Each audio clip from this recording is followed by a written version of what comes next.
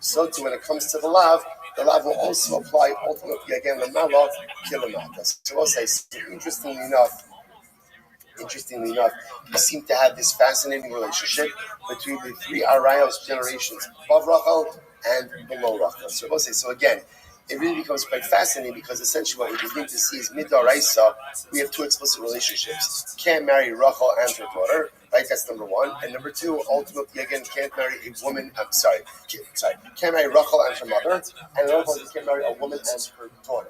So that's what I got. Now what we're doing over here, we see Asabo Lamala Kilamata Lamata Kilamala, is we're building out the framework. Ultimately, again, to three generations above, three generations below. Beautiful.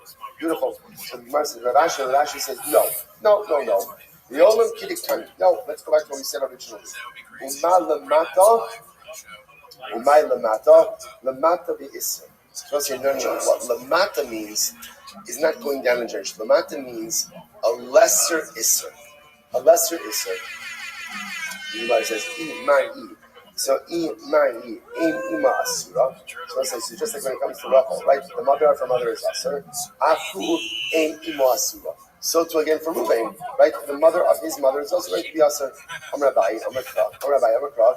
In Chayiv. So Abai says, the pasuk says, it's your mother. Mishum ima atamachayvo. Because his mother will be chayiv. Mishum in imo. But the same biblical prohibition does not apply to grandmother. Rabbi says, Bein Laman's Amar. So I'll say it's very interesting. So Rabbi says as follows: Bein Laman's Amar, don't umina. Bein Laman's Amar, don't umina v'okibasra. So also we've seen this many times by our journeys in that book. In general, we make it Gzir Shabbat. So the shaila is, what are you focused on when you make the Gzir Shabbat? So don't umina means that Allah wants to make it Gzir Shabbat. So really, halacha l'maisa, the result is very much rooted in the origin of limud. Versus don't umina v'okibasra means that ultimately the real limud is much more focused on the result. So the Gemara says, listen to this. So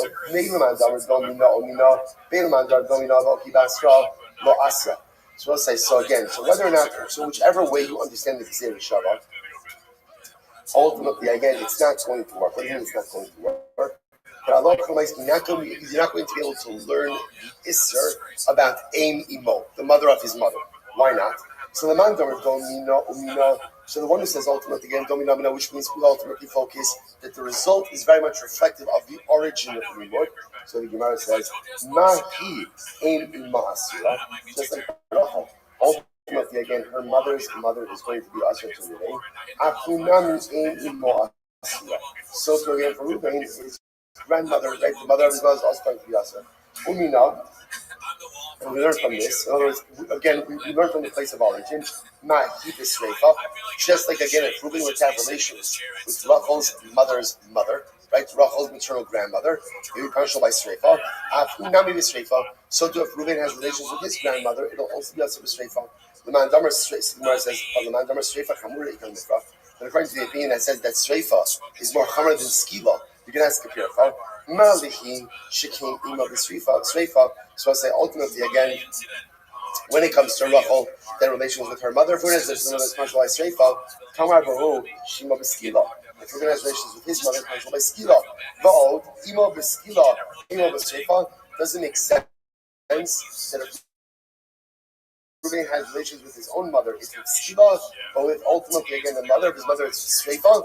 So what's Va'od? Furthermore, Mahi lo Chalakta Ba. Just like when it comes to Rachel, there's no distinction between her mother and her mother's mother.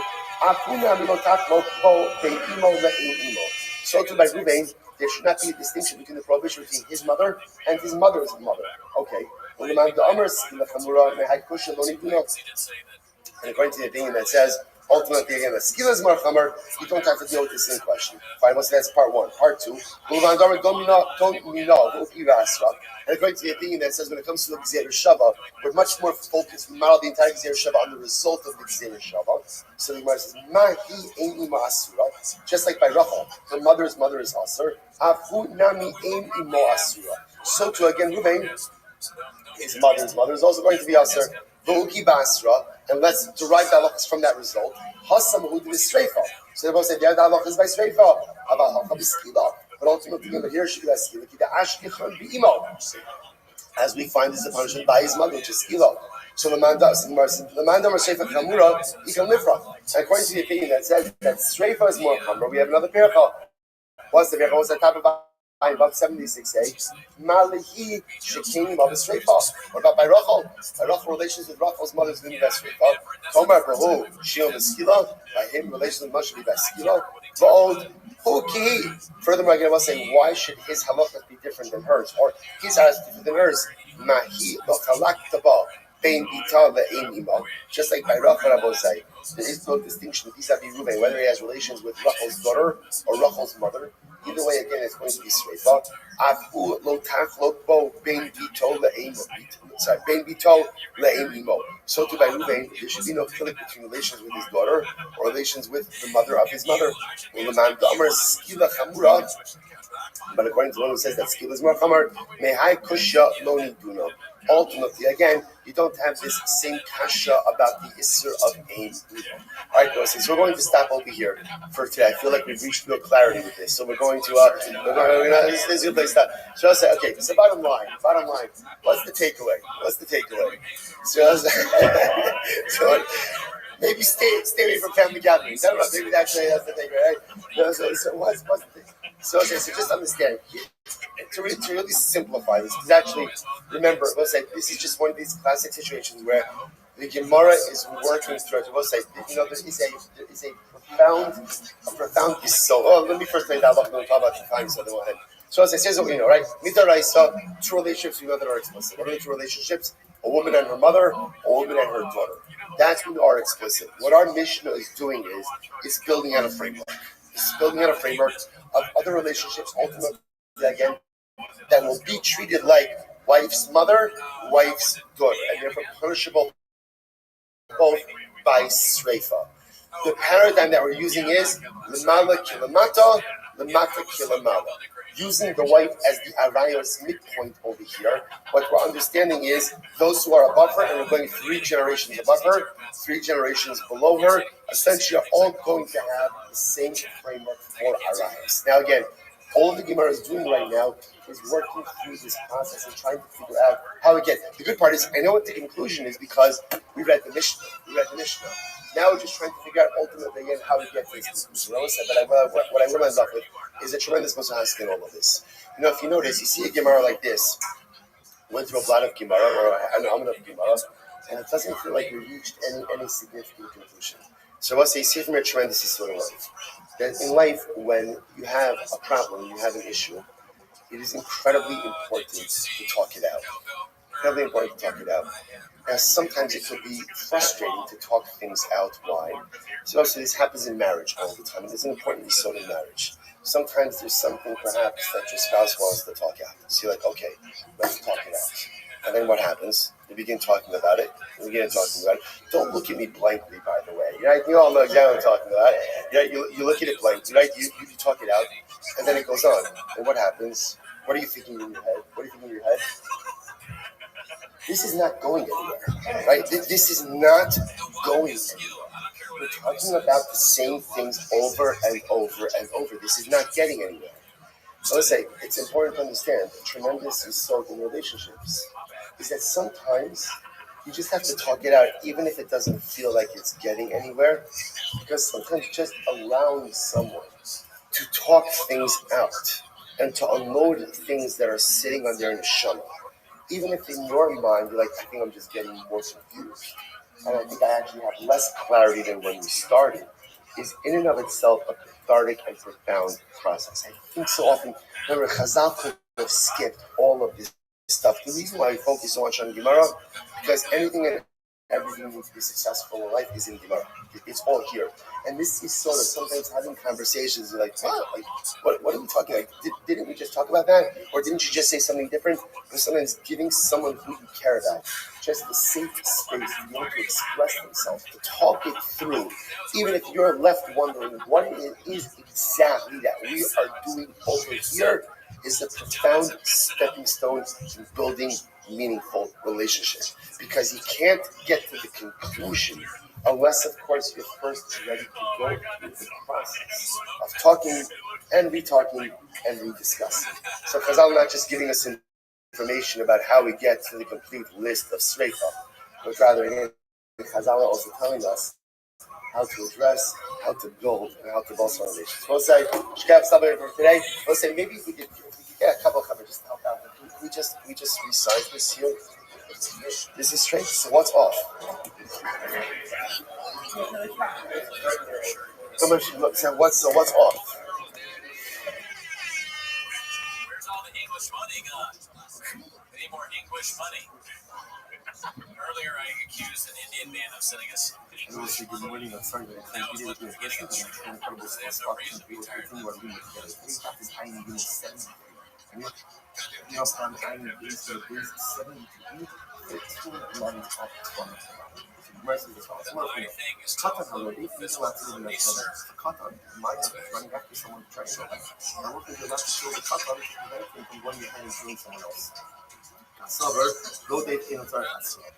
Logical here, so you're going to cut on the money and doesn't need Hasra. Because obviously Hasra warning requires that.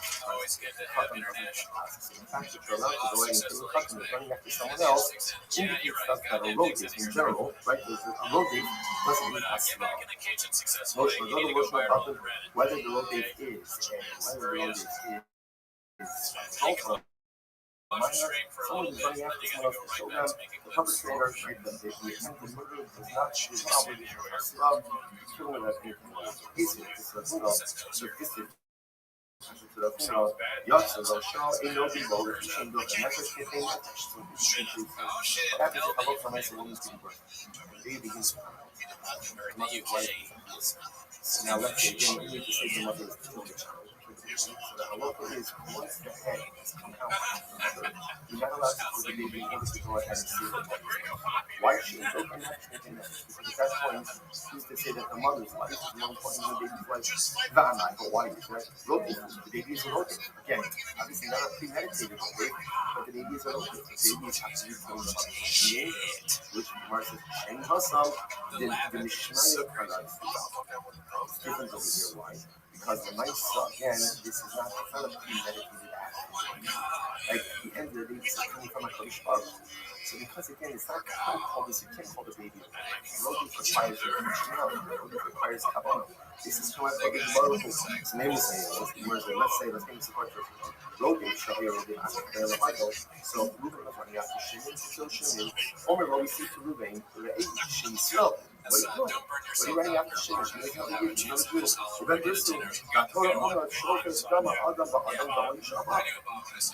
Torah says that ultimately if someone's trying to kill someone else, you're allowed to kill the attempted killer. So I'm going to sell Damal Shazah, we're allowed to say Shimon that kills Ruben. So again, the point over here is, interestingly enough, is under normal circumstances, you have to give Hasra, so there's the warning that's issued, and then there's like a verbal, almost a response on the part of the perpetrator. So you, I'm doing it. Interestingly enough, this doesn't report the need for a verbal response, which seems to indicate that a low date does not do Hasra, does not give any kind of warning. Which the Gemara says, no, I think that less than good. That's a different opinion. So this is what you say. So this is the whole matter.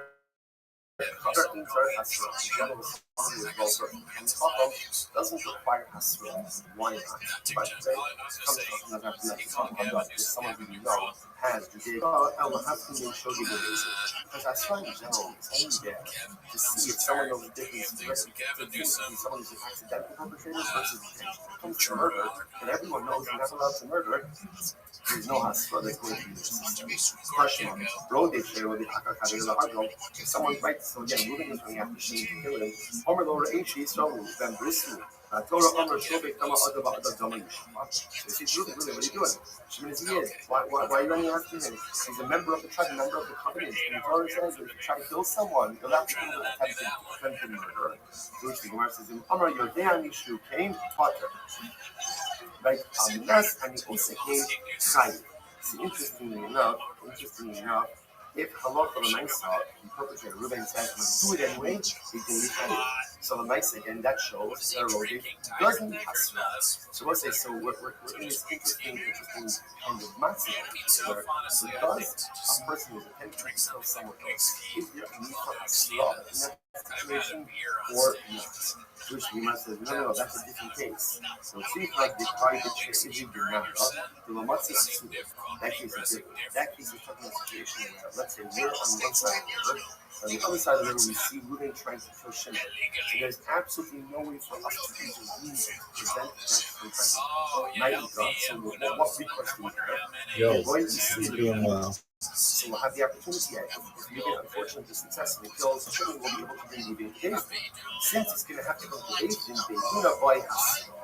Based there, obviously, to adjudicate anything in the based in, everyone is going to agree this place to be for us. So by saying that has to go is, on the Parafuna, under the Amit becomes the Masteras, and the Masteras is all he has for us. Parafuna could say, going back to the Parafuna, Sherlock Commercial, I follow the opinion.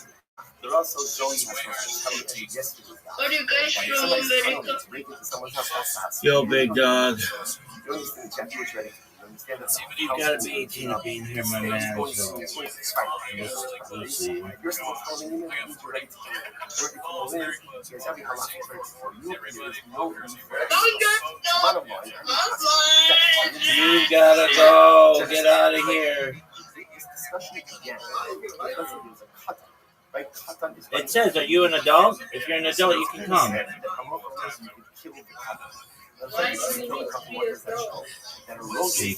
you have to be 18 to be in here. And when someone's about to kill someone else without killing them, without killing them from a woman, I don't want to talk with children. I don't want to talk with children.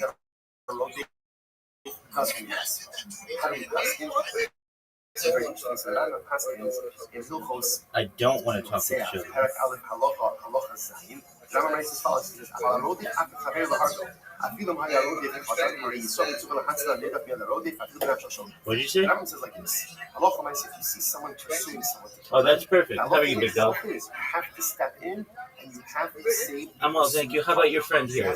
Is she at least 18? Interestingly enough, the Rambam makes no mention of Hasra, which then means Amazing. All right, perfect. How are you guys today? Hasavar, Rodek, Aim, Sarah Hasra, Lotion Gadol. Okay, excellent. Yes, same here, man. Whether the Rodek is Gadol, whether it's Very well. Well, I'm just chilling as well. Incredible. So feel free to enjoy, my friends. Me, The Casa, evaluation and of Sue the Casa. So these are the people who, if they're about to commit this crime, you're allowed to go ahead and What about him? crime by killing the perpetrator or the attempted perpetrator. What are they? So you must, number one, He's just chilling. number one, Reuben's pursuing Shimon. Reuben's pursuing Shimon. I don't know. I don't keep track of it. Next, let's say Reuben's running after Shimon. On Shimon. I live my life. I stream my life 24/7 online for world peace. Yeah, for now, let's say Reuben is running What'd you say, madam? So you're allowed to kill Reuben. What's Rabbi's what? Let's say Reuben's running after an animal because he wants to get access to the animal. So again, Oh yeah, just listen to his but because podcast. being impacted by that. Okay, so the animal's going to be impacted by that. That's between Akadosh Baruch Hu and Reuben. We don't get involved. We're not going to kill Reuben from committing an act of bestiality. Or the Chalas, the Shabbos, Va'oli Kochavi, Va'oli Kochavi, Imatzinot Samanash. So again, Reuben is about to know Chalas. So again, that's also Yeah, so far so good. I just awoke, another impacted party. so I gotta do some prayers, and then So we're not going to kill Reuben. I'm gonna go to Twitter Spaces and talk to people in there and promote myself and make friends. I just surpassed over 1,000 new followers in the last We talk about 2 this weeks, concept, but where do you know? so that's good. How do I know that Reuben is running after We're Shimon? done. We got over 2,500 people. We just surpassed 2,500 people in the Discord. And I don't know if you've ever had people try to join your Discord. It is very difficult to get people to join your Discord. So that's good. Don't sit by. my boss for gaming or something, but rather again go ahead and take action and prevent moving from first one second. That's not what that puzzle is for. But Allah, that puzzle is needed for something else. I need one to design up. I need that puzzle for something else. What do I need it for? How do I know that if I see my friend, if I see another Jew, it's drowning in the water, or an animal is dragging him away, or listening by a lover, he's being attacked by robbers. I don't have the right to stand idly by. I'm a certified project management professional. I've launched apps on the App Store and Google Play, which has allowed me some financial independence. I'm obligated to put myself in order to save someone else. Let's say I see you being drowning, but I'm not a strong swimmer. Or I see you being attacked by a lion, and again, I don't have any weapon or anything. So there's much to talk about this, but the idea that they're trying to espouse. Well, yeah, I like to live stream my life. That's really my favorite thing. But in my normal life, I like to golf. I like to run. I like to run long distances. I like restaurants. I like the beach. I like going to the ocean. I have to go ahead and jump. Just even, not even necessarily the beach, but just walking on the boardwalk is fun. You're right. I like,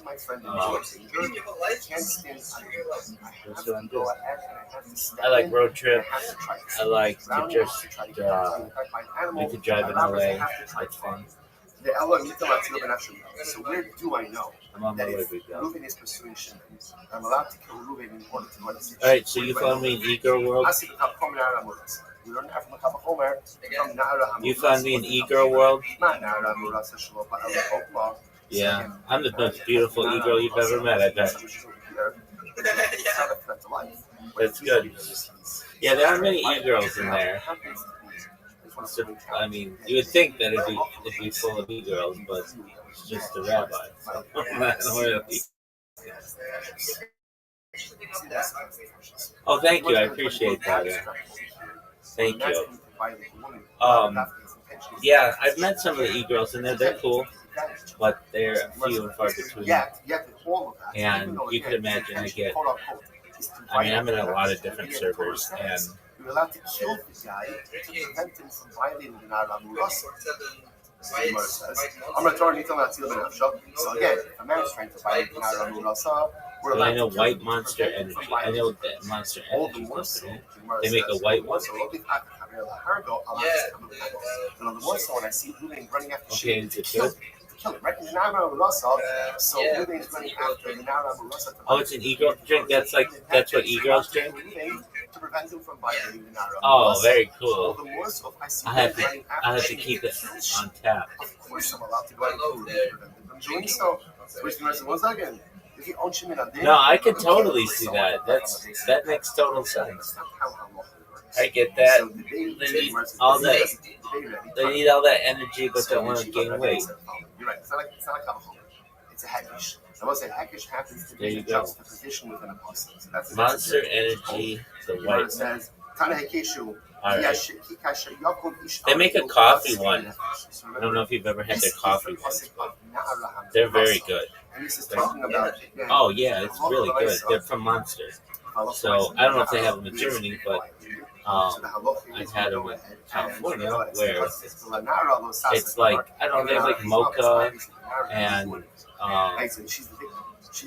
vanilla, and they have another one. They have like 3 of them, and they're really good. And so they don't taste like Monster. They taste like coffee, almost like a Starbucks Frappuccino kind of deal. You know what I'm referencing? See, it sounded like we're trying to learn something from So those are interesting. Turns out that How about you? Aside from E-Girl in it and gaming, what do you like to do? then it's a makish Rutziach Nara Murasa. The pasuk is up to the text comparison between Nara Murasa and Rutziach. How so? Ma Nara Murasa Nikimatzi Lebinach. So just like Nara Murasa, you're allowed to go ahead and kill. You're kind of divided. You're kind of debated. You're allowed to kill. It's like 907. So to Afotzeach, Nita Latzilo Benafsho. Ultimately, Alright, so you ready to hear about what I do? Excellent. I'm Rabbi ROTHSCHILD. I stream my life 24 hours a day, 7 days a week, 365 days a year for world peace. I've been doing so for more than 4 years. My streams go back to the pandemic. We've seen the death of a queen, the birth of AI, the coronation of a king, and everything in between. This is a real-life Truman Show, a real-life Big Brother. This is a timeline and a time capsule of human achievement. In the 1990s, Bill Gates coined the phrase "content is king," and I'm making it true today. I'm king of the internet. This is the biggest event in global history, and here's why. In 2018, The Economist magazine stated that data had overtaken petroleum as Earth's #1 resource. And I have more data archived on the internet than any person ever, which is making me a very influential person. And when I go viral, I want to make you, your friends, your family, all independently wealthy if you're not already. I want you to be able to have generational wealth if you don't already, and I want you to be able to start charities and philanthropic organizations of your own. I'm unlike any influencer you'll ever meet. I'm not live on one YouTube stream nor 2 YouTube streams. I'm live on over 20 simultaneous YouTube streams, 24 hours a day. You can watch my life in 360 degrees. I even have a ceiling camera. In addition, I talk about things to improve the world, like ending world hunger through the use of technology, such as agricultural drones, floating greenhouses, saltwater greenhouses, hydroponics, vertical farming, cloud seeding. I want to help end world thirst. I'm sponsored by a cryptocurrency that's worth about $100 million, and one of the things that we do is we build wells and water towers in developing nations such as Nigeria for the benefit of the less fortunate. I'm an advocate for the Lifestyle program, and most importantly, desalination technology, where we pump Earth's seawater onto land and make it drinkable. In addition to wanting to help the world and wanting to make you rich, I like to talk about topics of futurology, the study of the future, things like anti-gravity, antimatter, faster than light travel, faster than light communication, things like artificial narrow intelligence, artificial general intelligence, artificial superintelligence, things like space elevators, space tourism, terraforming of other planets, interstellar travel. I like to talk about Santa Claus machines, replicators, teleportation, invisibility cloaks, de-extinction. People don't know this, but the first successful de-extinction took place in the year 2003 with the Pyrenean ibex, which was a goat located in northern Spain, southern France. Fast forward to the year 2021, a company out of Dallas, Texas is founded known as Colossal Bioscientific. They've made it their goal that within the next 3 years to reintroduce the woolly mammoth into the Arctic Circle, utilizing Asian elephant surrogate. I think this is a mind-blowing goal. Following the reintroduction of the woolly mammoth, they want to reintroduce the Tasmanian tiger, followed by the dodo bird, which I think is really exciting. When you were born, you and those around you had a life expectancy probably about age 80 years old. I want to increase that if you want. This is all with your consent. But I want to give you the resources to be able to utilize things like oxygen therapy, human growth hormone, stem cells, cryonics, cryogenics, nootropics, peptides, cold shock therapy, red light therapy, ambrosia therapy, testosterone replacement therapy to get you to be age 100, 120. But at 120 years old, you may say, Rabbi, back at 2025, everything that you said sounded like science fiction, but it's become science fact. My body's starting to break down. What's the next plan? This is if you want, again, with your consent, you may be able to utilize a type of technology known as mind uploading technology. That's where we scan your brain into a computer like a CAT scan or an MRI, knowing where every atom is in your central nervous system and your peripheral nervous system for later download. As an android, an avatar, a cyborg, a cybernetic being, a clone of yourself, a robot, an ethereal being, whatever you want to be. But essentially what I'm saying to you is you may have an opportunity at digital immortality. What are your thoughts? Bro. Yeah, I don't know what to say, bro. It was a lot. No, it's like impressive that you can remember this all and that you're doing this for the whole. Thank you. Really cool. Thank you. Did you memorize that? Yeah, I've been saying it for 4 years, so it changes a little bit here and there, and I add things or take away things. So here's the thing. I don't know if you're familiar. Do you know what Twitter Spaces is? That's okay if you don't, or X Spaces now. It's basically audio calls that are going on throughout the world, and there are tons of them. There are like thousands of them. And you go on Twitter.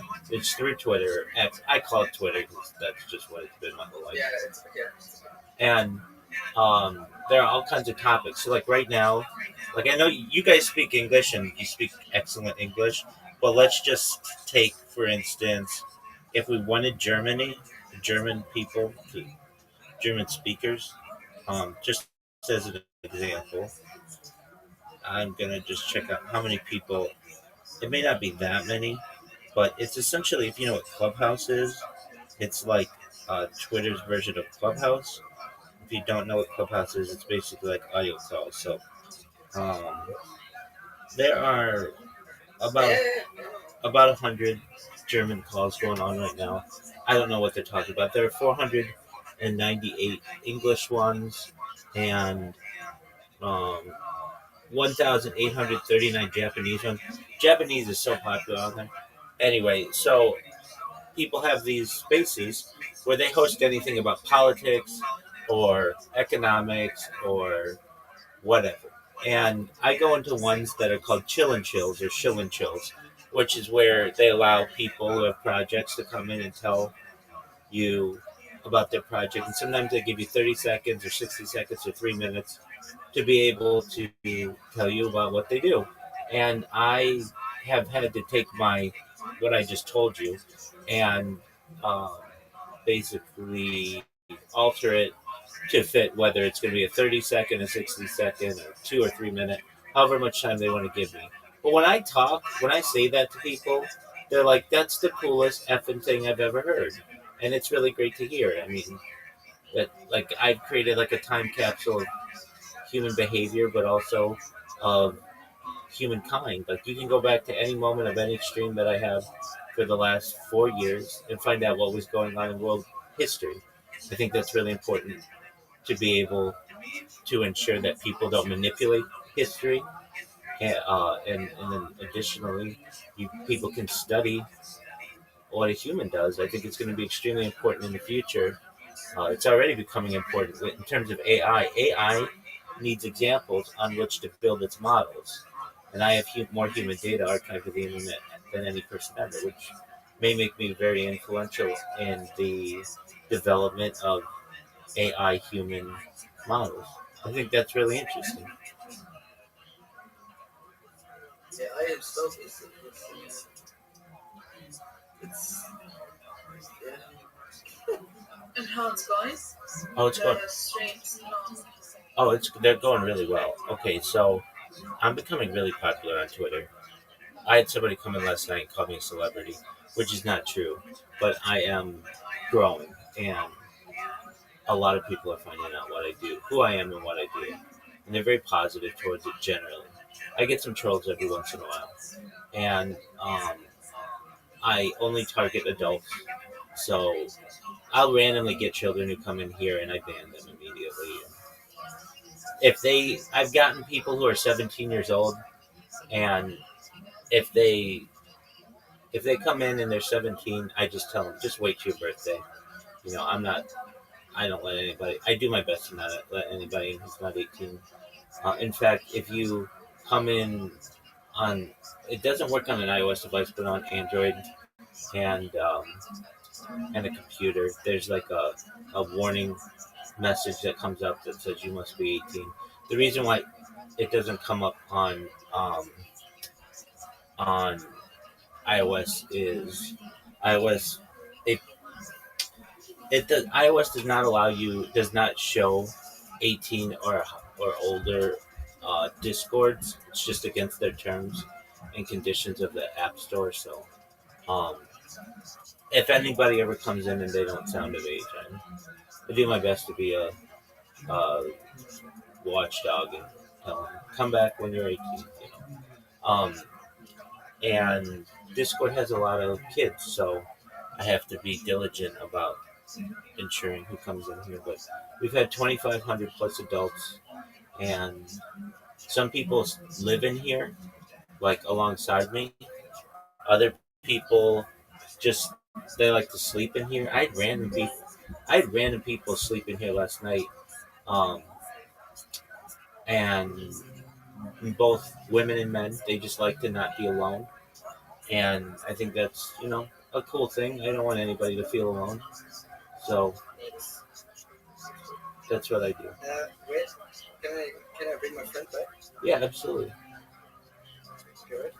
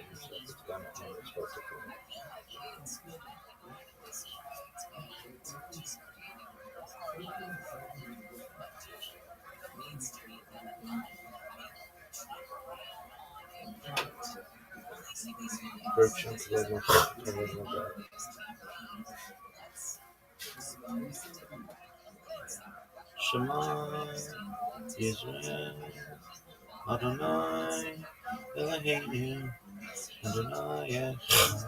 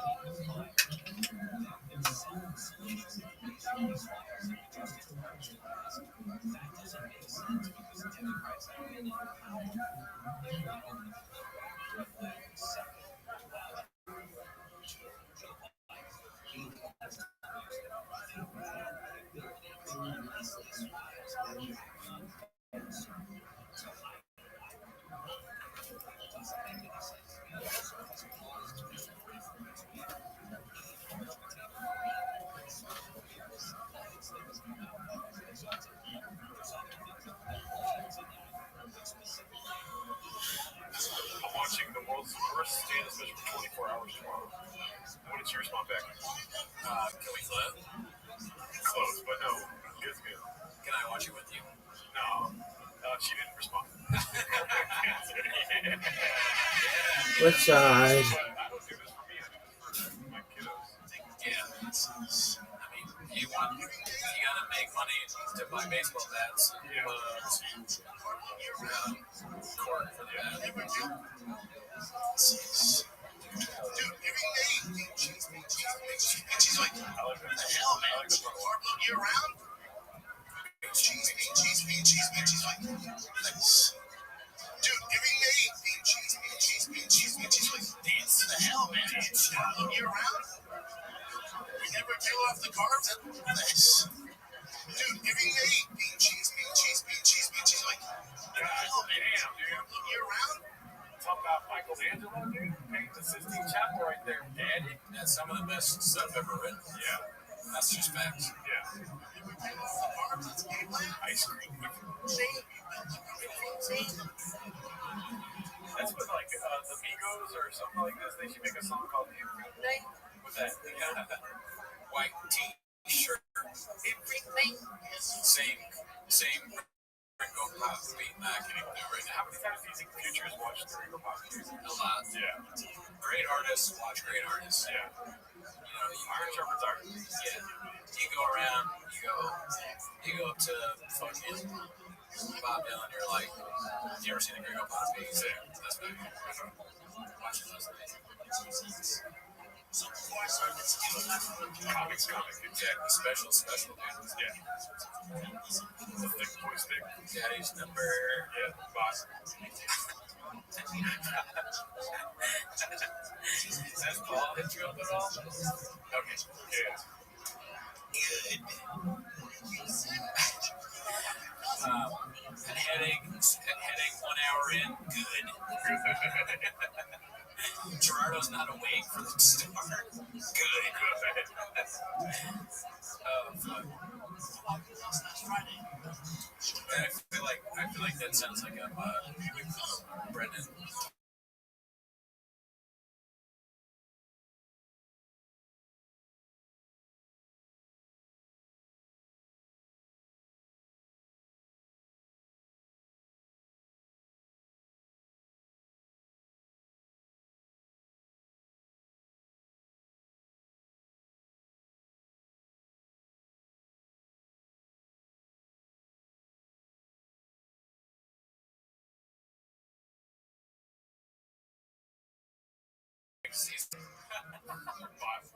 Bot.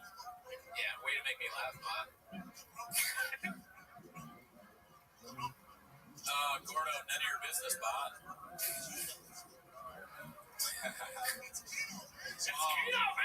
Dude, Ryan come in with a jelly roll talk. We haven't talked about jelly roll at all. Yeah. Dude, Jelly Roll would have been a fucking great get right here. Yes, I really like what you show, the way you treated McGill just reminds me of how I treated one of my friends that was a dog bitch. Somebody watch Ringo Poppy for 24 hours. That's a sleeper for the funniest part of Elephant Graveyard's videos where he shows him crying about mincing. That's crazy. Yeah. When you stare into the long, too long into the void, it also stares back into you. Be careful as you wrestle with monsters. I'm about this. Yeah. So. We should have gotten Andre Wolf on the pod. Oh, that would have been great. So you guys do a show on Brendan Chop. Fucking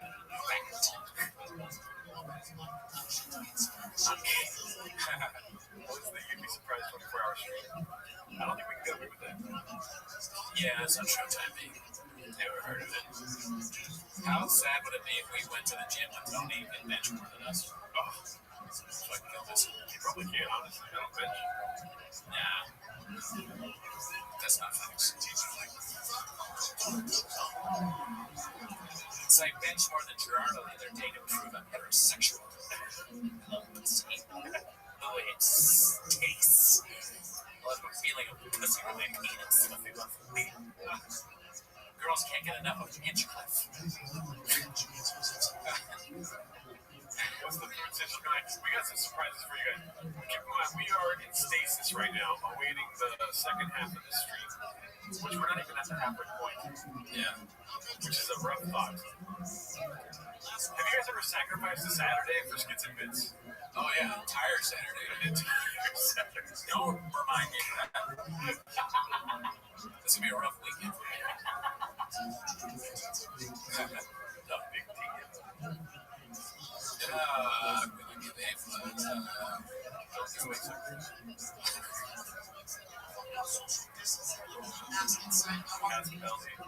Ellie's Tony Hinchcliffe is her tag, huh? I think it's wasted Saturday.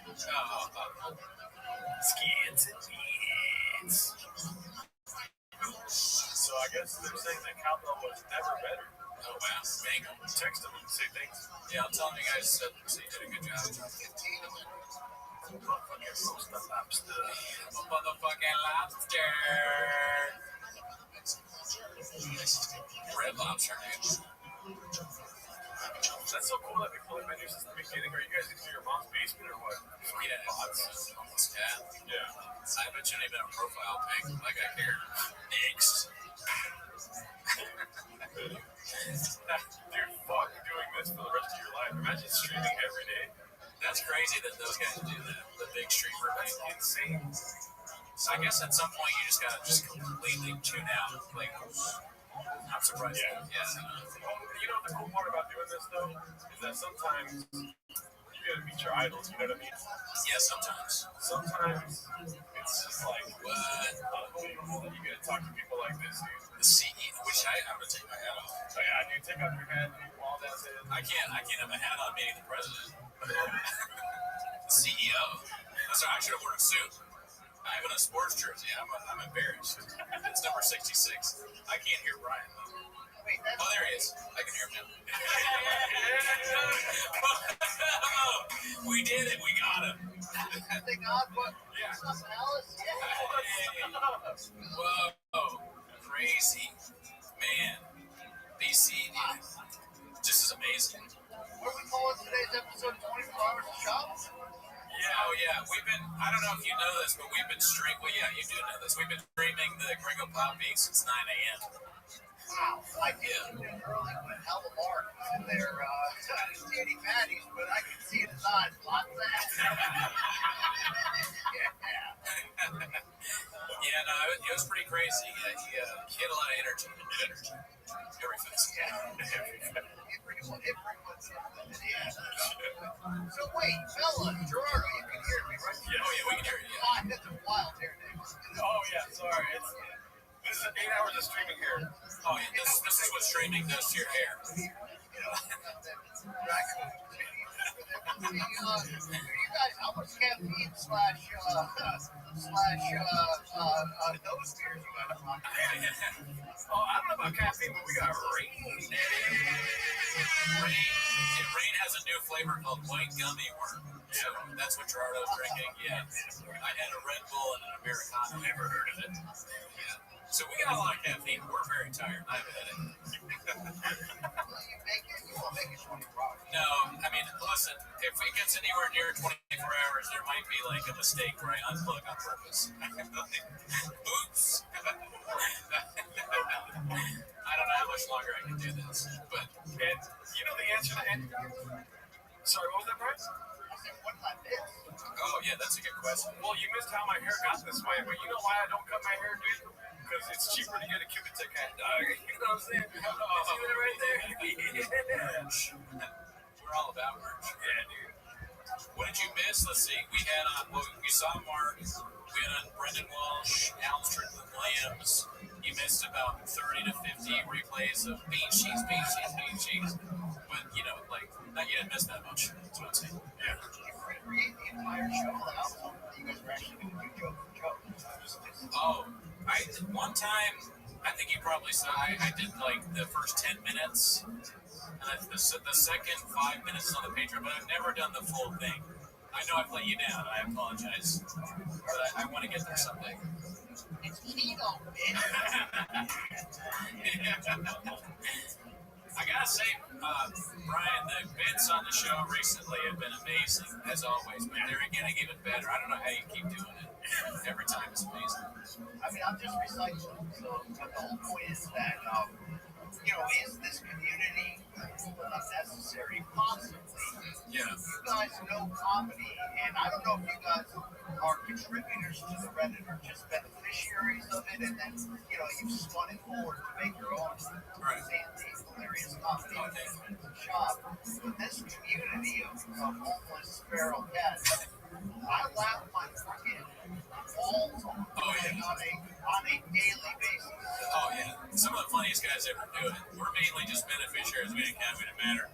I'll ask you this: Brendan Walsh, comedian, famed comedian, he was saying he's like addicted to the Reddit. Do you ever feel like you're addicted to the Reddit? It's a problem in your life? I do. I feel like it becomes a problem. Sometimes it gets a lot of bounds. I'm like, do I want to be associated? These are good questions to ask every day, every night. Absolutely good questions. But, then I laugh my balls off that. I'm like, somebody needs to document this consistent level of ridiculousness. The Patreon era has been eliminated. Oh, yeah. Yeah, and I mean, it's hit after hit. And then, like, Land Moondig, that was pretty good. Latest one.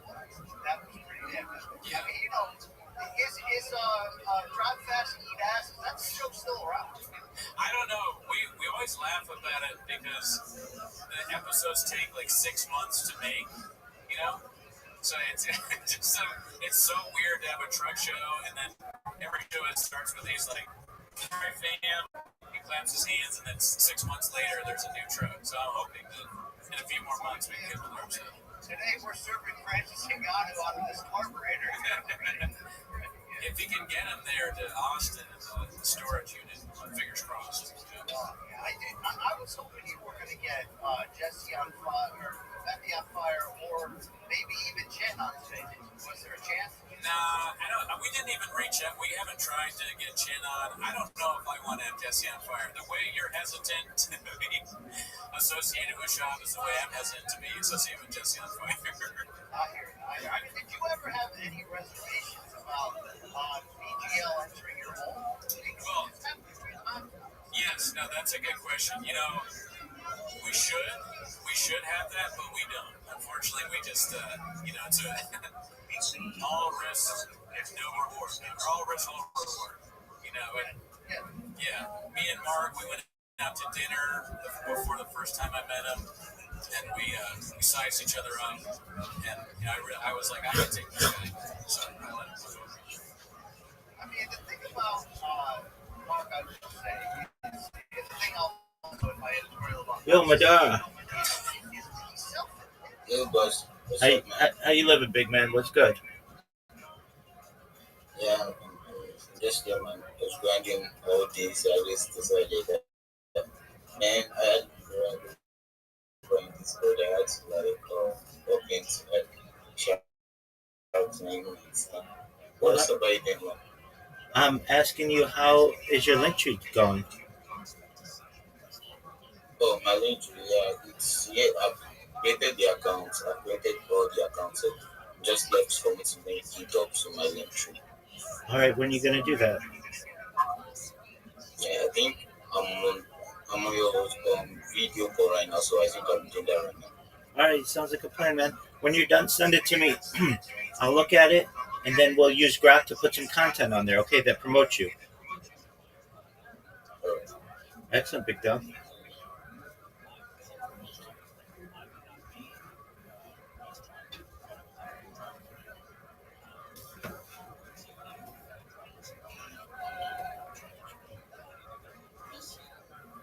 So it's almost home. You know what I mean? You know what I'm saying? Like, because if Now he's trying to violate an animal, so you kill it. And then try to juxtapose the animal loss with what's there. Because just as you can kill the attempted violator by the animal loss, so too you can kill someone who's trying to kill another individual. Incredible. You must be an animal loss, you know. You from know. I know by an animal loss yourself. You're like, fully mad. He decided better than Shmuel. He turned better than Shmuel. The aim of Moshiach, husband is himself in Nara, talks about that she violated in the field, right? She cried out, and no one there to save her. So the Gemara says, "Hayesh Moshiach Allah, the Chol Mashiach Allah Moshiach." What do you see here? There is someone there to save her. There is someone there to help her. He has the obligation to help her with whatever needs are. Which includes even killing the man who's trying to help her. שגופו, מניין רואה את חבר פיתו ויבנר וחי ברוסו, ומים הרוב, שחי בפלוציו, זה said to be more, how do you know? How do you know you can see my friend? Drowning in the lake, or cast a shoulder and get a wild animal driving him away, or robbers are coming to take his rifle for attacking. How do I know you? I am not too right. How will you respect him? How will you respect him and try to help? How will you know Samo Takane? But it says do not stand on your friend's head. You'll say, how, what do you think my policy? Let's see if our policy is good. If you see someone in trouble, you have to ask someone in distress. Not just enough to go ahead. By the way, you know this game doesn't say merge, you pick up the kill on your back. And of course, pick up the kill on your back. But additionally, guys, we're looking to see if someone is in trouble, so it's not enough to distract, so it's not enough to be sad, it's not even enough just about it. If there's something that I can do that familiar, somehow address the pain, difficulty, suffering, and hurt, that is my secret biblical obligation. Incredible, that's the guidance that we have to worry about. What's right? The Bahami, often after, we have a different source. They also not know. Whatever different parts of what it's supposed to say, and they don't speak for me now. So say, how do I know? Now, how do I know that? Yeah, I know. It's the concept of Hashavas Ari, right? We didn't use this before. I find it hard, and I'm looking into it. How do I know that the person is being of himself? Literally, he's immortal, drowned, the wild animal, the robber. How do I know that I'm obligated to step in and try to help? You must just come along, the Hashivoso role. So the way you learn Darshi is Hashivoso role. You have to again return role. You have to return him to him. And if his self is in danger of being lost, you have to do what you can in order to return him to him. So the Gemara says, I love Hashivoso. Give me a hustle. What's that? So you're not there. How about me? How do you do that? How about Mitrach and Mitrach and Guri in the house? So just from Hashivoso, I would have thought, okay, I'm obligated to help. So if I can help, I'll help. But I'm not obligated to round up other people, or to hire people, or to spend resources to try to help them. And Mashmallah, the Prophet of the Lord says, sound about them. But I should also know almost any obligation. If I see someone in distress, I have to do what I can in order to return their self to them. Which also depends on the emotional level as well. See someone is feeling emotional stress. Obligation to do what I can to help return their self to them. And then again, Rosala Dariafa teaches me, even if I can't do it myself, I have to hire people. I have to spend money. I have to run the club. I have to do whatever I can in order to help the person. Pero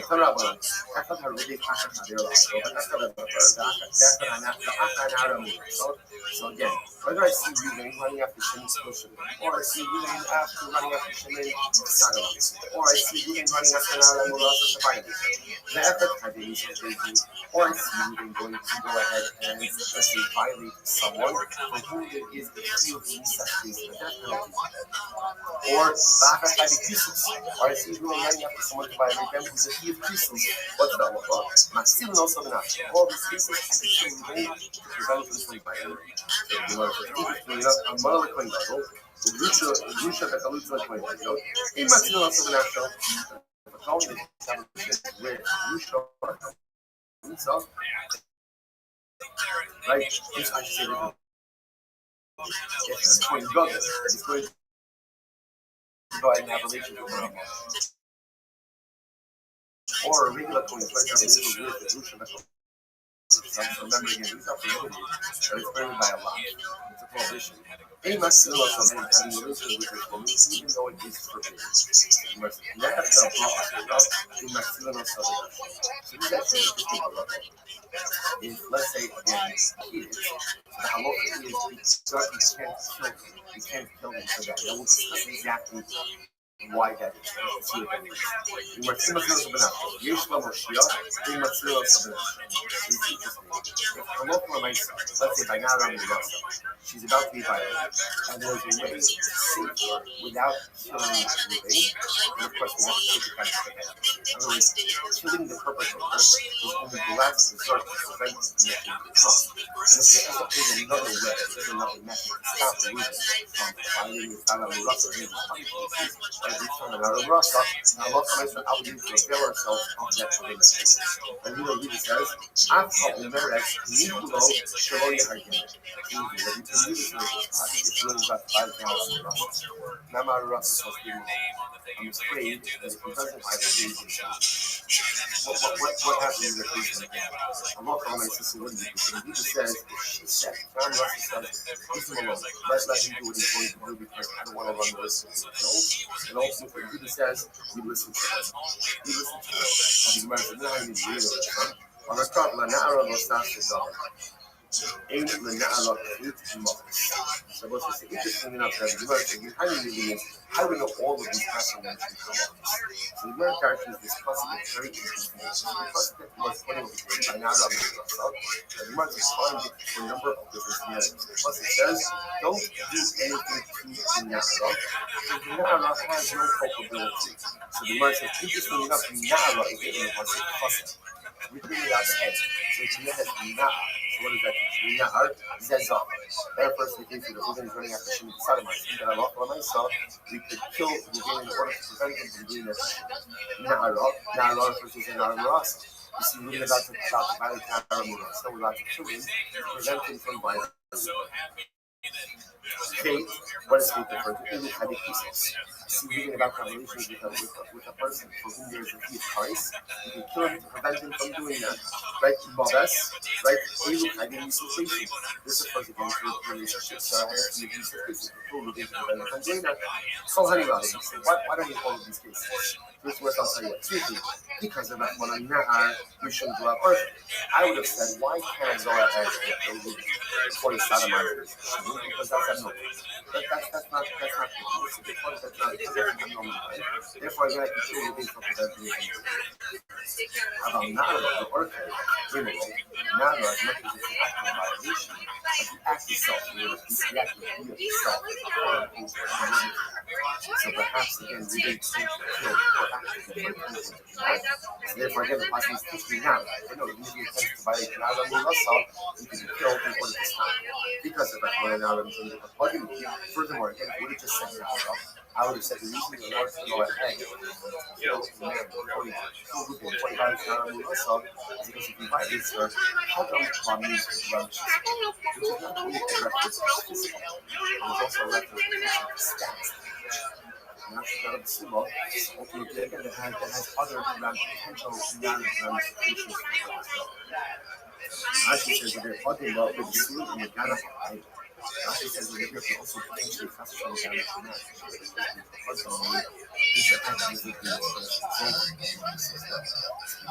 About Nard, the local project, maybe in cases where again, quote unquote, there's no damage.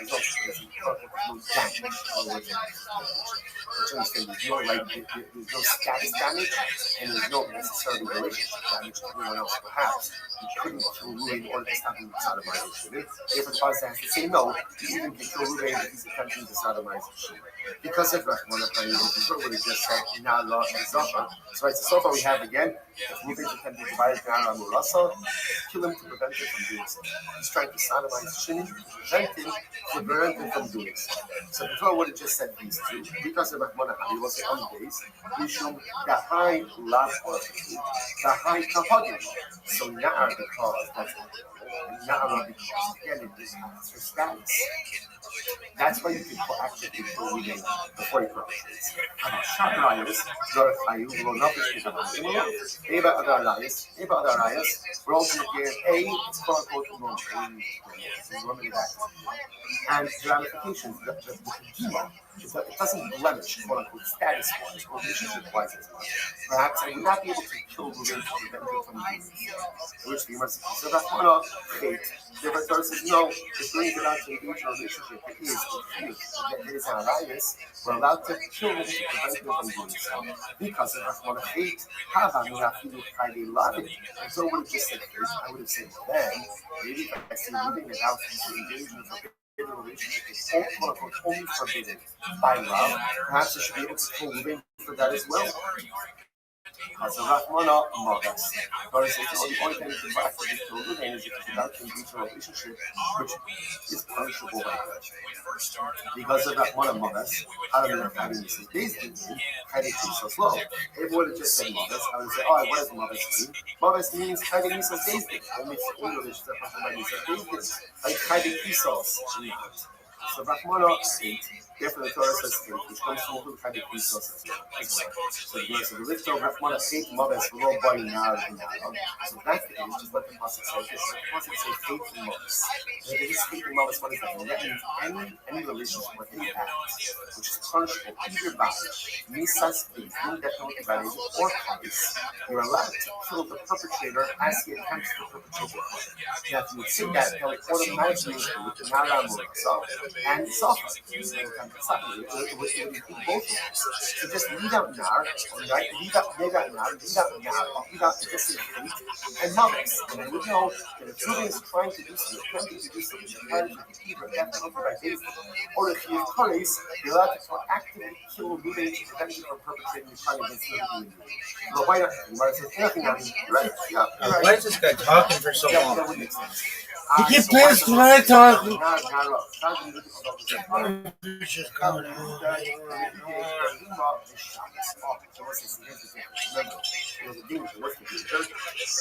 the danger is like this. If we would have omitted Nar and Nar, we would have just taken them up. Without something like this. If Reuben is attempting to do anything that carries us to death, either by basic or by courage, he's killing to prevent him from doing it. Based on us, I would have said that if Reuben is about to be fellow Shabbos, I could kill him to prevent him from being fellow Shabbos. Or if Reuben is about to worship Avodah Zarah, I could kill him to prevent him from worshiping Avodah Zarah. So what the Torah says, Nar and Nar, tells you what? The only time you're allowed to go ahead and kill someone to prevent them from committing an Avera is when that Avera impacts another human being. Right? But if the Avera doesn't impact another human being, for example, Reuben's about to commit an Shabbos, very bad, but it doesn't impact another human being. Or he's about to commit an act of bestiality, doesn't impact another human being. Or he's about to worship Avodah Zarah, doesn't impact another human being. In those cases, you cannot kill Reuben to prevent him from committing the act. Incredible. Again, we'll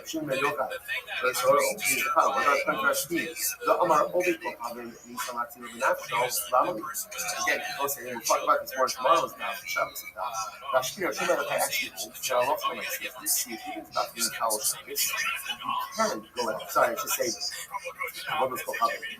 Sorry, I should say, if I see that Reuben is about to worship idolatry, I could kill him to prevent him from worshiping idolatry. Why? So according to the Shema of time, then why do I need Nar and Nar? It says, how many look at the Himo, the how many look at the interesting enough, we'll talk about why this is. The Shema of time tomorrow's not the Shema of time holds only my Avodah. So by reading Avodah Zarah, if you see, if I see Reuben about to worship Avodah Zarah, I can go and kill him to prevent him from worshiping. That's only my Avodah Zarah. But the Shema of time Nar and Nar to exclude bestiality. I see about to engage in act of bestiality, I can't kill him to prevent him from doing that. Or if I see about him Chal Shabbos, I can't kill him to prevent him from doing that either. Okay, so which the Gemara says, coming with the Him, coming with the Shabbos. So I would have thought, TC Shabbos, Mechilu, I just thought like this. Both desecration of Shabbos and Avodah Zarah, both these lots of food. So I might have thought the point of Shema of time, the same that I could kill Reuben to prevent him from worshiping Avodah Zarah, it also can be prevent him from being Machal Shabbos. Kamash Malon no. Kamash Malon is going for Avodah Zarah, not for Shabbos. Rabbi Elazar Rabbi Shimon, Machal Shabbos. We try to know the Shabbos. Oh, so but there's another shita. There's more. So listen, so you don't see that these schools of thought. The primary school of thought says like this: the only thing you're about to kill Reuben is when he is about to commit something that is punishable either by death by basin or charis, and it impacts another person. But if there is no other human victim, you can't prevent Reuben from committing that error by killing. That's the first school of thought. Second school of thought, Rabbi Yochai, I agree with that, with the exceptions of Avodah Zarah. You can't kill Reuben to prevent the worship of Avodah Zarah. And then there's Rabbi Elazar Rabbi Shimon. Moshe Shimon says, not only can you kill Reuven to prevent him from worshiping Avodah Zarah, but you can also kill Reuven to prevent him from being the Chalal Shabbos. The Chalal Shabbos. So he all down the Chalal Shabbos. That's over now. That's the Shabbos in Chilul Chilul Mi'avodas B'Chadim. Because if the Lazar Rabbi Shimon makes the Zera Shava of Chilul Chilul, it says Chilul by Avodah Zarah, it says Chilul by Shabbos, just like you can kill Reuven to prevent him from worshiping Avodah Zarah, so to kill Reuven to prevent him from being the Chalal Shabbos. So like, and there was according to this approach, according to the Lazar Rabbi Shimon, then why you need Nar and Na'ar at all? Because essentially, according to Lazar Rabbi Shimon, anytime Reuven is about to do something and carries it in Nisas Basin, right, death by Basin or Kares, even if it doesn't have a human victim, it's still out to come through and doing it. So why do I need Nar and Na'ar? Which one says, no, where it says, my turn, right? You know what you did, no, because one of those will be called Nara or Nara. One of them will come to a speed bestiality. And everyone will agree that if I see you that's the act of bestiality, then in that case we don't kill them to prevent them from doing it. So the Idach, I because of Rahman and Nar, because of Nani Nar. The other one is more to check the symmetry. And since the Torah wrote Nar, the Torah also wrote Nar. So once I say interestingly enough, you can see over here, and again, we'll have to see the Halakha Mosar, but essentially, number one is I'm allowed to kill the game to prevent it from doing Navira. When the Avera A is either a partial and Mrs. Basin, Kares, but the important qualifiers has to have a human victim. Let's have a human victim. If there's no human victim, I can't kill the game to prevent it from perpetrating. It's shown by a Chai, but green, it adds an Avodah Zarah. It's totally doesn't know what's an Avodah Zarah. And according to the Lazar and Shimon, he adds in also Shabbos. I can kill the game to prevent it from being a Kal Shabbos. But everyone will agree that, for example, active bestiality, terrible as anything leads back to it. I can't kill the game to prevent it from doing it. Okay, incredible. What's it really back to? But you don't know, I call Madison, you can look all you guys. You need to add in this. What happens if Reuven is about to violate the Nara necklace? So we're ready to kill him. And then the Nara says, no, don't kill him, just let him do what he's going to do. I don't want to risk him. He's scared that Reuven will kill me. Just let him do what he's going to do. So again, the Buddha said, you listen to him. So the Gemara says, the mic is obviously the Buddha said you listen to it, and the Rabbi said you don't listen to it. So what's the point of it? The mic is the Emerald of the Machpedes of the Gila or my pastor Shalom Yohana. So let's say, so listen to this. So the Machpedes is in the problem. What happens if you know about this girl? That she is Machpedes on the Gemara. She says, the Machpedes on Padma.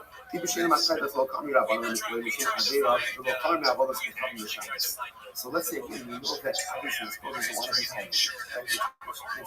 these hands, and she and also she is concerned about the manifestations of this act of violation. Right? So what happens if you know that she is must take on the people, and we also know she's telling us leave them alone. So what do you do in this case?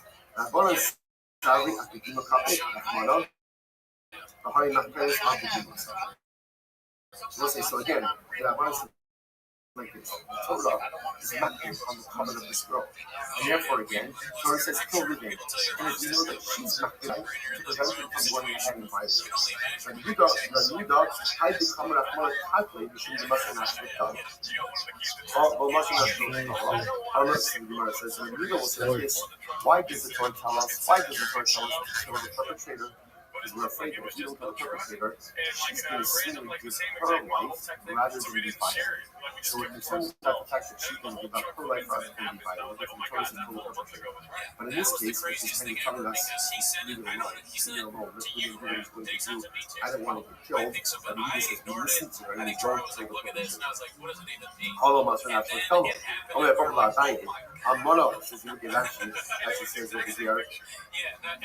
The must not to tell us, she must not to levels, she got again, a little tibble level. I'm a Torah, it's so Dama. So let's say, so ultimately, again, so again, for the Buddhists in general, that's what we're concerned about. She's going to give up pro life rather than be violated. And she's telling us, no, she's going to do what she wants to do. I don't want to run the risk of being killed. We just need to her. I'm running away from what if a couple of others getting ready to violate? It's also it's a very logical question. Now she has to make sure so would we kill the coin for something like that?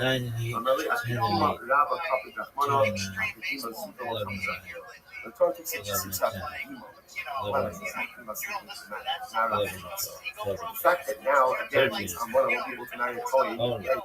Oh, okay, oh, obviously it's ramifications, but Lamaisa, again, it's not 1, 3. exactly ramifications. 1, We are 4. Torah 2, itself 4. 3, is actively 2, 5. so what's it? So 3, what's 5. interesting, that's what I point out, is that a lot of 4, Lamaisa, 5. we pass the night without oil. 5, It's not the 5. same. 6, 5. And even in a case where the woman would say, you know what, leave it alone, a lot of Lamaisa, 6, we would 7. not leave it alone. In 7, order to maintain the lifestyle. 7, First of all, I understand, listen, 8, 8. sometimes you see slippers 9, like this. 10, 11, 12, It sounds a little bit strange. It's talking about a woman 12, 9, who's 13, 14, 14, 10, 14, 5. a lot of times what happens in Gemara is it's what's called the representation of halacha in English. Just try halacha. Halacha is just examination or the extrapolation of concepts devoid of emotion. And that's what you see. But I just want to point out, like halacha relates, so we assume that every single time you event is violating that is a constant function. Almost in the same way. And halacha relates, I'm not going to assume that someone who is Habal Nachtat, is coming to go and rob someone else. As we see that halacha relates, that person is ready to come to the house for it. It's the same we saw over here. Man is willing to use I liked the thing he did with the we assume that after violence carries the to take place as well. And we'll deal with him as an Osir. We'll deal with him ultimately again as someone who's ready to commit murder, and such we are allowed to kill him to prevent him from violating the law. Rabbi Kudish's thing with this interesting case where she says, don't do anything. She said, don't do anything. So what should we do in a situation like that? When she says, don't do anything, so Yehuda says, we listen to her. Rabbi is saying, we don't listen to her. We don't listen to her because it could very well be that Torah cares more about her covenant and she cares about her covenant. And therefore, I'm open myself. We would do what we need to do in order to stop this man from violating so much, even if it means to do this. All right, we'll say, we're going to stop over here. We're going to stop here straight. Everyone, again, sorry that I can't be with you in person. And a wonderful day in the United States. Just like Arrow Hawani's the best guy. Sure, yeah, great man. But who else, if not you, is my question. Gerardo, was there a specific setback in the bottom is that second question. Like, I know your origins. We have to do that. I am zero on the base.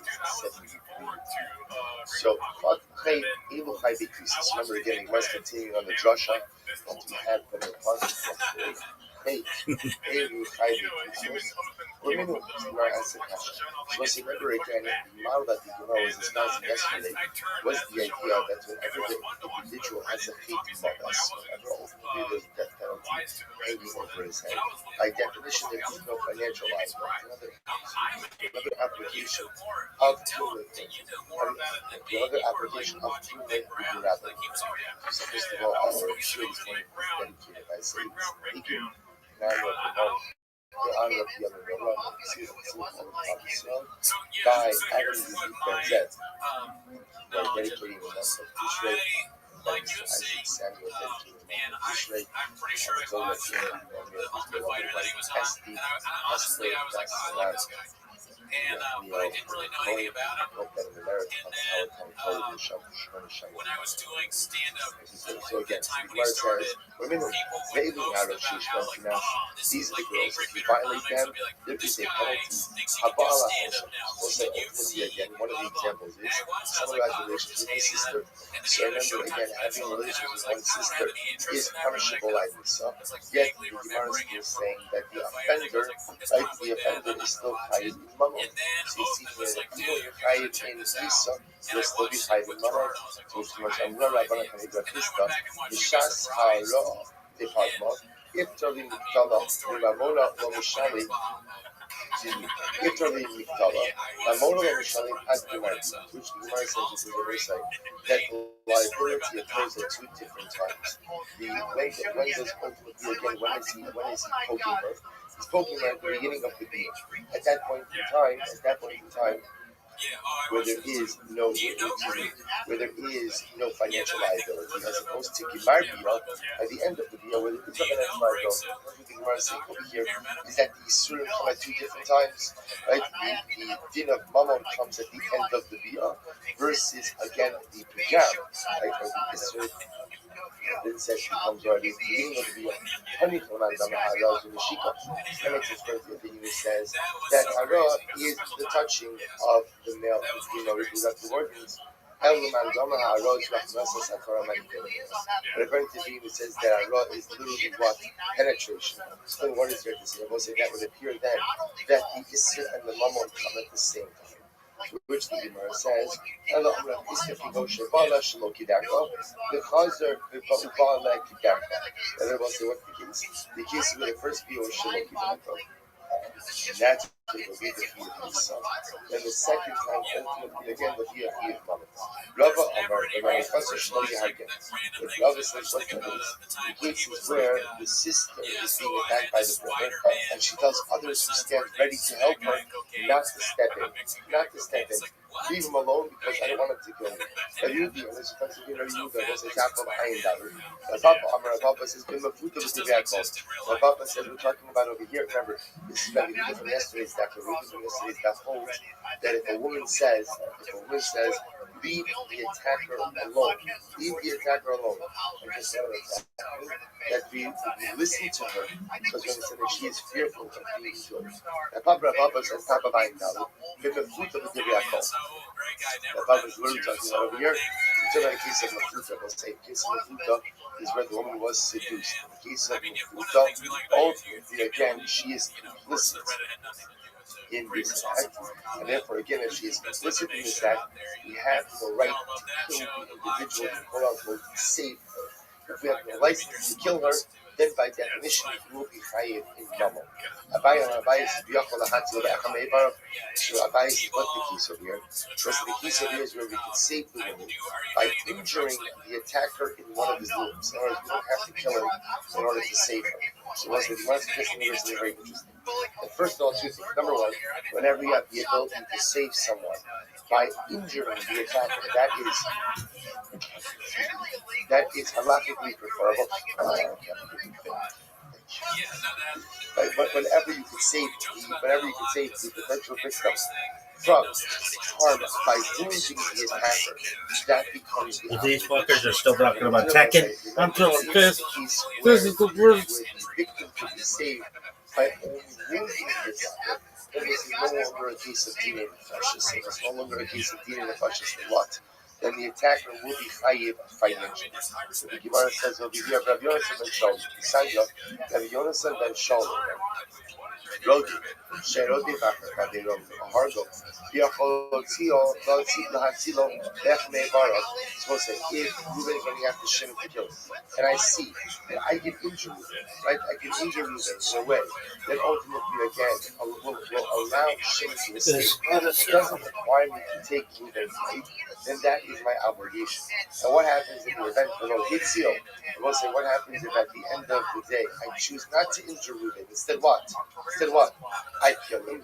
Then Neharagam. I will say, I am chayiv. In other words, the idea, now, obviously, this is a very specific case where everything lines up in a way where it's clear that if I injure him, that alone will nice again will neutralize the threat. If I know I can't injure him, and I have the ability to control, I guess, the knock that I'm going to get to today, I can injure him, but instead I kill him, I am liable to a death. If you're not so much in that. So was the concept of the year. Speaking about two men who are fighting, they know if one of them bumps into or tramples upon a pregnant woman, and as a result, she miscarries. So there speaks about the guy as his liability. Whereas actually that's sick. Where it says, we clean not to understand. I'm going to have a lot of the mitzvahs, shed the misak also.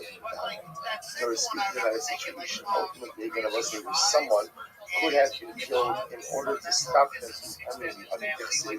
Written a song yet, without such a nefesh, as nefesh. Because most of the there's a tragedy You will pay one life for the life. What the Gemara says over here is that this situation, as much as it's two people fighting with each other, at the end of the day, there is the capacity ultimately again to kill someone. If you have capacity for someone to be killed, and therefore, what does the pasuk say? The pasuk says, "Nevertheless, below Yason, I know she Anish." So this is how the Gemara's dash is. The Gemara's below Yason, which means don't kill him if you don't need to kill him. Instead, just injure him, neutralize the threat. Below Yason, right? No need to take the killer's life if it's not necessary. There was no need to take the pursuer's life if it's not necessary. Rather, Anoshie Anish. Was a creating my dash means over here. Anoshie Anish means if you could have neutralized the threat by simply injuring the pursuer, but instead what? You choose to kill him. You, now the killer of the pursuer, will be chayiv. So if you tell me the halacha is that when you could save the victim by injuring the pursuer, and you don't do so, the halacha the Maisa again you are chayiv for that. So the Gemara says, the Yanish. And everyone said, now I understand what the Pasuk is talking about, where it says that I can be punished. No, what the case where I. Because remember, who am I? I'm the person who's stepping in, trying to save the victim. When is there a serious where I, the Good Samaritan, who's stepping in to try to save the victim? When would there be a situation where I would be chayiv? Keep going. Where there would be a case where I could save the victim by injuring the pursuer in one of his wounds, and I don't do so. If instead I kill him, the Torah is telling me what? Because I told you that. So listen, what if you tell me that even if at the end of the day, I could have saved the victim by injuring the pursuer in one of his limbs, but instead I killed the pursuer, you're going to tell me that even in that case, it's already covered. Hey, what's the case of the pasuk when it says that sometimes I could be punished for taking the life of the pursuer? To which the Gemara says, "Dilma, shiny awesome, shiny the mitzvah was there, the pursuer was there." It wasn't really this case of it, because it was really again this unique pasuk. There are actually two individuals ultimately again who are punished. So remember again, so it could be that this Reuben is killing one person, and in the course of this tussle, he's bumping into the pregnant woman and causing her to miscarry. So it could be that there's a din misa towards one person, in other words, that Reuben was ready to go shivers. The pregnant woman was the unintended victim of this situation. Therefore, again, it could be that Reuben is going to be higher misa to shivers, but ultimately, again, it would be chayiv mamo for the woman. So it's going back to this, we're really trying to figure out, is it a case where someone else is attacking someone in a way that would make him chayiv isa, would it also be chayiv mamo?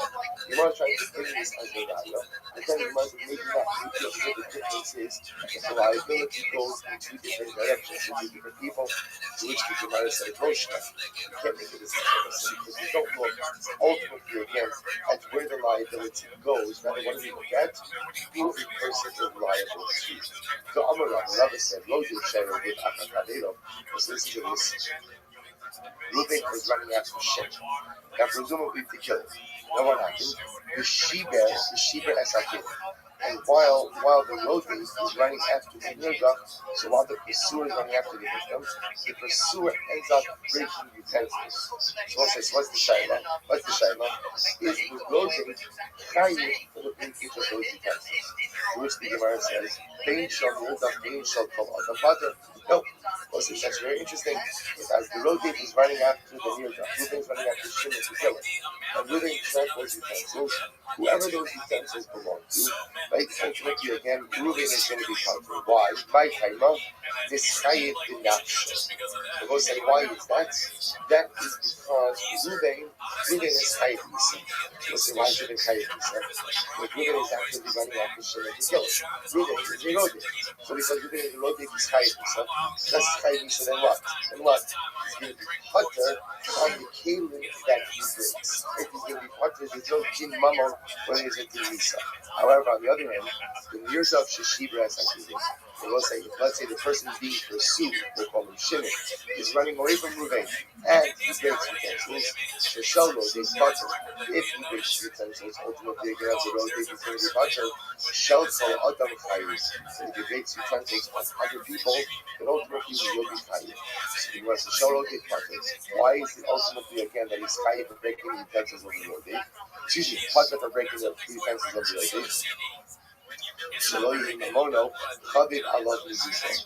Because let's say ultimately again, the road date's money shouldn't be any more important thing than his body. Whereas by running after Shimon, ultimately again, he's putting himself in harm's way. Because not anyone has the right to kill him. Says Mammon cannot be more common than his good. So therefore, again, the same way that everyone has the license to go and take his life in order to save Shimon, so too again, when the Mirka tramples his kingdom, he's going to be punished for that as well. However, again, Shalkal Adam Chayim, it wasn't, can you imagine this case? This is Ruben running after Shimon. Shimon's running away from Ruben.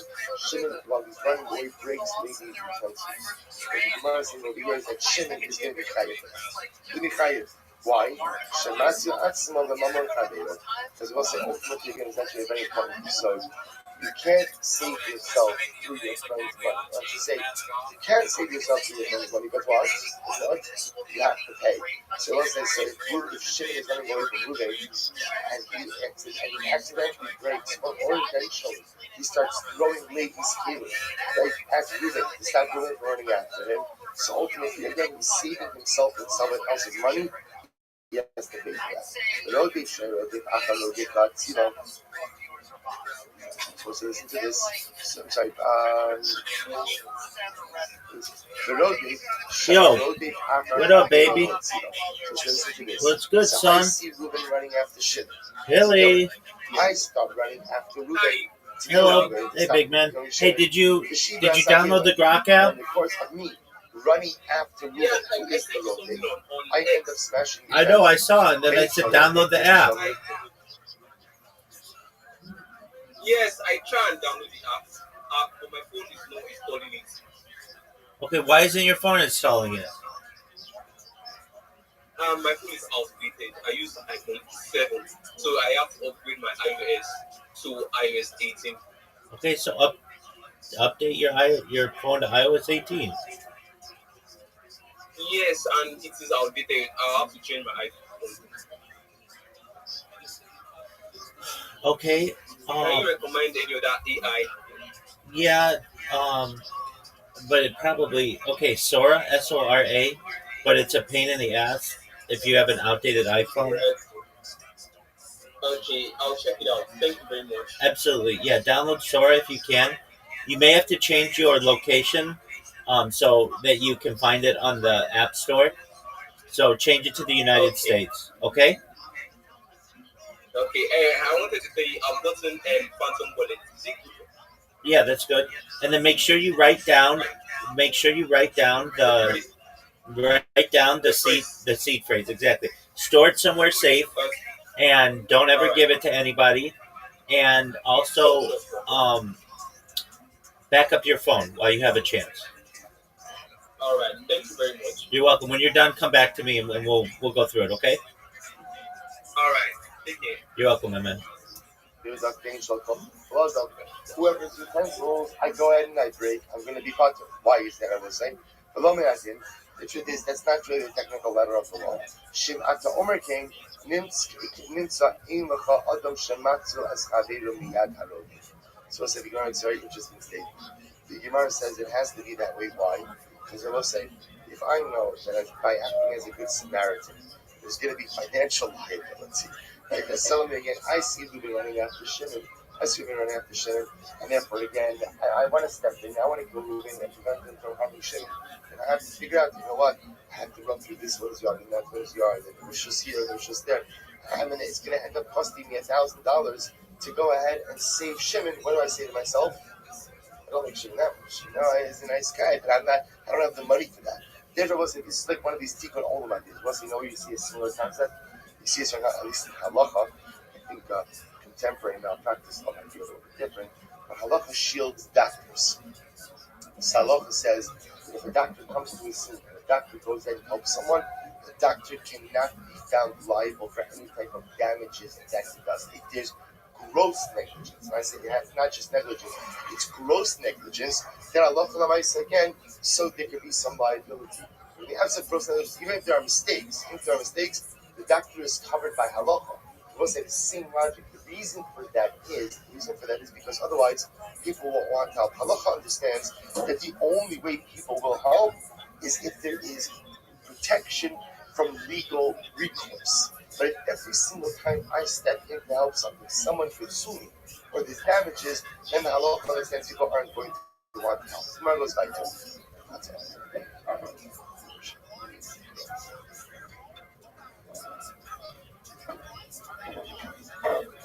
Avo. Harode bachara behemo. Most remember again, we learned that if somebody's running after an animal to go ahead and commit an act of bestiality, we don't kill the individual. Tanya Rashbi Omer, Ha'ovid Avodas Kochab Mutlatu Nafsho. So Shemai Chai says it's not true. If we see someone about to worship idolatry, we kill them to save them from violating that Avera. Kava Omer. So what's the Kava Omer? Uma Pekam Hedio Nitalatila Benafsho.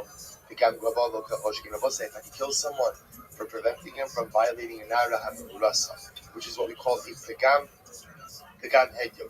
We say Pekam Hedio means he's hurting an ordinary individual. If he's going to hurt HaKadosh Baruch Hu, right, by worshiping Avodah Zarah, Allah has come that I have the right to step in and to kill him. Do we have the ability to go ahead and kill someone based on a kavachomer? Yes, I will say this opinion holds that you can't punish, you can't administer a bunch of based on a kavachomer. Tanya Rabbi Elazar Rav Shimon Omer. Rav Shimon says, this is actually pretty wild. Elazar Rav Shimon says, if I see someone about to machal Shabbos, I can kill them to prevent them from doing so. We'll say, remember again, by killing them to prevent them from doing so, at the end of the day, that's a chus for them. Right? I'm preventing them from violating an incredible Aveira. I'm sorry? So we're going to talk about that. So, Savar La Ka'avua. So we'll say he holds like his father. The Amar Onshin Min Hadin, who says it will say that you can derive punishments, even capital punishments, from a Kavachomer. The Asya Shabbos, Chilu Me'avolos Kochavim. That was to make a Tzir Shabbat Chilu between Shabbos and Avolos Kochavim, just like we just said, that you can kill someone to prevent them from worshiping idolatry. You can also kill someone from preventing them from being a Machal Shabbos. I'm going to be up with Shemi Yod Tzadok. Nimnu V'Gamru Ba'ali has based in this Sabbath. So we'll say they came to a conclusion about this in Wood. This is a very important sugya. Kalavero Shabbatorah. We'll say they threaten a person and they say to a person with any avera in the Torah, either commit this avera or we'll kill you. What's the halacha? We'll say you commit the avera. You commit the avera. Chutz ve'avodas kochavim v'gila harayos v'shivos. Those are the three exceptions, the three cardinal averos. If somebody tells me chas v'shalom to worship idolatry or engage in immorality or engage in an act of bloodshed, then what's the halacha? The halacha is I have to sooner give my life than to violate. So the Gemara says, "Is that true that you have to give your life rather than worship idolatry?" But I knew we learned. How do we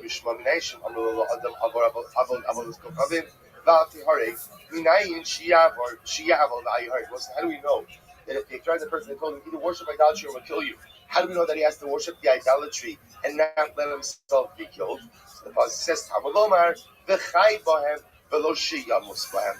The pasuk says that you shall live through them. Moshe wants us to live and not to die. So therefore, again, you see that you can even worship idolatry to save your life. So Gemara says 1 second.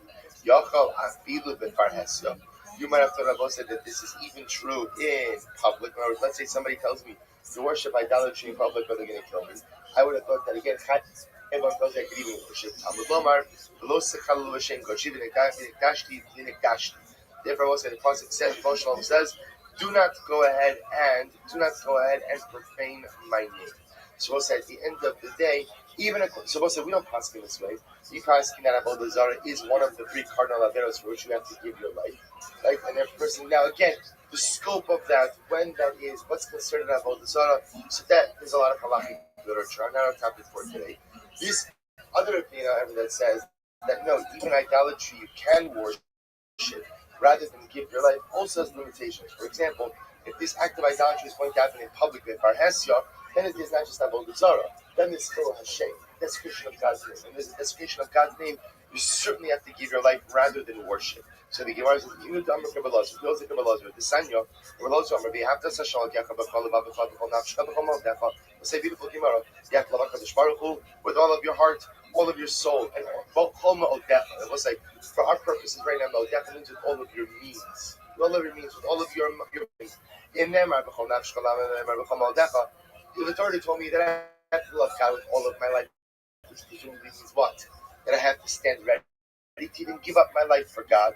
So if Torah already told me that, then why does it have to say with all of my money? To which the Gemara says,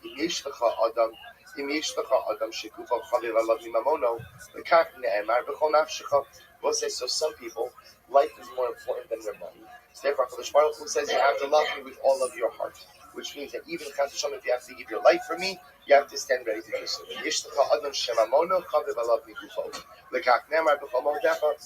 There are some other people whose money is more important to them than their life, and therefore again the Torah says ultimately again with all of their money. So you see from here, the point they're bringing down this thing, besides the fact that it's beautiful, is that from B'ahavtas Hashem Elokecha, we also learn that love of God means, Rashi says, that you may not switch HaKadosh Baruch Hu with any other deity.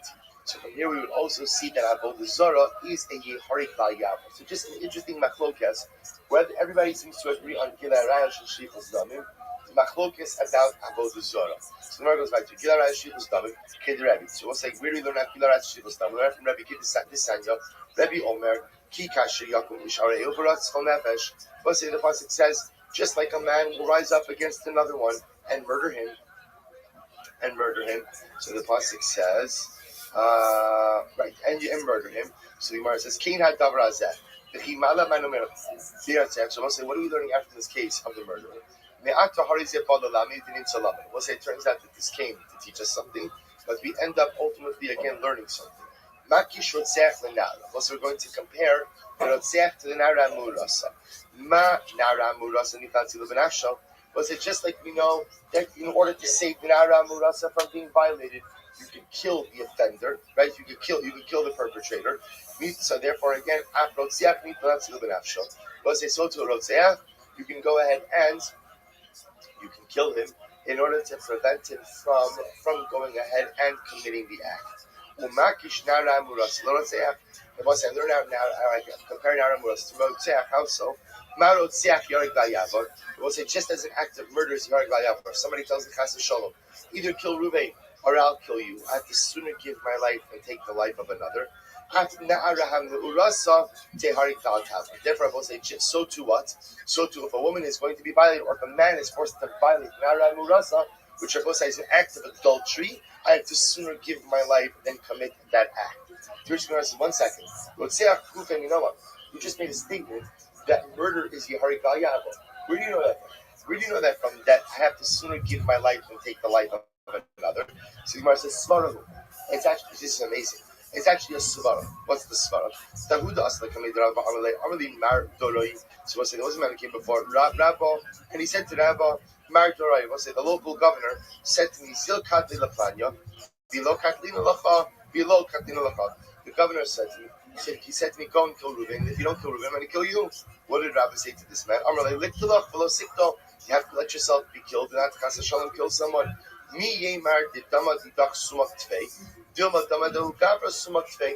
says that your blood is redder? Maybe the other guy's blood is redder. So we'll say Rabbi says essentially it's svara. What license does one person have to take the life of someone else in order to preserve his own?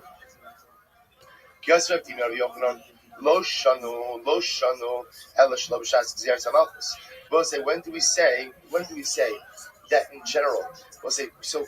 Gemara made a statement before. The statement was that in general, if somebody tells you violate a particular avera or I'm going to kill you, then what's the halacha? You violate. Okay, there are 3 exceptions, but that's the general rule. So we'll say, so where do I know that from?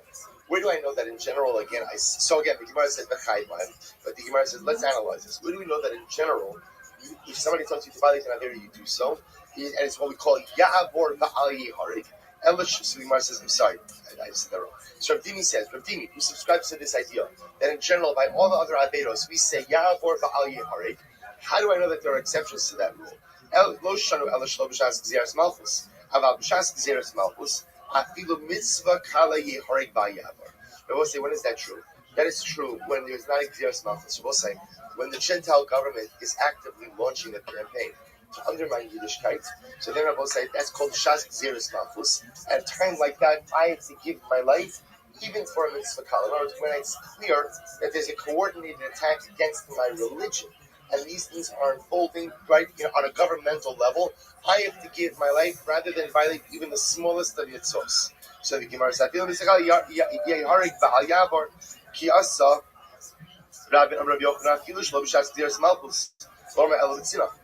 again, I will say another qualification.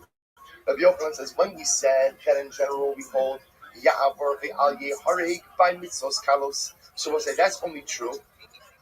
That's only true. But sinah, that's only true where you're violating these averos in private. About the parhesia, they will say to violate even a quote-unquote small avera, even at a time where there's not governmental persecution, is going to be osra. Either mitzvah kali yeharig ba'yavar. We'll say if I'm being forced to violate in public, even if it's not a time of gzeras malchus, and even if it's a time, and even if it's just an avera kala, mitzvah kala, I still have to go ahead and give my life. Yeharig ba'yavar. By the way, my mitzvah kala, the Gemara keeps using this term of a mitzvah kala. What's a mitzvah kala? Amarav Rabbi Yitzchak Amarav Ilu L'Shamini Arkisav L'Masana. Even if the Open Kohavim are getting me to try to change my shoes. We'll say, what does that mean? So let's say again, Gentiles wear one kind of shoes, Jews wear a different kind of shoes. So again, that's a mitzvah kala. In normal circumstances, this Gentile comes up to me and says, change your shoes, I'm going to kill you. I say, okay, right, okay, yeah, I'll change my shoelace. I will say, so again, we're saying over here is the following. If it's clear this is part of a systematic approach to undermine Yiddishkeit, then I have to give my life for it. I can't participate in anything that is part of a systematic undermining of Yiddishkeit. And number two, if the Gentile is going to make a public display of his look, the Jew is willing to change his shoelace to yield to the Gentile. It wasn't this stipulates the parhesia, even though again this is the kala, the Gemara suggesting ultimately again that I have to give my life. Now, obviously, in the parhesia piece, and also in the systematic piece, they become elements of it says, by the way, how much is public? Okay, what's the definition of parhesia? So Rabbi Yochanan, in parhesia, the person that says anyone. I will say, so parhesia is 10 people. She's like Israeli, and I will say, this goes against, by the way, every single piece of instruction we all receive before any school trip. Right? I will say, so right, if you went to any right self-respect, so what happened before you went to any school trip? What was the speech? Like that. Don't make it feel like that. Right? Don't make it feel like that. Right? People are going to see you, going out of other people are going to you should make it feel like that. So just you understand. The point was well taken, but I think we inaccurate. On a technical level, Torah Hashem is a big thing. Torah Hashem is not a big thing. So we see over here that if the Gentile is trying to go ahead and get me to change something in my Yiddishkeit, even though it's a Kala, this Parhesia means in front of 10 other Jews. She, the Israeli money on this said, the Nikdash to the self from Israel. The most of the consequence, I will be sanctified in the midst of the Jewish people. Right, so sorry. Actually, we're going to see this extreme shock. Nikdash, this passage by itself doesn't help me. It's just this podcast has the mitzvah of Kiddush Hashem, and by extension, the Israel of Torah Hashem. We're going to make the drush of Tov in just a little bit. But remember, Tishi is not the other now. What happens if we have 9 Jews and 1 non-Jew? Did that form the proper quorum for Torah Hashem purposes? Tashma is kind of again, I observed Rabbi here, but Abba, Asya Tov Tov. What's the name of Zirshah Tov Tov? Sit Haka, Finik Kash, so it says over here, I'll be sanctified in the Jewish people. Sit Hasam, Ibadu Mitov Ha'ida Hazos. So both sides. Says by Korah, says Hashman says the Moshe Rabbeinu would separate yourself from this Eva. Right? So Zirshah Tov Tov. Was that just like again? I just say one other interesting thing. There's one more piece of this Shema remember that I swear. You remember the next second part of this Shema of Ida from Korach to the Meraglim. And just like by the Meraglim, Ida represents 10. So too again, Ida represents 10. So you have a twofold. It's so Ida. Just like over there it was 10. And they were all Jews. Therefore, we'll say by the Dashti B'Sof B'nai Yisrael, it was also what? 10, and they were all Jews. So we'll say so again, and that indeed is halakha. Just you should. Well, I don't want to take halakha on yet because we still have more to do. But again, even if you hold that you have to give up your life for a mitzvah kala, that you're being forced to go ahead and perform or to violate Bar Hesya. Bar Hesya means 10 Jews. So Gemara will say this is such an incredible figure. How Esther Bar Hesya. One second.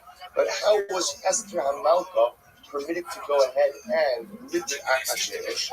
Wasn't this not a public display of arayos? Remember again, everyone knew why a woman was taken to the palace, and everyone knew what was happening between Esther and Achashverosh when she was his wife.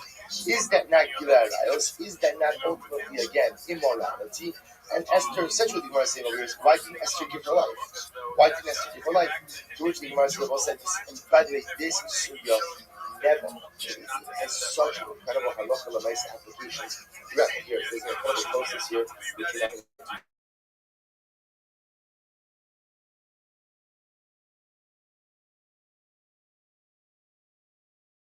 Number one, Esther Karka. Esther was passive in the act of relations. Now, I will say, now what does that mean? So this is an incredibly useful. What Rabbi is saying is the following. When do we say a Harik Baal Yavor? When do we say Harik Baal Yavor? When by giving up your life, you will not have to perform the act. So if someone comes over to me and says, "So, kill me, then I'm going to kill you," I say no. So I say so. We'll say by saying no and refusing, then what? That prevents the act from materializing. And at the end of the day, the act does not go forward. If halakha l'maisa, the act is going to happen anyway, then I'm not, as long as I'm not active in the act, I am not trying to give my life. What Rabbi says is that never, if one of the sons, somebody threatens people, he can violate her. So because he can violate her, therefore what? She's not together to give up her. So Rabbi says, Esther can't go over myself, and she was passively at say, by the way, the first Shirayit is in the Megillah.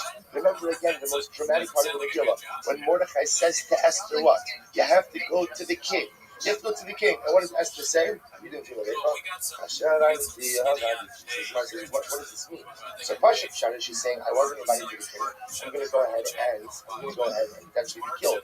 The Gemara says, remember again, my hope is about the nature of the relationship between Mordechai and Esther. So some say that Esther was Mordechai's wife.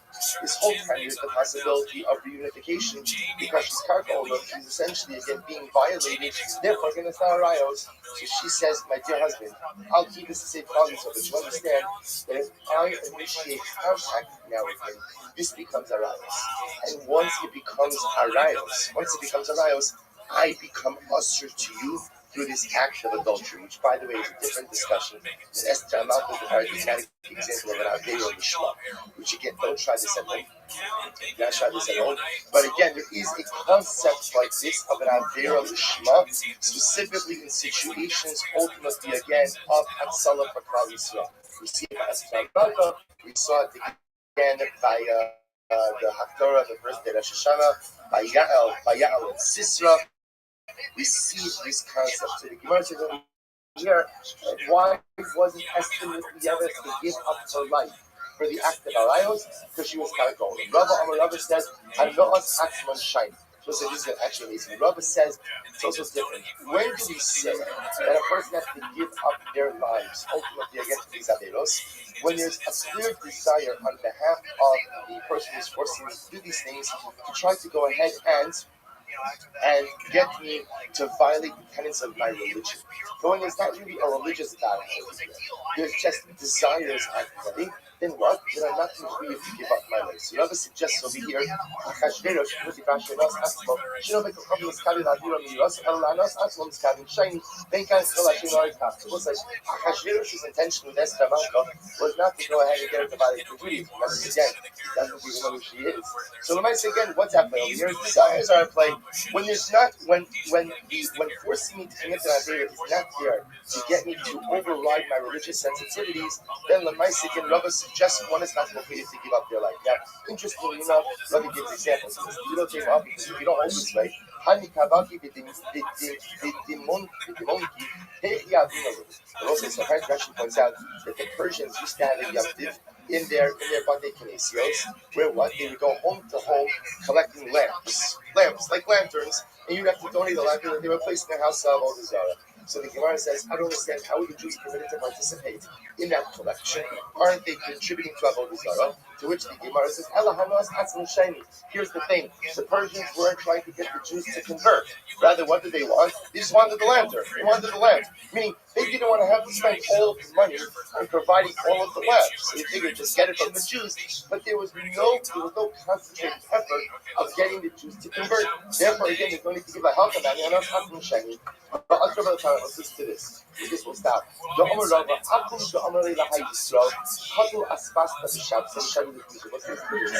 an Alchemichenko says to a Jew, cut down this asbestos, we'll say asbestos is a plant, cut down this plant on Shabbos and feed it to the animals. So we'll say, so obviously this is under the bread of death. So the Gentiles telling me, if I don't cut down the plant, which isn't considered the Oraisa on Shabbos, he's going to kill me. But he's telling me to cut it down and to feed it to the animals. So what's the halacha on the side? If you don't do it, ultimately again, I'm going to kill you. Right? I'm going to kill you. So what's the halacha on the side?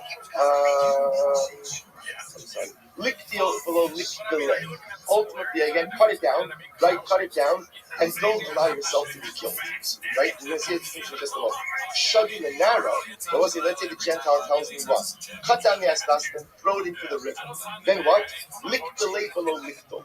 Ultimately, in that case, I have to allow myself to be killed and not cut down the asbestos. We'll say, what you're seeing is two cases. In my time, we'll say, what's the feeling? You see, when the Gentiles tell me to cut down the asbestos and feed it to his animal, what's his motivation? Right? For his animal, he doesn't want to do the work. So he has to have a Jew at his disposal. He'll take it back to do the Jew. It's by Shabbos. The Gentile doesn't care so much about that. But it's clear that he's utilizing it in a way that benefits him. I'm shaking it. He tells me to go ahead and cut down the asbestos and throw it into the river. Then his intention is what? His intention is to get me to violate the tenets of my faith. Oh, that you want to do? That I can't stop. So therefore, again, we begin to see over here. So I'm going to stop over here. But what we begin to see over here is the following. Number one, three Aver 30 Hari Gal Yavor. We have Machlokas about Avodah Zarah. Is normally mitzvahs kalos you can violate. You don't have to give your life. We see exceptions to that if it's Farhesia, or if it's good that the intention is to get the Jew to violate the tenets of his state. We now begin to see major exceptions that even with the Gimel Chamuros, it was that if either, like in the case of Arayos, is Karka Olam, Tosus points out obviously Karka Olam only works for a woman, Karka Olam does not work for a man, but at least by Arayos, when it comes to a woman, could potentially save her life by being passive in the act of Arayos. And Hanos Atzman, if it's clear that the purpose of the Gentile is not to make me violate the tenets of my faith, but instead is his own benefit, then Allah will say that in those cases, we would not say Yari Gaya. Stop over here. We think I was going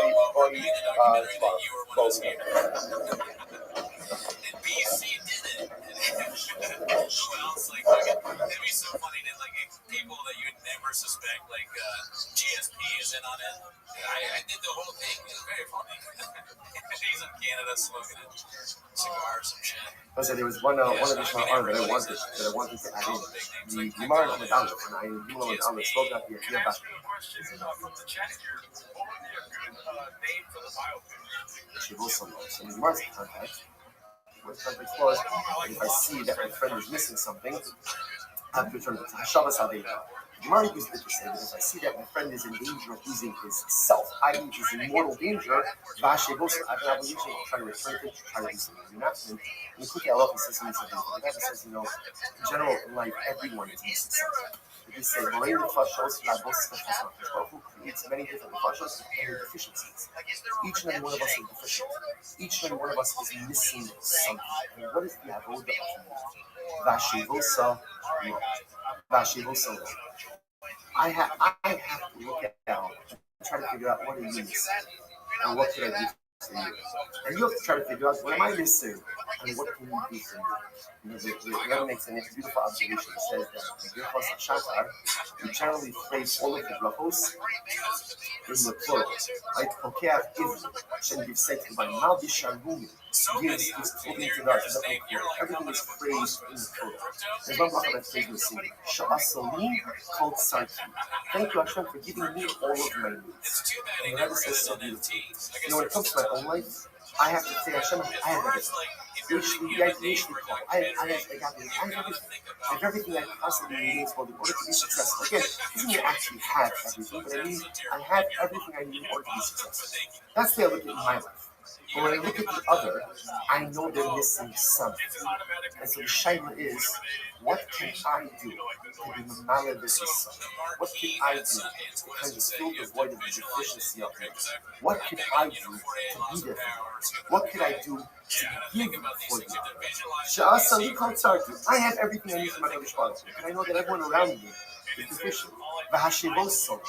What it means to be a yid, what it means to be part of Am Yisrael, what it means to be part of community, is to be constantly aware and cognizant that everyone around me is missing something. And my sacred duty, my sacred opportunity in life, to try to figure out what you're missing, and to figure out how I can return it to you. How can I do it? How can I give it to you? V'hashevoso. I know that all of my chaverim, all around me, are all missing something. I have everything. And if I can figure out how to do that to the other, how to give back to the other what they're missing, how to help those around me to fill their void, that is the greatest opportunity, the greatest experience. Hello, wishing everyone a good night of Shabbos.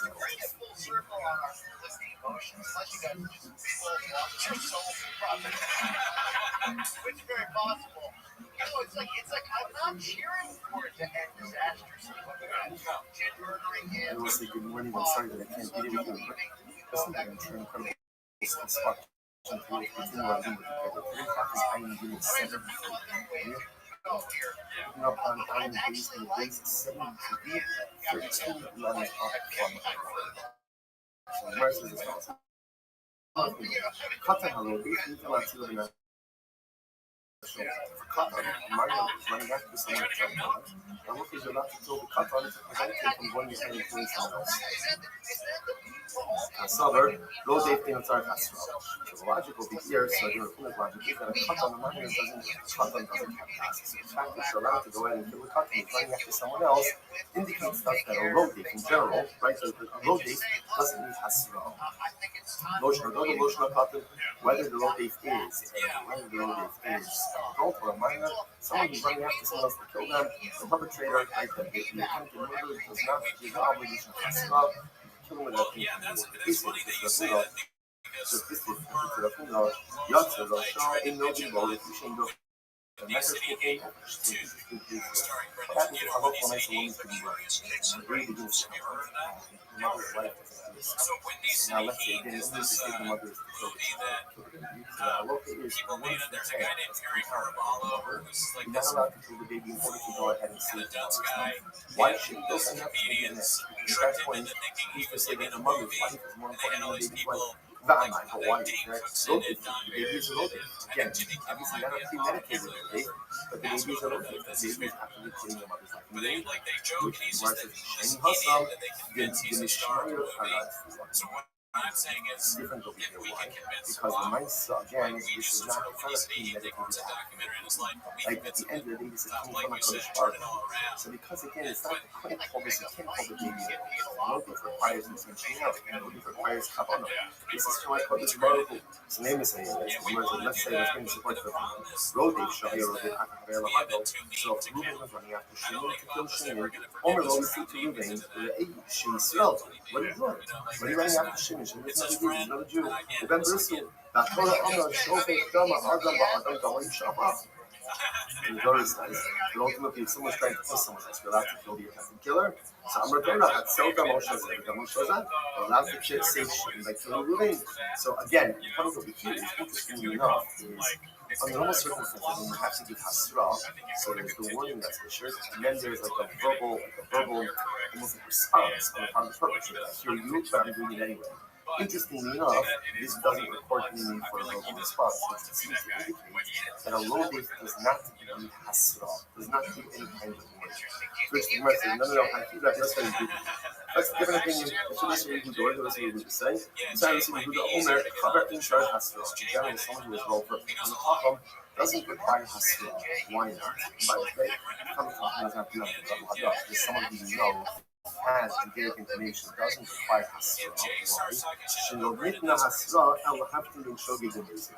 Because Hasra in general is only there to see if someone knows the difference, to distinguish between someone who's an accidental perpetrator versus intentional. When it comes to murder, and everyone knows you're not allowed to murder, there's no hasra that's going to be necessary. Tashma, road day trail, if someone bites, so again, moving from the action into killing, Omer lo reishi Yisrael, ben brisu, Torah Omer shobe kama adaba adab dama. So he says, what are you doing? She is Yid. Why are you running after him? He's a member of the tribe, member of the covenant. And the Torah says that if you try to kill someone, you'll have to do attempted murder. Which the Gemara says, in Omer, you're there, you should came, Potter. Right? Nas, and also came, Chayiv. So interestingly enough, if Halot Lamaisa, the perpetrator living says, I'm going to do it anyway, so you can retire. So Lamaisa, again, that shows that a road doesn't need hasra. So we'll say, so we're in this interesting kind of matzah where, so does a person who's attempting to kill someone else, would you not need for hasra in that situation, or not? Which we might say, no, that's a different case. Let's see. But they try to change the Ginaza. The Lamatzi accident. That case is talking about a situation where, let's say, we're on one side of the river, and on the other side of the river, we see Ruben trying to kill Shimon. So there's absolutely no doubt. So what we consider we're going to see the Dina. So we'll have the opportunity, if Ruben unfortunately is successful, kills Shimon, we'll be able to bring Ruben to Beis Din.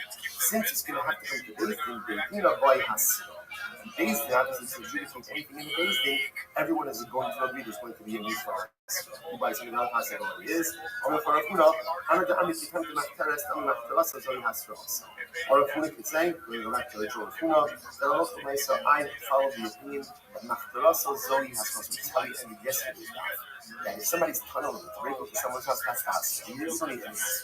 You understand exactly what you're doing. You understand that the householder is going to stay, he's going to fight to preserve his property. And if you're still tunneling in, that means you're ready to go in. You're ready to go in, because every house is ready to kill you, and there is no need for us.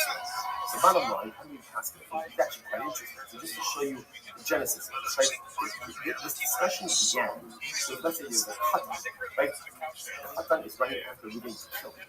So Rafuna said that halacha you should kill the Khatan. In fact, if you kill the Khatan, what does that show? That a Rodef doesn't need hasra. And when someone's about to kill someone else, you're allowed to kill them even without giving them formal warning. You might then quote the second opinion as well that says that a Rodef doesn't need hasra. How do we pass it? It's very interesting. So the Rambam passes in Hilchos Yotzeach, Perek Aleph Halacha Nisei. Rambam writes as follows: אפילו מה ירודף חתן, הרי יסוד מצווה לחצלה נדח יד הרודף, אפילו בנפשו שלו.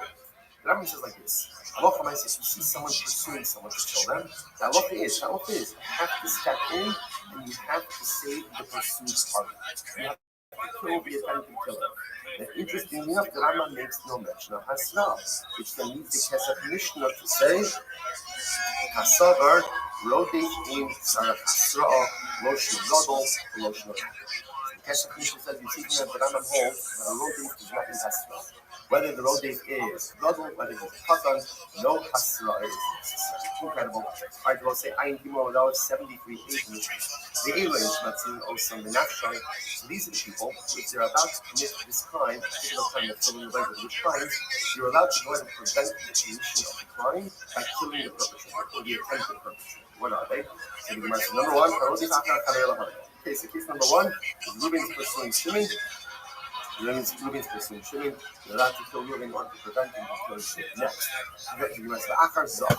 let's say Reuben's running after Shimon to perform an act of sodomy on Shimon. So ultimately, you're allowed to kill Reuben to prevent that from occurring as well.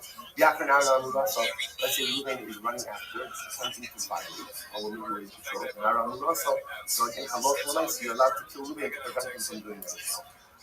Interesting enough, let's say Reuben's running after an animal because he wants to actually be bestiality. So again, obviously it's wrong to feed Lisa, but because there's not another human being being impacted, okay, so the animal's being impacted. That's between the short and Reuben. We don't get involved. We're not going to kill Reuben to prevent him from committing an act of bestiality. Or the Shabbos, again, if you see that Reuben is about to go Shabbos. So again, that's also Yisrael. But there's not another impacted party, another human being that's impacted by that. So we're not going to kill Reuben to prevent him from being Chal Shabbos, or for that matter, to prevent him from worshiping Avodah. Incredible. Says the Gemara. So, by the way, we've been talking about this concept, but where do you know this? How do I know that if Reuben is running after Shimon to kill Shimon, but I'm allowed to kill Reuben before he does anything to Shimon? Where do I know that from? The pasuk says, literally, do not stand on your friend's blood. So in other words, imagine standing over here, I see that Chas is showing the good strength for Shimon. Don't sit idly by while Shimon is going to go ahead and murder, but rather, again, go ahead and take action and prevent Reuben from killing Shimon. That's not what the pasuk is for. That pasuk is needed for something else. I need that pasuk for something else. What do I need it for? How do I know that if I see my friend, if I see another Jew, it's drowning in the water, or an animal is drowning him away, or listening by another lover is being attacked by robbers, I don't have the right to stand idly by. I have to jump in and try to help. Now, happens to me, this is a fascinating discussion in general about what level of danger I am obligated to put myself in order to save someone else. Like, let's say I see you getting drowning, but I'm not a strong swimmer. Or I see you being attacked by a lion, and again, I don't have any weapon or anything. So there's much to talk about here, but the idea that the Gemara is trying to espouse over here is, if you see someone in mortal danger, you can't just simply say, not my problem. You have to jump in. The Gemara says, so again, so you just use that possible to teach us that if I see Shimon being pursued by Reuben, that I'm allowed to go ahead and kill Reuben to prevent him from Shimon. The Gemara says, that's not what the pasuk teaches. The pasuk teaches me that if I see my son in mortal danger, I can't stand idly by. I have to go ahead and jump in and try to help him. Right? So which one is the perfect use for? Which the Gemara says, you're right. The pasuk of really means that if I see my friend in mortal danger, I can't stand idly by.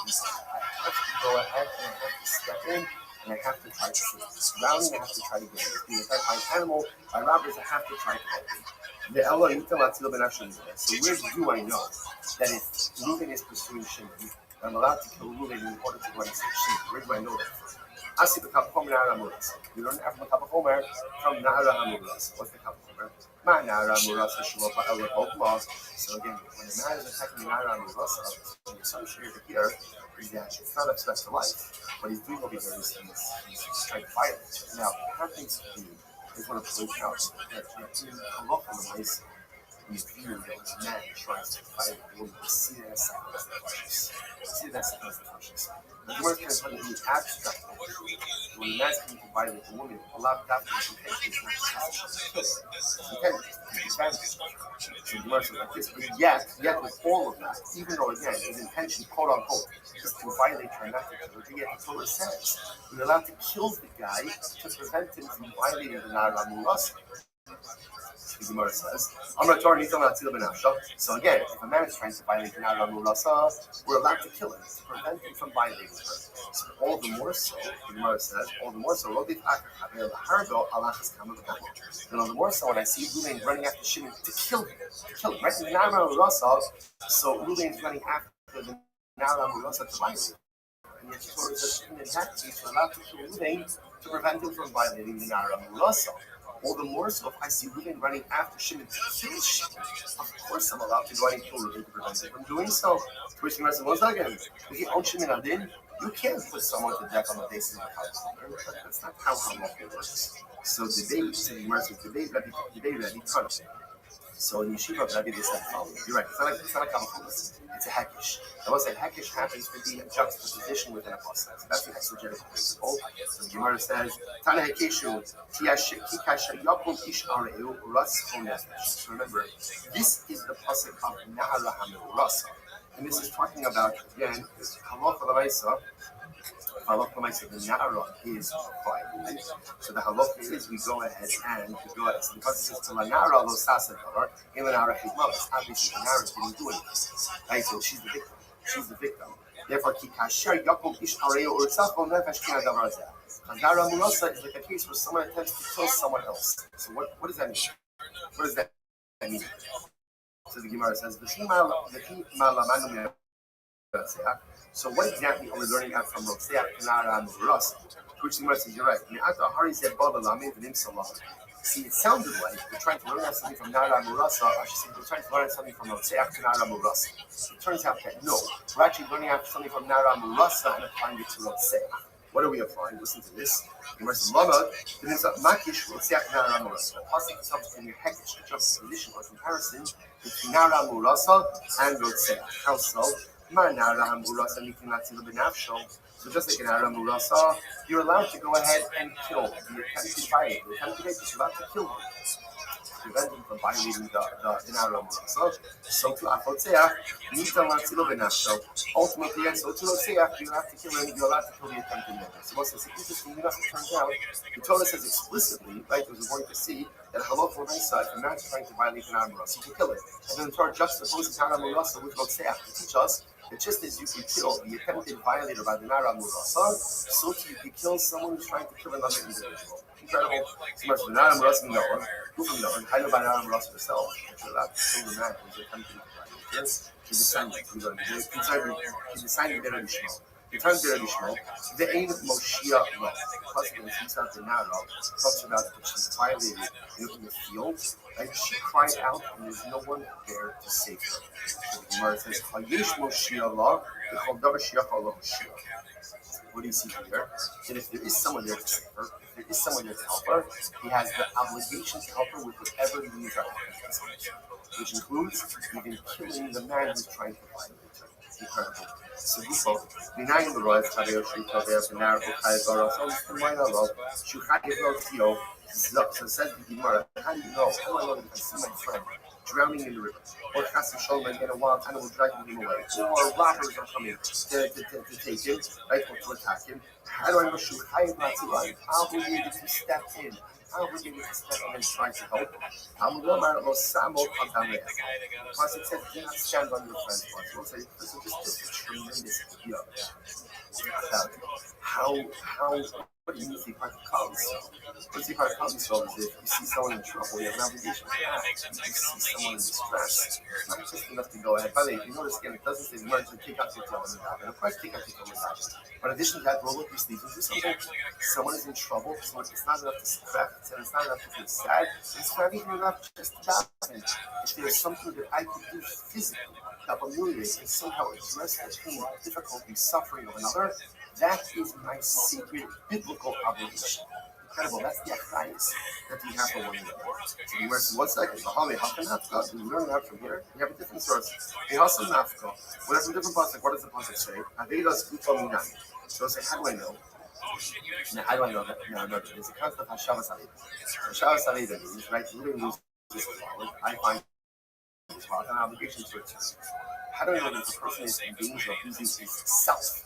Literally, he's immortal, drowning, the wild animals, the robbers. How do I know that I'm obligated to step in and try to help? So the Gemara says, Kamulomar, Vahashivoso lo. So the way we were darshan this is Vahashivoso lo means you have to again return lo. You have to return him to him. And if his self is in danger of being lost, you have to do what you can in order to return him to him. So the Gemara says, I'm not Hashem also. Give me a Hassam. 1 second. So if you learn from there, Aval Mitra will make our Ogure Imo. Someone's like, is right. If it was just from Bashivo Solo, I would have thought, okay, I'm obligated to help. So if I can help, I'll help. But I'm not obligated to round up other people, or to hire people, or to spend resources to try to help them. And Mashmalon, the plus it comes along and says, so Bashivo Solo almost teaches me the obligation that if I see someone in distress, I have to do what I can in order to return their self to them, which is also profound on an emotional level as well. I see someone in a state of emotional stress, obligation to do what I can to help return their self to them. And then again, Lo Sama Damayafa teaches me that even if I can't do it myself, I have to hire people. I have to spend money. I have to round up cover. I have to do whatever I can in order to help the person in trouble. Then we'll turn around on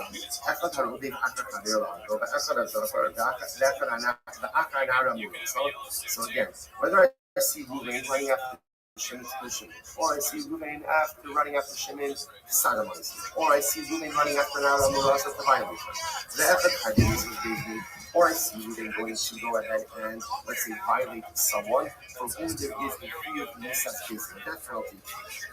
Or the Akar Krisis, or I see Ruvain running after someone to violate them who's a fee of Krisis. What's that look like? Maxil no Sobanafshin. All these cases, I can kill Ruvain to prevent him from violating. So the Gemara says, interesting enough, I'm one of the Kohen Gadol, Grusha the Chalutza Kohen Gadol.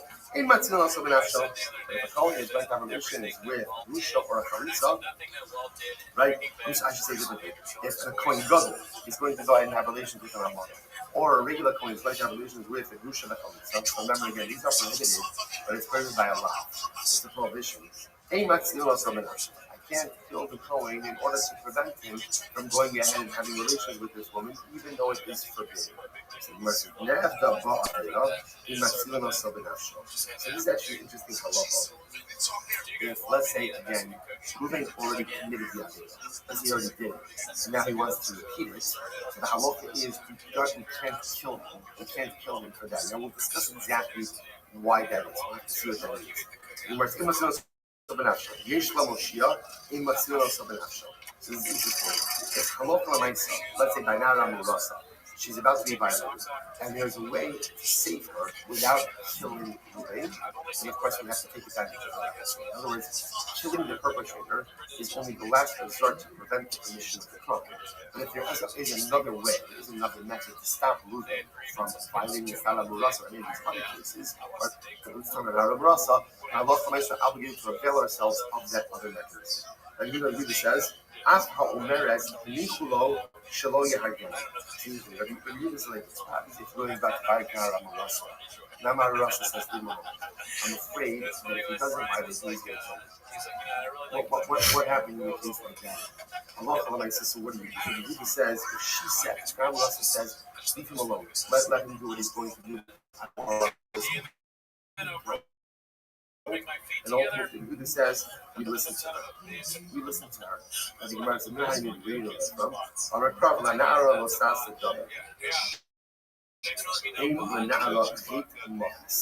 So both it's interesting enough that the Gemara says, the timing really is, how do we know all of these aforementioned halachas? So the Gemara characterizes this pasuk in a very interesting way. The pasuk that was put in here by Nara Murasa, the Gemara is applying it to a number of different scenarios. The pasuk says, don't do anything to the Nara, because the Nara has no culpability. So the Gemara says, interestingly enough, the Nara is written in the pasuk, Chas Nar Zezah. That refers to the case that if Ruvain is running after Shimon to sodomize him, that Allah we could kill Ruvain in order to prevent him from doing that to Shimon. Nara refers to Nara Murasa. This is really about so about to kill him, prevent him from violating her. Hate, what is hate referred to? It was heavy pieces. See, really about to have relations with a person for whom there is a few of Karis. You could kill him to prevent him from doing that. Right? Mabes, right? Eru having these cases. This refers again to relationships that have a few of these cases. The tool to prevent him from doing that.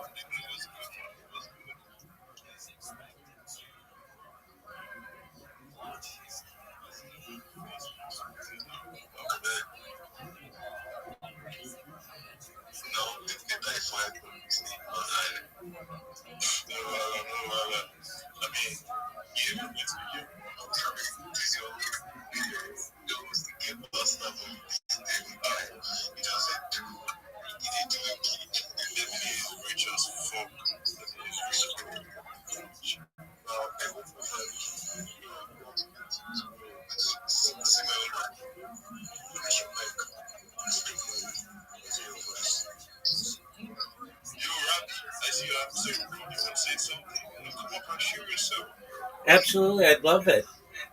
Do you mind?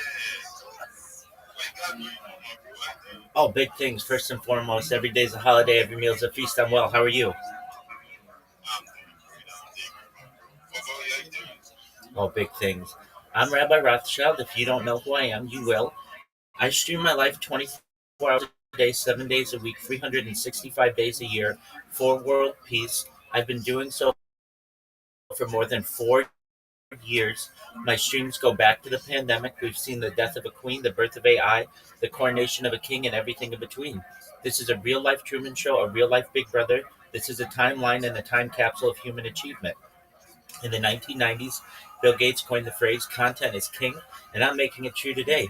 I'm king of the internet. This is the biggest event in global history, and here's why. In 2018, The Economist magazine stated that data had overtaken petroleum as Earth's number one resource. And I have more data archived on the internet than any person ever, which is making me a very influential person. I'm going to go viral, and when I do, I want to make you, your friends, your family, all financially independent if you're not already. I want to ensure that you have generational wealth if you don't already, and I want you to be able to start charities and philanthropic organizations of your own. I'm unlike any influencer you're ever going to meet. I'm not live on one YouTube stream nor two. I'm live on over 20 simultaneous YouTube streams 24 hours a day. You can watch my life in 360 degrees. I have a link in my pinned post if you want to take a look at my YouTube streams. Additionally, you can find my link tree there. It's linktree.com/Rabbi Rothschild. I dare you to look at my link tree. I have more social media than any person ever. I have more content than any person ever. Additionally, you can find a link to my Discord. I'm live 24 hours a day to be able to help you with whatever you need. Most importantly, in addition to what I discuss in Making You Rich and helping to promote world peace, I want to help end world hunger through the use of technology, such as agricultural drones, floating greenhouses, saltwater greenhouses, hydroponics, vertical farming, cloud seeding. I want to end world thirst. I'm sponsored by a cryptocurrency that's worth about $100 million. And one thing that we do is we build wells and water towers in developing nations such as Nigeria for the benefit of the less fortunate. Additionally, I'm an advocate for the LifeStar program and most importantly, desalination technology, where we pump Earth's seawater onto land to make it drinkable. If you're a reply guy, if you're a Web3 marketer, if you're a raider, if you're a shiller, and you want a mentor, a coach, a friend, all for free, I'm here for you 24 hours a day. I want you to be more successful. I want you to be able to make more money. If you send me a follow, I'll follow you right back. If you send me a DM, I'll get right back to you. I'm as open as I can be. Most importantly, though, I want you to know that I'm here to support you both personally and professionally. I'm here to be a positive person in your world. I'm here to have an optimistic view on the future. And most of all, I want you to know that I want to give people hope. And with that, I sincerely thank you for the opportunity to share. Facts. That's awesome. Like, and Rabbi, I'm gonna check out what you got going on. But I gotta say, I really appreciate you, for coming up here and just telling me what you got going on. It's really an honor, Rabbi, and I'm definitely gonna check out what you got going on. So I'm gonna be reaching out to you probably in DM and also in the Discord as well. So yeah, everyone, make sure you max engage with Rabbi. Check out what he has going on. So that being said, my bro Mark was good. Bro, you can actually request it. Let's hear what you got going on. So Mark, actually this is our first space basically. Emily is my bro, so trying things out and seeing how things looks like. I've been hosting spaces, so this is our first time. Also would like you to especially my cat, just share some. Yeah, bro, Mark was good, bro. Yo, George, my guy, my man, the magic has going on. Shout out to the host as well. I'm not gonna lie, it does not be easy for a man.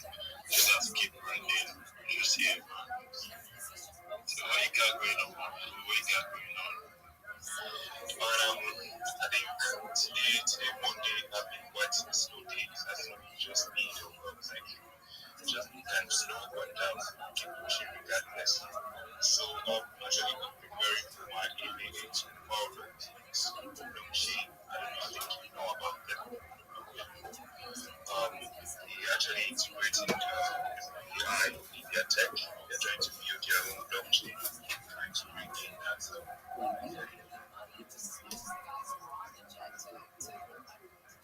I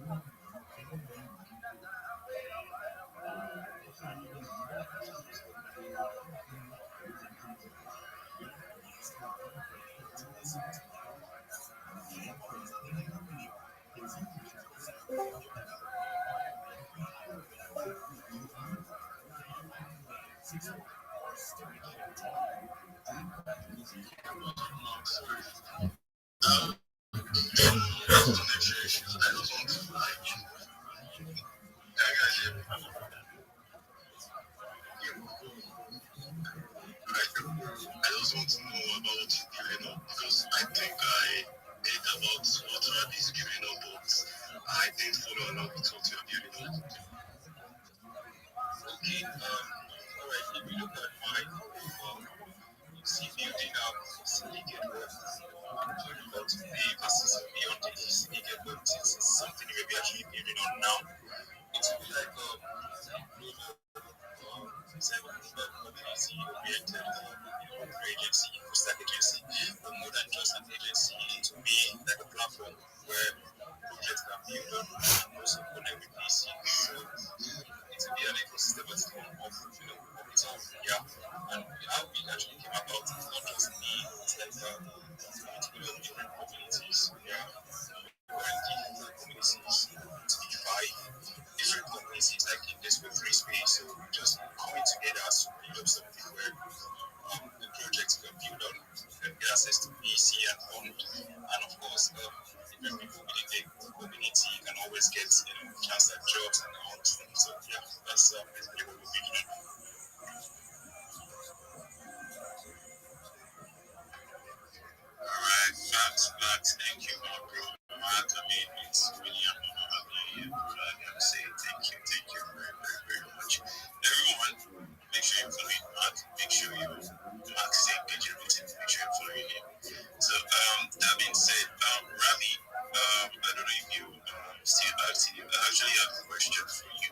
Absolutely. Hit me with it, Judge. All right. How long have you been with TV space? Since about 2015. Wow. That's kind of wow. That's kind of wow. So, I don't know. Can you share with us the list of things you have actually used in the past years of you being in this space? Yeah, most certainly. So, by trade, I am a certified project management professional. I've successfully launched apps on the App Store and Google Play with millions of downloads in major markets in the world, including Los Angeles. I've marketed for these apps everything from commercials on television. I've starred in commercials. I've signed major celebrities to um, exclusive partnerships to be spokespeople. I have designed billboards, both horizontal, vertical spaces. I've managed marketing for companies using social media, certainly. I've written radio ads, radio jingles. So basically, everything in the marketing space. If you can use it to advertise, I've done it in major markets. I additionally have had six-figure contracts with Fortune 100 companies, launching projects internationally. So everywhere from Oceania to Asia, Pacific, uh, Europe, Middle East, Africa, Latin America, and specifically in Web3, I've been a spokesperson for a cryptocurrency that's worth about $100 million. It's one of the OG meme coins. It has a very long name. It's Harry Potter Obama Sonic 10 Inu. One thing that we do, as I mentioned earlier, we build wells in developing nations such as Nigeria. So we've spent hundreds of thousands of dollars bringing water to people in rural areas of Africa, specifically Nigeria. And I'd like to promote those types of projects globally as I go viral. For the last 4 years, I've been live streaming my life 24 hours a day, 7 days a week, 365 days a year. So my app development background has allowed me some financial independence to be able to focus on really promotion of world peace. And I would like to, if I'm a, if my um, body and the world allows me to, I'd like to stream the rest of my life. That's really important to me. I think people will be able to learn a lot from having all this data to be able to study an individual, especially when we merge the idea with AI. AI will be able to give us insights that not even humans might be able to perceive. Things like behavior, eating habits, sleeping habits, drinking habits, circadian rhythms, breathing patterns, every single aspect of the human body can be studied, and the data is available for anyone to be able to utilize it. So you don't have to pay anything to get this data. I think it's going to be really exciting. And then, in addition to it just being a study of my life, I have essentially the background news radio going 24 hours a day. And so you can go back to any moment of my life, essentially for the last 4 years, and know exactly not only what I was doing, but what was going on in world events. And as I said previously, we've seen the death of a queen, the birth of AI, the coronation of a king, and everything in between. We've seen assassinations and assassination attempts. We've seen, just one moment, Steve.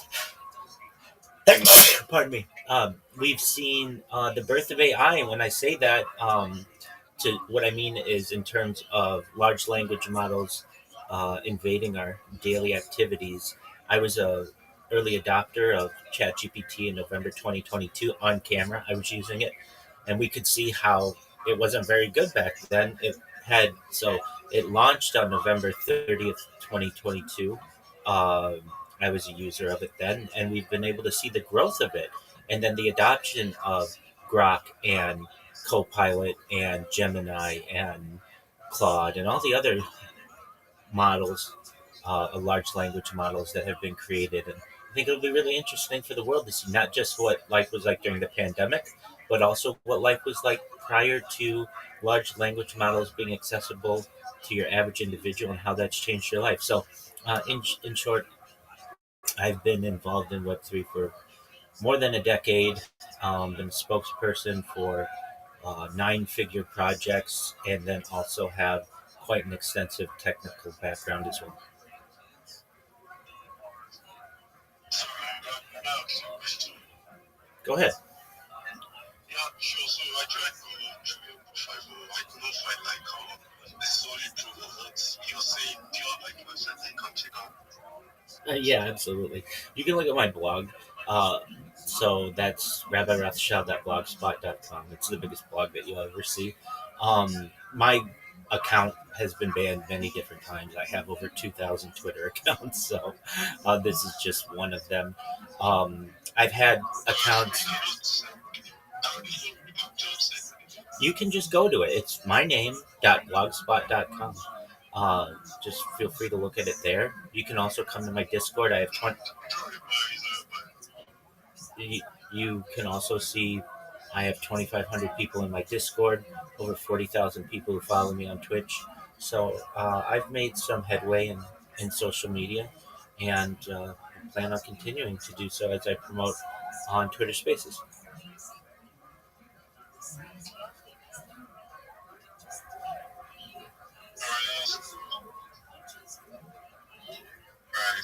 Facts. Thank you, Rabbi. Thank you, Nicolay. Rabbi, like I said, after this space, I'm going to be checking more about what you got going on. Yeah, so Mark, I see your answer. You have a question? Yeah, I was listening to Rabbi's story and I was captured in a way. So, first of all, shout out to you, Rabbi. I like the way you see man. You have the flow where you like really know what you do and but you really have that experience in the industry. So shout out to you for that, bro. I know I've been wondering, right, is Rabbi ROTHSCHILD, is he a real people or is it a fake movement that he shoots, right? And you came to the end to promote your piece, right? So people like us and for myself and mommy, because I don't really know the strategies that you take to pursue this. At least give us a little breakdown of how you are doing this every day. I understand that you actually like always around 247, yeah. But then you actually help to promote one the simplest way possible into your project. Absolutely. For anyone who wants more information about me, certainly there's my blog, RabbiRothschild.blogspot.com.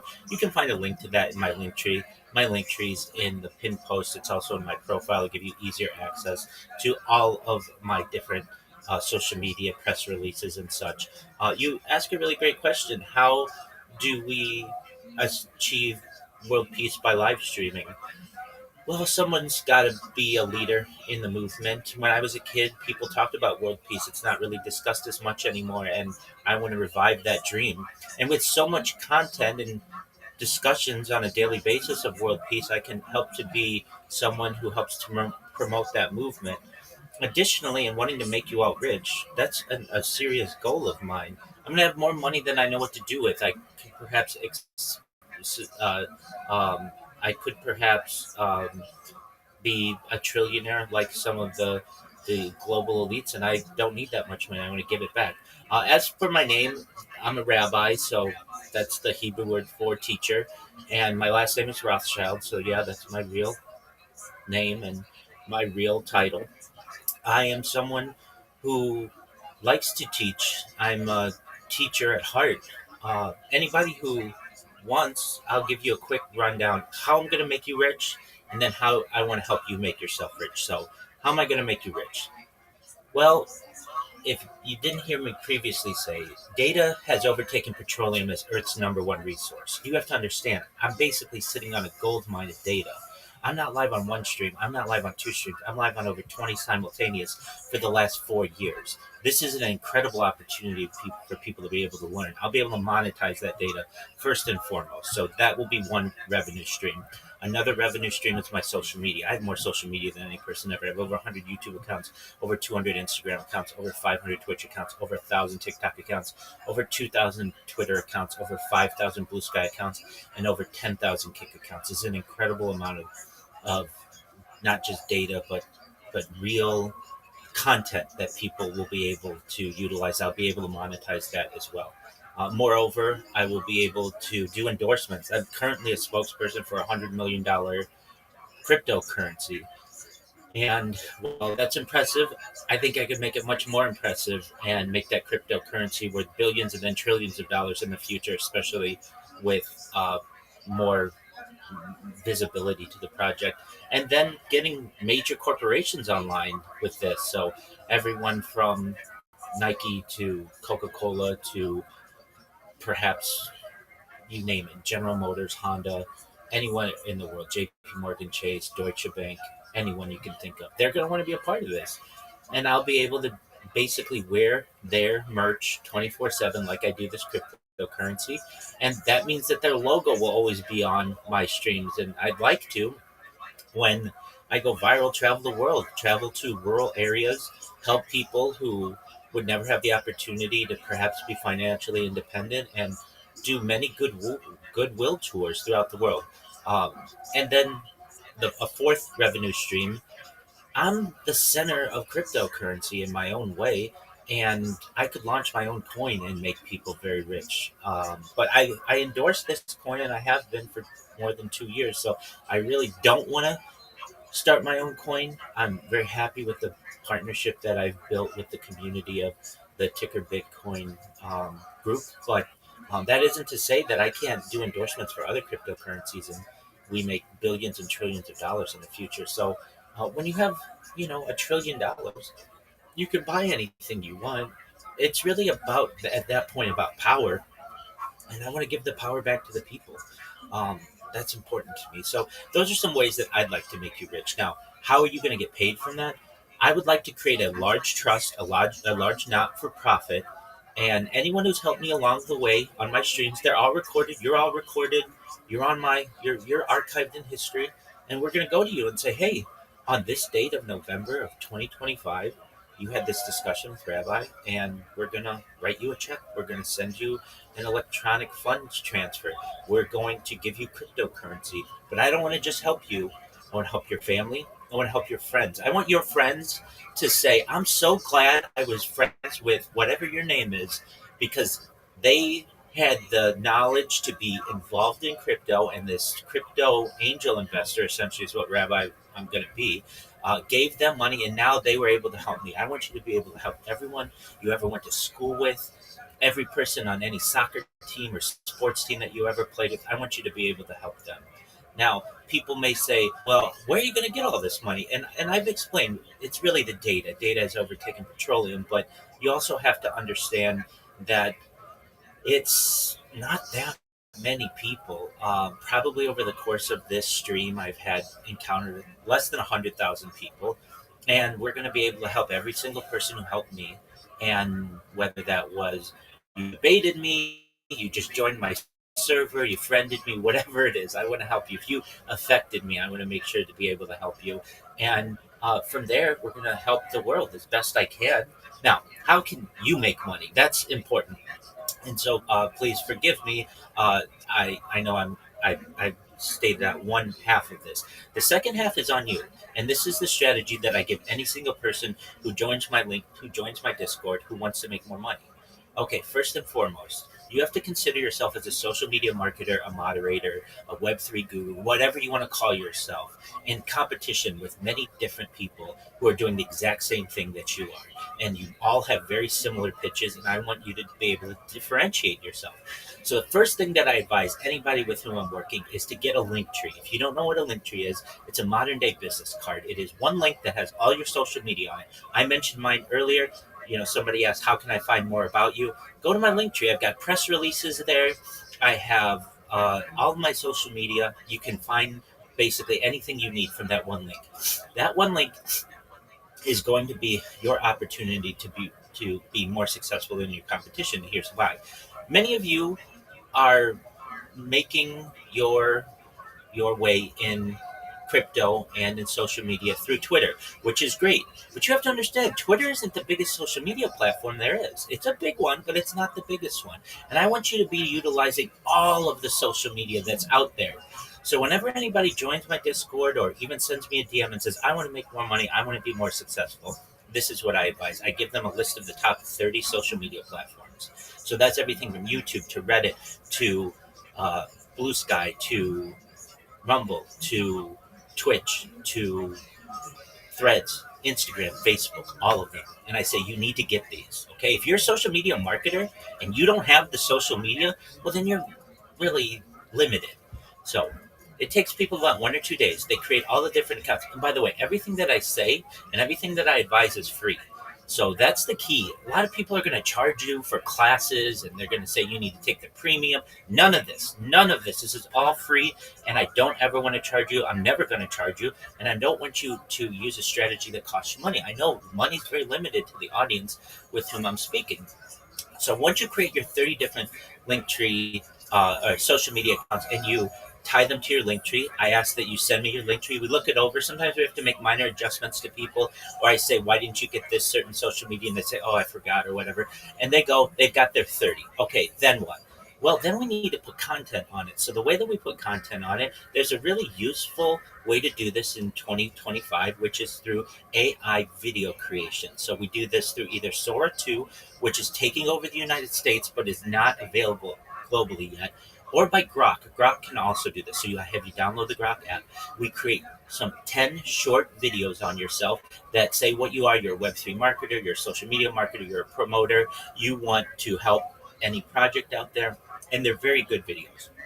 And they're AI generated, but they're quality. Then we put those on your social media accounts so that your accounts aren't just skeleton accounts, that they are robust, they have content. Then we prioritize and optimize your profiles on all these social media accounts, and then we make sure that your profile picture is optimized. Once that's done, that's the hard part.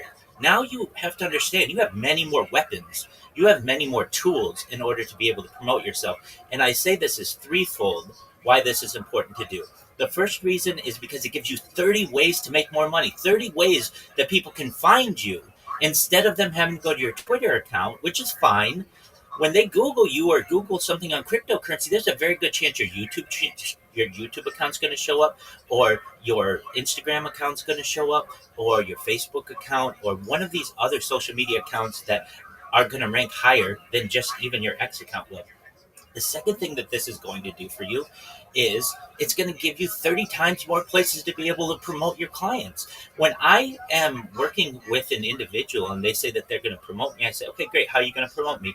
And they say, well, I'm going to comment on your post, which is a GM usually. I'm going to repost it to their small Twitter account, and I'm going to like it. And then I'm going to ask you for money. That's basically the way that it goes. And that's cool. I mean, that's at least somebody's trying.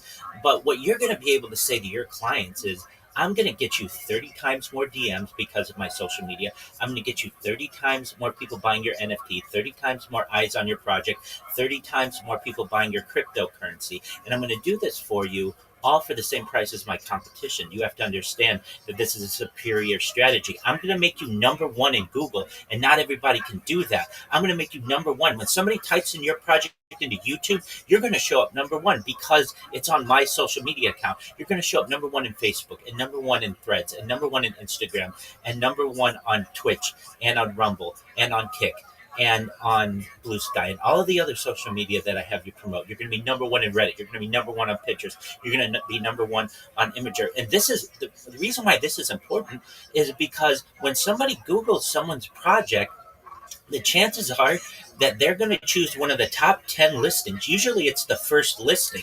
And if you are able to dominate the top 10 listings because of the power of your social media for your customer, you are invaluable. Nobody is going to be able to do that with just a Twitter account, because a Twitter account is just going to be one result. You're going to dominate all 10 results. You probably dominate the top 30 results and take all your competition out of the way. So I feel this is an excellent strategy. So once we get the link trees done, then what I advise everybody, one other thing. I said it was a three-part strategy. The first is it allows you to get 30 times more work. It also allows you to promote in 30 times more places. And also, it makes it very difficult to impersonate you. It's very difficult to impersonate you when you already have a presence there. Then somebody can't steal business from you and say, hey, I'm XYZ on LinkedIn, or I'm XYZ on Twitter. Please give me business on another one of the platforms, because the person can just look and see, no, you're not. XYZ already has a presence there. I'm going to go to the main source. Okay, so once your link trees are done, I teach you, and your profiles are optimized and everything. I teach you then how to really make money on Twitter, which is I show you how to make memes with meme generators, but not just make memes, but market yourself with memes so that you can go to a project, make a meme for them, put your link tree in the corner so that people know who the creative force was behind this information and connect with you, and they can say to you, that was a really good meme that you made. It made me laugh, or I downloaded it, or whatever it is, or they're just going to share it, and by default they're organically going to be advertising for you on their account.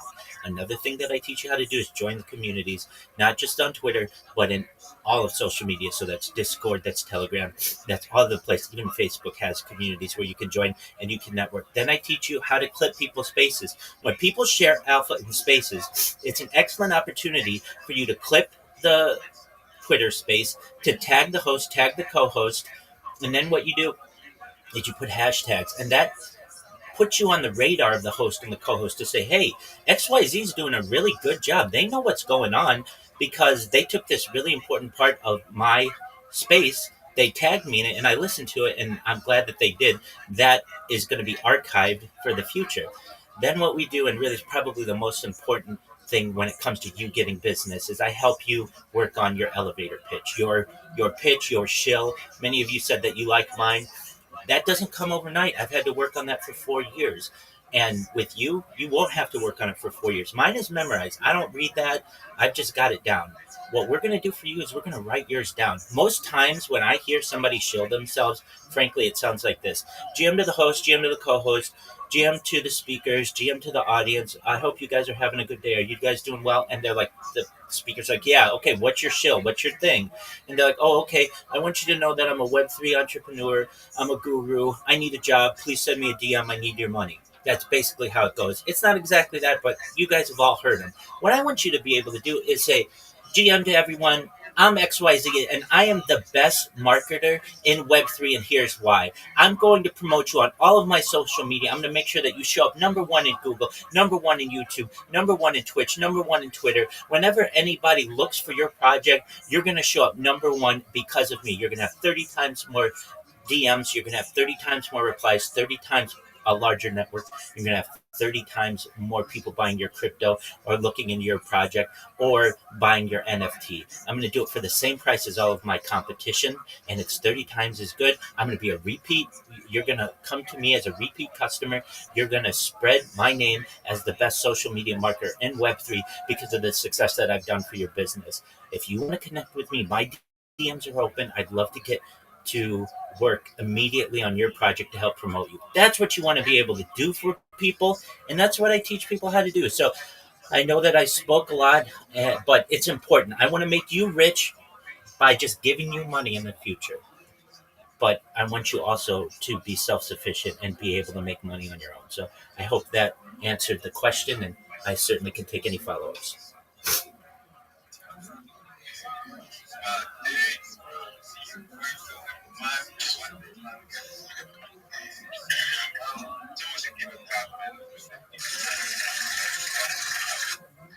Thanks so much for that, Rabbi. You actually go on the road and gave us the masterclass. I mean, if you're here and you will take anything from Rabbi said, no, are you sure you will be in this space? No. So this guy PhD alpha. And man, you are right on the right educations, man. Even the cheating aspects. And we all have heard it several times, right? They don't even want to shield themselves on species, and the way they shield it, man, even if I was they want me the project, I would even employ you before employ myself, and I do that, right? But this right here, that's the offer. About selling yourself, how you sell yourself matters in this space, man. So thanks so much for that, Rabbi. And I'm just going to give up the mic to George in case they have any follow-up questions.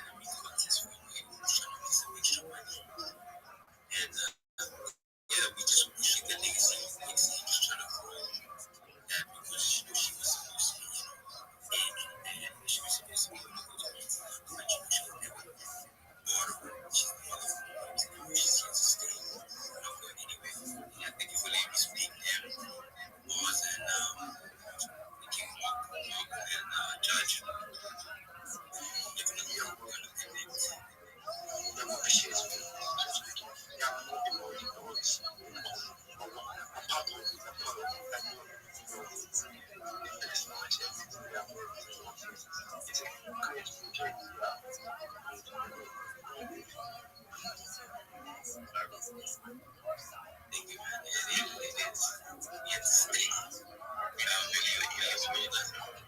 so that being said,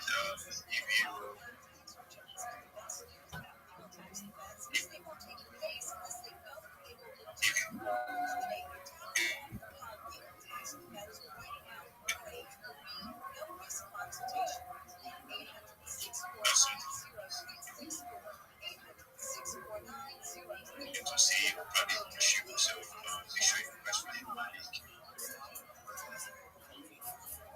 Spacey,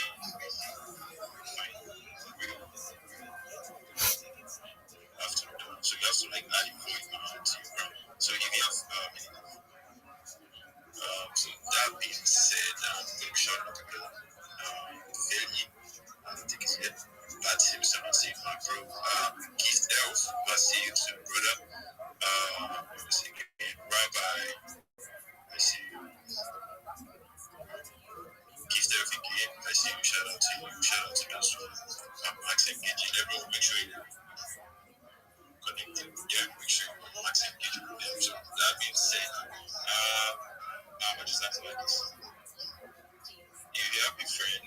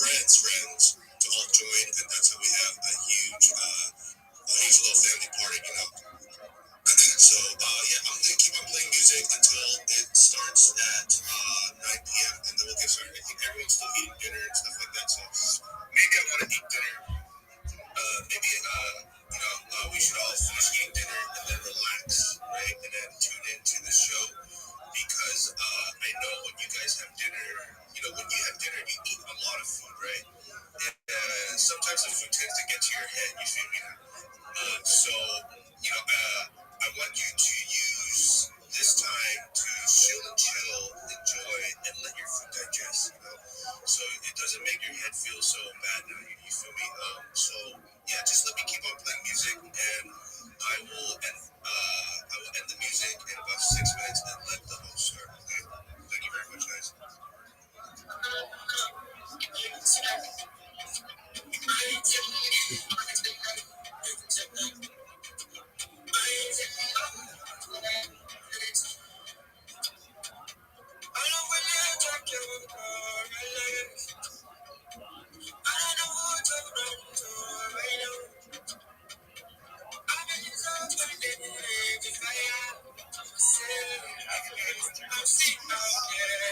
Looks like I found my house. Oh,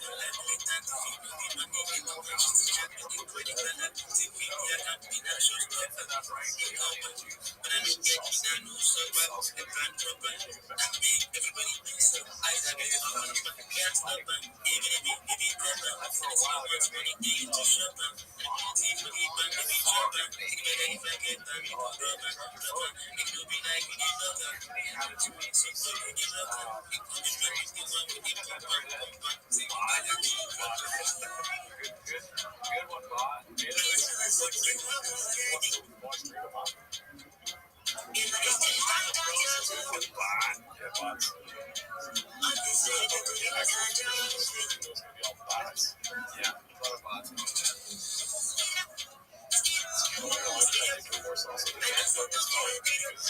As I said before, have yourself a good message. Is anyone in there walking?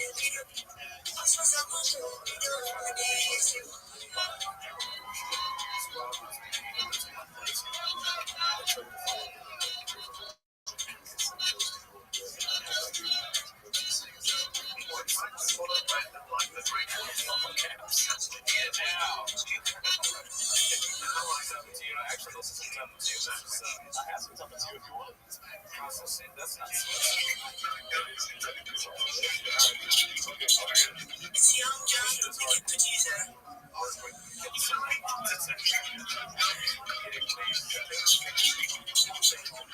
It looks good. It's hard.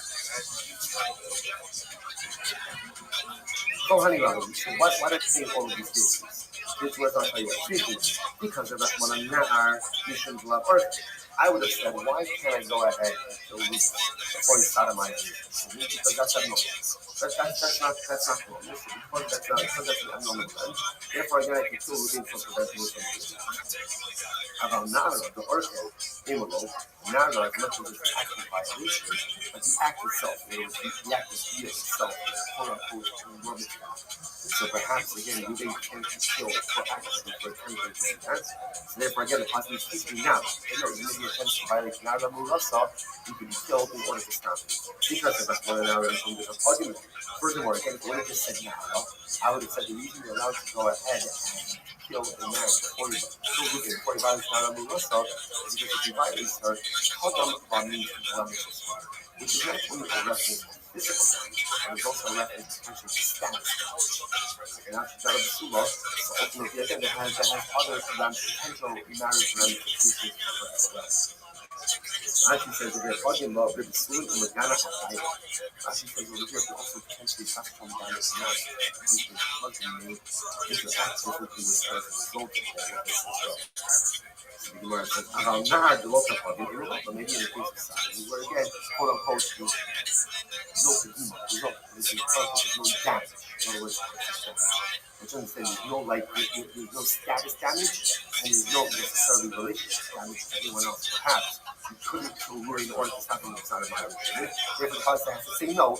Even if you kill Ruvain, if he's attempting to sodomize because of Rashomon and the Torah would have just said Nara and Zafar. So far we have again, if Ruvain attempting to violate Nara and Murasa, kill him to prevent him from doing so.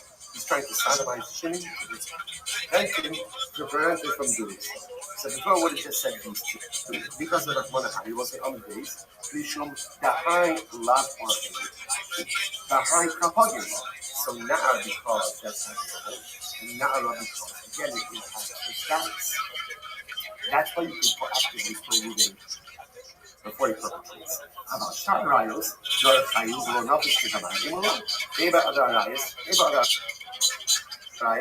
we're ultimately at A, it's quote unquote a moment, we're using Roman activity, and the ramifications, the Kedima, is that it doesn't blemish, quote unquote, status wise or relationship wise as well. Perhaps I would not be able to kill Ruvain to prevent him from doing so. Which you must consider hate.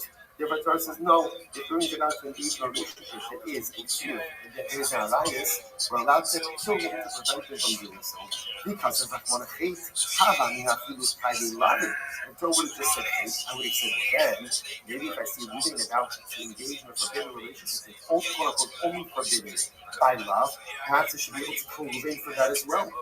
Because the Rahmana modest. Torah says, no, the only time you can proactively kill Ruvain is because you got to engage in a relationship which is punishable by death. Because of Rahmana modest, I don't mean hiding this is basically hiding himself wrong. If we would have just said modest, I would have said, oh, what does modest mean? Modest means hiding himself basic. Only any relationship punishable by himself basic. Right? Hiding himself. So Rahmana hate. Therefore, the Torah says hate, which comes to include hiding himself as well. So the Gemara says, the Richter of Rahmana hate modest below body Nara and Nara. So that's the case, just like the Pasuk says here. But the Pasuk says hate and modest.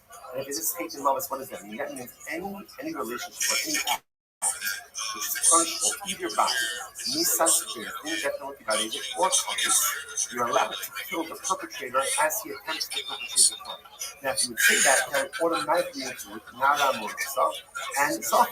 Anytime to stop it, it both of those. So just leave out Nar, right? Leave out Nar, leave out Nara, leave out just in case. We know that if Reuben is trying to do something, attempting to do something, trying to achieve a death penalty by David, or if he occurs, you're allowed to proactively kill Reuben to prevent him from perpetrating a crime against another human being. Rabbi, you might say, nothing on it. Right? Yeah, you're right. You could do that. That wouldn't make sense. Alright, so why does it say that the Nara, God will be about the covenant, the God will be the Hema, the Shabbos. Oh, so what's this? Here's the difference. Remember, there's a danger. What's the danger? The danger is like this. If it would have omitted Nar and Nara, it would have just said faith and love. So that was something like this. If Reuben is attempting to do anything that carries it to the death penalty, either by faith or by courage, you be killing to prevent him from doing it. Based on that, I would have said that if Reuben is about to Machalo Shabbos, I could kill him to prevent him from doing Machalo Shabbos. Or if Reuben is about to worship Avodah Zarah, I could kill him to prevent him from worshiping Avodah Zarah. So, what the Torah says, Nar and Nara, tells you what? The only time you're allowed to go ahead and kill someone to prevent them from committing an Avera is when that Avera impacts another human being. Right? But if the Avera doesn't impact another human being, for example, Reuben's about to make Shalom Shabbos, it's very bad, but it doesn't impact another human being. Or he's about to commit an act of bestiality, doesn't impact another human being. Or he's about to worship Avodah Zarah, doesn't impact another human being. In those cases, Halacha L'Maisa, you cannot kill Reuben to prevent him from committing the act. Incredible. Here's the problem. What about Kantrashti? The Omar Obi Kohaben, Mitalati, Nasto, Ramali. Again, we talk about this more tomorrow's job, Shabbos is job. Rashmi Shulman actually holds that Allah if you see if we didn't have to power Shabbos, you can go ahead. Sorry, I should say Avodas Kohaben. If I see that Reuben is about to worship idolatry, I can kill him to prevent him from worshiping idolatry. Why? So according to the Shulman Yochai, then why do I need Nar and Nara? The Gemara says, Chalim Uti the Himo, the Chalim Uti Shabbos. Interesting enough, when we talk about why this is, the Shulman Yochai tomorrow, that the Shulman Yochai holds only the Avodah Zarah. So by Avodah Zarah is unique. So if I see you about to worship Avodah Zarah, I can go and kill him to prevent him from worshiping. But that's only the Avodah Zarah. According to the Shulman Yochai, Nar and Nara come to exclude bestiality. If I see you about to engage in an act of bestiality, I can't kill him to prevent him from doing that. Or if I see about to Machal Shabbos, I can't kill him to prevent him from doing that either. Okay? To which the Gemara says, Chalim Uti the Himo, Chalim Uti Shabbos. Sorry about that, because I would have thought, Kisi Shabbos, Nichilu.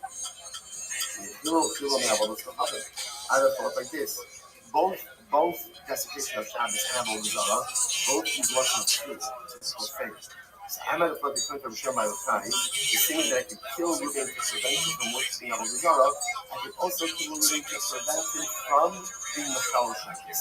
Hamash Molon no. Hamash Molon is only for Avodah Zarah, not for Shabbos. And Rabbi a lot of Rabbi Shimon, or Machal Shabbos, we tell us to Rabbi Shabbos. Oh, so but there's another sheet. There's more. So also says that you indicate that this school of thought. The primary school of thought says like this: the only thing you're about to kill Reuben is when he is about to commit something that is punishable either by death by basement or charis, and it impacts another person. But if there's no other human victim, you can't prevent Reuben from committing the idea by killing. That's the first rule. Second rule, I agree with that, with the exception of Avodah Zarah. You can't kill Reuben to prevent the worship of Avodah Zarah. And then you have a Rabbi Shimon.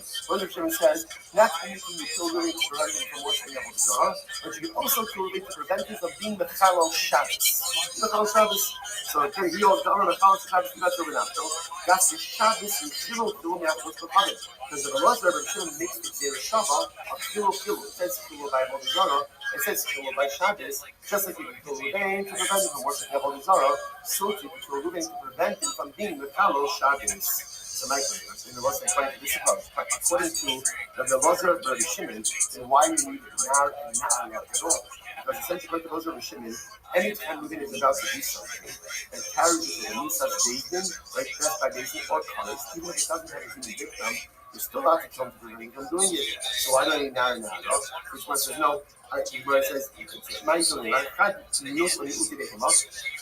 no, because one of those will call Nara or Nara. One of them will come to exclude bestiality.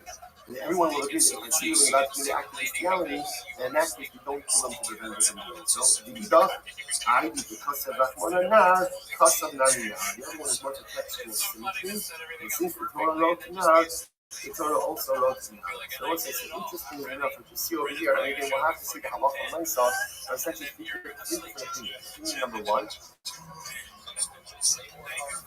is I'm allowed to kill the baby, prevent him from doing an Avera with the Avera A is either a punishment by use of the Kares, but the point qualifier has to have a human victim. That's not a human victim. If there's no human victim, I can't kill the baby to prevent him from they're shown by a guy agreeing, but adds an Avodah Zarah. The Torah is correct on working Avodah Zarah, and according to the Lazar or the Shimon, he adds in also Shabbos. The Torah is running from being a Chal Shabbos. Everyone will agree that, for example, an act of bestiality, as terrible as that is, if it is about to do it, I can't kill the baby to prevent it. Okay, terrible. What's really bad? The Nuda Omer, Atal Meres, Nuda Loshol Yad. The Nuda added in this case. What happens if Ruvain is about to violate the Nara? We're ready to move. And then the Nara says, no, don't kill him. Just let him do what he's going to do. I don't want to risk getting killed. He's scared that everyone will kill me. Just let him do what he's going to do. So, again, what Jesus says, you listen to her. The Gemara says, the mic listen to her. Obviously, if you listen, you listen to her. That means that I want to say, don't listen to her. So, what's the point? The mic listen to the Amara of the Machtagas al Pigima, Umanikasa Shalo Yahagim. Now, let's just listen to this. So, the Machlokas is the following. What happens if you know about this girl, that she is Machtagas on the Gemara? She says, the Machtagas al Padma, people say Machtagas will come up on the Mishum Agera. So let's say we know that obviously this girl doesn't want to be violent, right? Which makes perfect sense, and she is concerned about the ramifications of this act of violation. Right? So what happens if we know that she is makted on this agreement, but we also know that she's telling us leave him alone? So what do you do in this case? So let's say, so again, the Rabbanan like this. Torah is makted on the cover of this girl. And therefore, again, Torah says, kill Ruvain. And if we know that she's makted on herself, so the mice, again, we're not going to listen to what she says. We're going to kill the guy to prevent him from going ahead and violating her. And Yehuda, hide the camera as one of the calculated from the Master National Talmud. Well, Master National Talmud, so the Gemara says, Yehuda will say like this. Why does the Torah tell us to kill the perpetrator? Because we're afraid that if we don't kill the perpetrator, she's going to see it with her life rather than be violent. So we're concerned about the fact that she's going to give up her life rather than be violent. And the Torah says kill the perpetrator. But in this case, which is kind of telling us, leave it alone. That's really what it's going to do. I don't want to get killed, but you just says you listen to her and you don't kill the perpetrator. All of us are not to tell us. Oh, we have a lot of Almana, so if you look at actually says over here, the Master National College, she most has a level, she again, a little Tivala, but Amratori, he still Dama. So let's say, so ultimately, again, for Jesus in general, that's what we're concerned about. She's going to give up her life rather than be violent. And she's telling us, no, she's trying to do what she wants to do. I don't want to run the risk. We listen to her. I'm going to pull out that. I'm one of the Kohen Gadol Nami Kapadi. What if a Kohen Gadol is being ready to violate that relationship? There's also a there's a genealogical blemish. Because now she has relations with Kohen Gadol. So would we kill the Kohen for something like that? I'm really at the Gima Rabba Kapid Rahmana, at the Gima Zitolo Kapid Rahmana. The person seeks out the Gima. What is talking about since the fact that now, again, this Amora will be able to marry a Kohen, right? Okay, obviously it's ramifications, but Lamaisa, again, it's not the type of ramifications that we are, the Torah itself is actively concerned. So let's say, so what's interesting, Torah points out is that a lot of Lamaisa, passing like to that one, it's not like that. And even in a case where the woman would say, you know what, leave it alone, a lot of Lamaisa, we would not leave it alone. It's also important to understand that sometimes we see sugyas like this. So what exactly do we have to clarity? So remember, a lot of times what happens in Gemara is it's called the expression of halacha. Why halacha is just the examination or the extrapolation of concepts, devoid of emotion. And that's what you see with it. But I don't think that like halacha we assume that every single time you have a violent right, that's a consequence. Almost in the same way, and halacha we assume that someone who is above Machtar, so yesterday is coming to join around someone else, that you assume that halacha that person is ready to come to the house. It's the same result over here. Now he's going to use brute force against the woman. How does it nice again? We assume that act of violence carries readiness to take life as well. And we'll deal with him as a sin. We'll deal with him ultimately again as someone who's ready to commit murder, and such we are allowed to kill him to prevent him from violating the law. But if we just do with the scripture case where she says, don't do it. She says, don't do it. So what should we do in a situation like that? Where she says, don't do it. The Buddha says, we listen to her. Rabbi is saying, we don't listen to her. We don't listen to her because it could very well be that the Torah cares more about her covenant than she cares about her covenant. And therefore, Allah myself, we will do what we need to do in order to stop this man from violating so much, even if it means to do it. I will say, we're going to stop over here. We're going to stop. We're going to everyone again. Trying to be with you in person. Have a wonderful day and get me on the shots. I know about names. What's the hottest sauce you guys roll? I like habanero sauce, dude. Yeah, habanero's. All right, so we'll say good morning. Good morning. Let us begin by thanking all of our sponsors for this morning. Sure to thank our Talmud response. That was delicious. It was too hot to eat. Oh, that's what I ate it. The 4, Tuf Shin Pei Hey, for the year 5785, the Tosim Mishpacha Baruch Yisrael. 4, in the source of wishing a Mazel Tov to Yoshua Mordechai Tilson on his engagement to Amit Cohen. Mazel Tov, may they be Zochai Meretz Hashem. You know, you should just know that Yoshua Mordechai is a brave Chayal, a brave soldier. Baruch Hashem gave much to Am Yisrael, to Eretz Yisrael, and now it is so beautiful that he is going to be celebrating the building of his new home, which should occur in Eretz Hashem, B'Shar Tobo Mitzlachos, and should in Eretz Hashem be benched with generations of beautiful Simcha, Mazel, and Bracha. Well, say with that, let us begin. Of course, as always, we dedicate our learning and discuss of all of our precious happiness here from Baruch from Eretz Hashem, bring them home, the Shalom and the Karov, and Halabai, all of our soldiers will be successful. The Chol Maaseh Yedehem. Well, let's say today's daf. It doesn't matter what today's daf is. Let's not get caught up in details. Let's don't lose the trees from the forest. We're going to be learning Sanhedrin today in Eretz Hashem. We're going to be starting on Daf Ayin Aleph 71, and we're going to see in Eretz Hashem where the journey takes us. We are picking up in Eretz Hashem on Ayin Aleph 71a. We're picking up about 12 lines up from the bottom. Bais Aminuga. So Gemara says, Kiman Azla Hadasanya. With whose opinion? Whose opinion is reflected in the following statement? Bais Aminuga lo hayav lo asad liyos. So there was never a such thing as a Bais Aminuga. Bais Aminuga means ultimately again a home that was afflicted by tzaras. So such a thing never happened, such a thing never will happen. Whose opinion is this? So the Gemara says, I'm sorry, why is it written? If it's never going to happen, why is it written? Ultimately, in order to learn it and receive reward. Who does this opinion reflect? Rabbi Elazar ben Shimon. Like Rabbi Elazar ben Shimon. Good, that's how Lochah designs this. Now Rabbi Elazar ben Shimon. Rabbi Elazar ben Shimon says, the Olam in Abayis Pameh, Ashira Kishtei Gris and Ashtei Abonim, Kishtei Ksalim. The Karen's office. So again, in order to have Saras and Lochah, remember again, there's a whole topic of Saras in the house.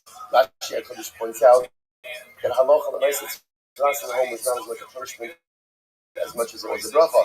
This is Rashi points out, before the Jews came into Eretz Yisrael, the indigenous nations hid treasures in the walls of their home. And the truth is, the only way you would know that those treasures were present was with saras, because that would require the removal of stones. And then one would see the treasure literally again that was buried behind. So again, Rabbi Elazar says, but in order to have saras of the home, you need to satisfy so many different criteria. It has to be like 2 grisim. A gris is a measurement. Ashtei Avanim on 2 different stones. The Shtei Ksalim on 2 different walls. The Karen Zavis. So essentially, you have to be in a corner. Arko Kishne Grisin, but Arko Kish Gris, it has to have a length of 2 Grisin, a width of 1 Gris. So my time, what's the Rabbi Shim's logic? Why does it say this? Siv Kir, or Siv Kiros? Because the pasuk says, talking about Tzaras in the home, it says it appears on a wall, and then it says it appears on walls, plural. So the Gemara says, Ezuhu Kir, Shuki Kiros. What ultimately again is a home? What is a wall that is like walls, plural? The Omer Zakarin's of this. This refers ultimately again to a corner. So we'll say, so Rabbi Tzadok says, Makom haya b'tchum asa, v'hayu korim also churvisa segirta. So the Gemara says, but there was a place in Asa, and they call this place in Asa churvisa segirta. So again, interestingly enough, Rashi points out that here churva is mitzora, and churva is called mitzora. So essentially, what the Velazar Tzaddik is saying is that there was mamish a home that was known to have tzaras. Rabbi Shimon ish kfar ako pramachas harakti begov v'galil v'reisi makom shemetzayin also v'amru abanim minugaos kinu l'sham. So Rabbi Shimon ish kfar ako says one time I went to the Galil, and in fact I found a place where they were storing stones that they said were removed from a home afflicted with tzaras. So we'll say, so once again you see this tension. On one hand, first opinion saying there was never a home with tzaras, never happened, too much specificity. The other opinion saying that Allah say, no, we actually saw a home with tzaras. Beautiful. Much to say on this, but we'll cover a little bit of ground before we get into some life lessons. Says the Mishnah, Haya echlem gidem, o chiger, o ilem, o suma, o cheresh. So let's just remember again, we saw in the last sugya that in order for a child to become an Ansar or Mora, Lashon of the Gemara was the parents have to be shava. Parents have to be quote unquote equal, right, or similar. Now the leading Gemara was talking about over there was that the parents have to be shava. The kol, the mara is a kol. They have to be shava. They have to be similar in literally again their voice, their height, and even in their appearance. Now the Mishnah goes on to more technicalities. If one of the parents was a giding, now she points out that there's giding is they're missing a hand, an amputee, o chiger, or they're crippled in their leg and therefore can't walk, o ilim, or mute, o sumo, or blind, o cherish, or cherish generally means deaf mute. Eno nasa ben soramora. The child can't become ben soramora. This is a technicality. Now why? That's Shneimar, because listen to this. The tough subo of a bimo, the pasuk says, the parents will grab him for lo gidmin. Oh, wow, that's really funny, man. So if they're missing that's a hand, really funny. I said that's really funny. Both Sio also, they will take him out. So therefore, again, if they lack a leg, how's your day going? Ability to go out and remove him, they can't take it. The Gemara says, they will say, the parents will say, what's on your agenda for today? No illness, not if they're mute. The name of Zeh, that deals to identify this son, I got this thing, parents who are blind. it's called Banning Your Ass Forever, and you might enjoy it. Maybe not forever, but for right now, peace! Right, the Gemara says, Masin Bokas Neshlosha, Umalkin also. They warned the Ben Sora Moret, so again there's Hasra. They warned him first in the presence of three, and then ultimately administered Malchus afterwards. Because of the Kilgal, so you will say it's interesting, because here we're introducing something new. Apparently, there is like a Hasra. They warn the kid about his behavior in front of three, right? So again, apparently the way it works is like this. The child or the young man steals the money, purchases the meat and the wine, conforms to all of the criteria that we established in the last couple of chapters. His parents warn him in front of a basin of three, and then again they flog him. They give him Malchus. If he repeats the behavior again, that's when he becomes a Ben Sora Mora. Because if he killed Gel, that's from the Shlosha. If he goes ahead and repeats his errant behavior, then he is judged by basin of 23, which makes sense because now this is a capital case. They on this go, Adshu Sham Shlosha Rishon. But again, he's only stoned, he's only executed if part of the basin of 23 consists of part of the I should say differently. The original three who essentially judged him for Malchus have to be part of the subsequent basin of 23. Shneimar, Benenu Zeh, Zeh Shalaka B'Lechem. You have to say, the parents say, Benenu Zeh, this son. This son means the son that was warned and flogged in front of you, the first three, is now going to be executed for becoming a Ben Sora. Incredible. Shema Shamas Mina, you might say, what do you see from here? But you know, in Krah, I must say, what you see from here is something very interesting. That Halacha L'Maisa, when a pasuk is written a certain way, that's the process that has to be followed. In other words, you want to say, what does this mean? So we would have thought like this. you look at this pasuk of Ben Sora Mora, right? So the pasuk says, the tough supo of the video, his parents will take hold of him, but see also al zikne iro, dal sham kamo, and he will take him out right to the basement. But and they say, now if you notice, what's happening over here? If you notice, there's a very literal interpretation of the pasuk in here, right? That literally they have to be able to grab it. They have to be able to walk. I don't know, when you look at this pasuk, one could have also even said the pasuk is more figurative. I don't know that you have to understand the pasuk in such a literal sense, but clearly the Mishnah is understanding it in a literal sense. What do you see from here? Shamas mina, but inon kra kidichsiv. You have to follow a pasuk as the way that it's written. The Gemara says, "No, this is different." Shiny hava, why on the base? We're making progress. Shiny hava, 71b. The kulei kra yisera. So as I say, no, this is different because here the pasuk itself is written in such an elongated form. Look at Rashi. Kulei kra yisera. The matzi v'mikra both seisen also shara here holy skeleton. In other words, reading out this whole thing. Parents will grab hold of them. Just say, you take it through the face, done. The fact that the pasuk is really such longhand indicates to us that there is a hakpada. The Torah is telling us that again the parents have to be able to engage in all of these processes, and inability to do so prevents the kid from torment sorrow more. Okay, the master of the case shows up, and we warn him in front of me. He wants to Lamali, why do you need three for trace idea? Why do you have star in front of three? You just need to have star in front of two witnesses. A Rabbi Halkishom, and Masim Babifnei Shnayim, and Malkin also Bifnei Shlosha. No, what he means is like this. You're right, we warn him in front of two witnesses, and we give him Malchus in front of three. This three represents a David. Not just, whoa, Malchus and Sora Mora, where do we ever see Malchus by Ben Sora Mora? Right? So the only thing we ever see by Ben Sora Mora is what? Is execution. Nisa. Where are you getting Malchus from a Ben Sora Mora? You can be above. Don't be above. But man, you Yisru, so you make it very trouble. Yisru. So it says the Yisru also, the Yisru by Ben Sora Mora, and then it says the Yisru by Malchus. And then again, the Yisru, the Ben, by Yom Ben Akoshara. So essentially there's a greater Shabbat between Malchus and between Ben Sora Mora because that first time offender, right? First time offender Ben Sora Mora gets Malchus. Okay, example, you must cause of a drink on the Chashulo. Again, Ben Sora Mora once again repeats his negative behavior again.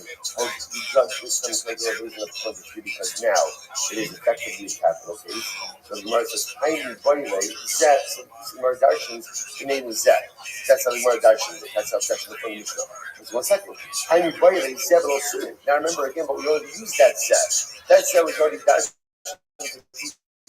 Let's watch. So Allah, the parents have to have sight in order for the kids to become Ben Sora Mora. So how are you now using that same Zet for a different structure? Let's go to Benenu Hu. My Benenu Zet. The first thing translated in Benenu Hu. But instead it's Benenu Zet. Shmami not Tashi. So everyone will say Zet teaches me two things. What it teaches me, number one, it teaches me parents have to have sight in order for the son to become Ben Sora Mora. That's number one. And number two, that the original three who served as the Beis Din from Malchus have to be part of the Beis Din of 23 for execution. It's incredible. Mishnah, Orach Achlan, Magino, Yachakar, Heket, Zakana Tachton, Patra. So remember again, from the beginning of the Ben Sora Mora Sugya. That Ben Sora Mora is interesting. There's like a window. What's the window? It has to be like a katan samach, which essentially is you can only become Ben Sora Mora immediately upon reaching adulthood. And the metric for that, the Gemara says, essentially was what the Gemara called like a beard of pubic hair, a ring of pubic hair. So the Mishnah makes a very interesting point over here. Let's say a kid is accused of being a Ben Sora Mora, right? And when he is brought to Beis Din, he's of the age where it's appropriate. In other words, where you could be done, you could be a judge of the Ben Sora Mora. And then what happens? He ran away from Beis Din. He went right to he escaped from Beis Din. Before this verdict was passed. And then what happens? They find him again, and they want to bring him back to Beis Din. But by the time they bring him back to Beis Din, he has further physically matured. What's the halacha? Pater. In other words, he's aged out of Ben Sora Umora, and therefore, again, so the interesting part, remember again, this is because he escaped before his verdict. So if he escaped before his verdict, by the time we get him back to Beis Din, he's already too physically mature, right? What we call the Zakana has already formed, He's out. He's free on a technicality. On the other hand, if let's say the kid came to Beis Din, was judged, verdict was passed, but he escaped before execution, and then we find him afterwards, even though now he possesses more signs of physical maturation, we can still execute him. Incredible. So the Gemara says, Ben Noach should be against Hashem. Interesting piece over here. So let's say a Ben Noach, a non-Jew, who cursed HaKadosh Baruch Hu, and then what happened? He achakach miskaya. Then he converted. What's the halacha? Potter. Then he converted Potter. Why? What's the logic? The logic is logic. Holil v'nishtana dino v'nishtana misaso. Because the Lord said that halacha l'maisa, his whole legal framework changed. Remember again when he was a Rashi points out something very interesting. So literally translated, since his legal ramifications or his legal framework changed, therefore his verdict changed as well. Take a look at Rashi. All of the Shtan Shtan Misaso, even make Karni from the Eidakod of the Dayan Ekod below Asra. You know, Abed Hashta Bayin Asra, and Hedge Shafam of as a Ben Noach, right? Ben Noach is judged with one witness, one judge, right? One judge, and no hasra. A Jew is judged with a basin of 23, hasra and everything else. So therefore, again, since now he converted, since his legal framework changed, therefore what? His din is his halacha changed as well. Incredible. So Gemara says,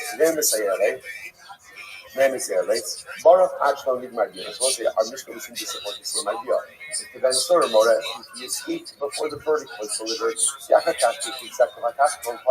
and before again, and then when they found him, he already exhibited signs of further physical maturation. His father might have, what's the reason?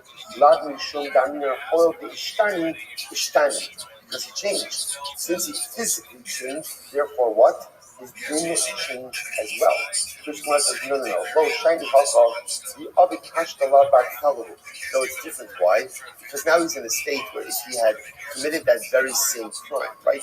As a child, or as a young man with enhanced signs of physical maturation, if he were to steal that same money and buy meat and buy wine, he would not be chayiv at this stage. That's why if he escapes before the verdict, we find him later on, he's going to be potter for Tashma. So ultimately again, it's the Betzora Mora. If they deliver the verdict, but he's not only convicted before he was executed, and then they find him, but by the time that they find him, he has already exhibited signs of further physical maturation. What's that? He's chayiv. Now, why is that? Nigmar Dino comment, because again, Allah his verdict was passed. Nigmar Dino Garba Katikahu. He's already, if his verdict was passed, then Allah, of course, he's going to be chayiv. So the Gemara says as follows. We'll say, by the way, what a tremendous Musar Haskell is. Tremendous Musar Haskell. So if a Ben Noah curses HaKadosh Baruch Hu, and then he converts, what's the halacha? He's not subject to a death penalty. Why? Because again, the Lashon of the always Lashon of the Gemara, Holil V'nishtana Dino, Ishtana Misaso, his din changed, and therefore again his death penalty changed. What do you see from here? You see from here this that halacha l'maisa, even if there is a certain din hanging over a person, there's a certain verdict hanging over a person.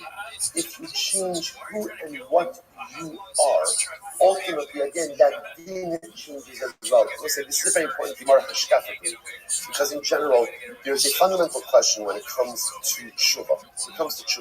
Let's say again, I'm a person, I committed an avera.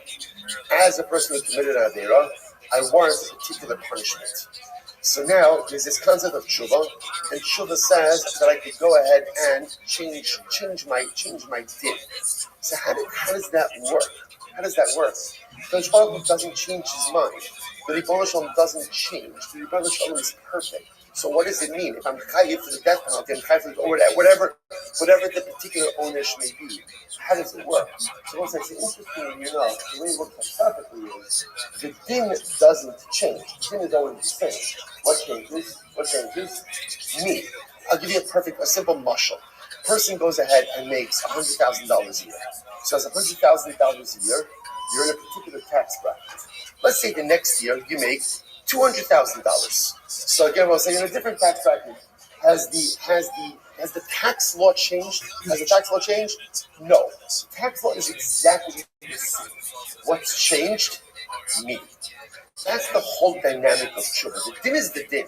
If I remain the same person, then this is the din. This is where it is.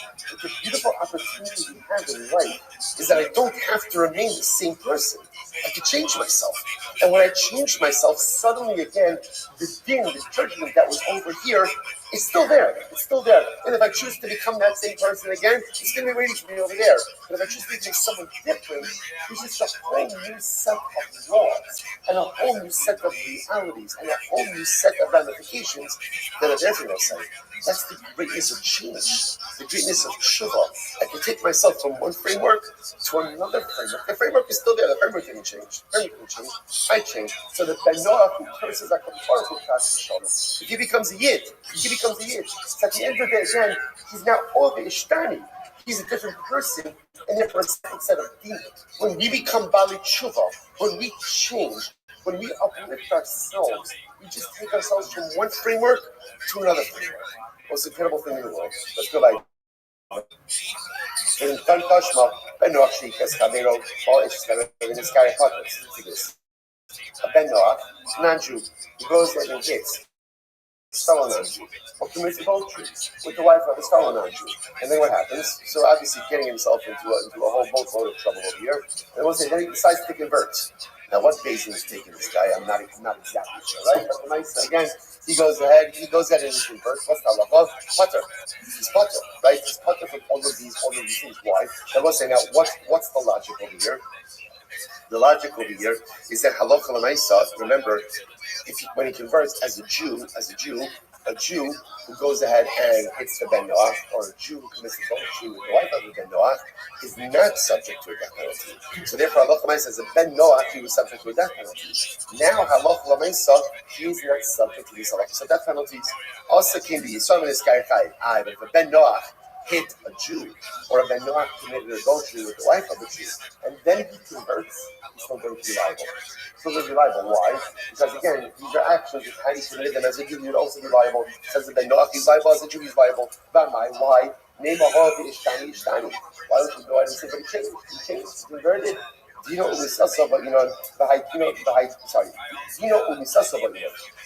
to apply this metric of change, it has to be that both the din and the death penalty changes. Bahai, Dino Ishtani, Misasalo Ishtani. Here, the particular facts of his judgment may change, but the death penalty still remains the same. Quite fascinating. So Bishlam was saying, I understand the death penalty itself, right? When he kills someone, says Ben Noach, it was Sayyid, and now he also be Chayiv Sayyid. Remember, Ben Noach, we saw troubles a little while ago, Ben Noach was always executed as Sayyid. So as a Gentile, it was Sayyid, and as a Jew, it's Sayyid. Other Ishas Ish, or with adultery, as a Ben Noach, it's Sayyid, Bahash Chenek. But now it's going to be strangulation. So this din is different. Which was, we'll say, second line down in the white lines. Benara Murasa. So we'll say, we're talking about over here where he committed adultery with Benara Murasa. The Edi, the Skila. Both a Ben Noach as well as a Jew have the punishment of Skila for Nara Murasa. I, Baha, also came to Yisrael. Tumia de Ishes Kadero. Katani. But it says if he committed this same act with the Yisrael, comparable to Ishes Kadero, Ella, Kala Bechamura Meshach Shaicha. So we'll say, but rather we see again, interesting enough, a more lenient penalty is automatically dragged along or included with a more severe one. That's why Rabbi said that Sayyid is more Chamer than Chenek. Also, we had all this before. The great Rabbi Shimon says that Chenek, strangulation, is more Chamer than Sayyid. What are you going to say? Rabbi Shimon said, like Kitana, Kibim Nasha. The Amar, Homis Samura Bilibningo, Eino El Chenek. That's when we had this in my focus. So he holds the Kibim Nasha, it's not only Nasha, we hold nobody enough, always put to death with Chenek. So, Mishnah Eishes, Ish Mei Kara. So I understand the case of the Ben Noach committed adultery with the wife of Israel, and then he converted because whether he was a Ben Noach or he's a Jew, he's punishable by Chenek. So it's one second. And according to this, as a Ben Noach for murder, he would be Saif, not a problem. Again, we assume that Saif is a more lenient form of death penalty than Chenek, and therefore again the more lenient one is included with the more common one. Let me say, Sarcha, Biachakach, Bagra. Right? The Gemara says Tidon the Chenek. So the Gemara says Tidon the Chenek. The skila my time alone. So she would be judged with Chenek and not with skila. Why not with skila? It must be because halacha l'maisa to my Nara Murasa. Sorry, Nara Murasa both when committed adultery, then she became Bulgaris. So what's the halacha? She's judged with Chenek. Right? The Gemara says why not skila? Because she changed from a Nara to a Bulgaris. The kosher came halacha yishtani l'gamay, and all the more so in this case where the change was complete. So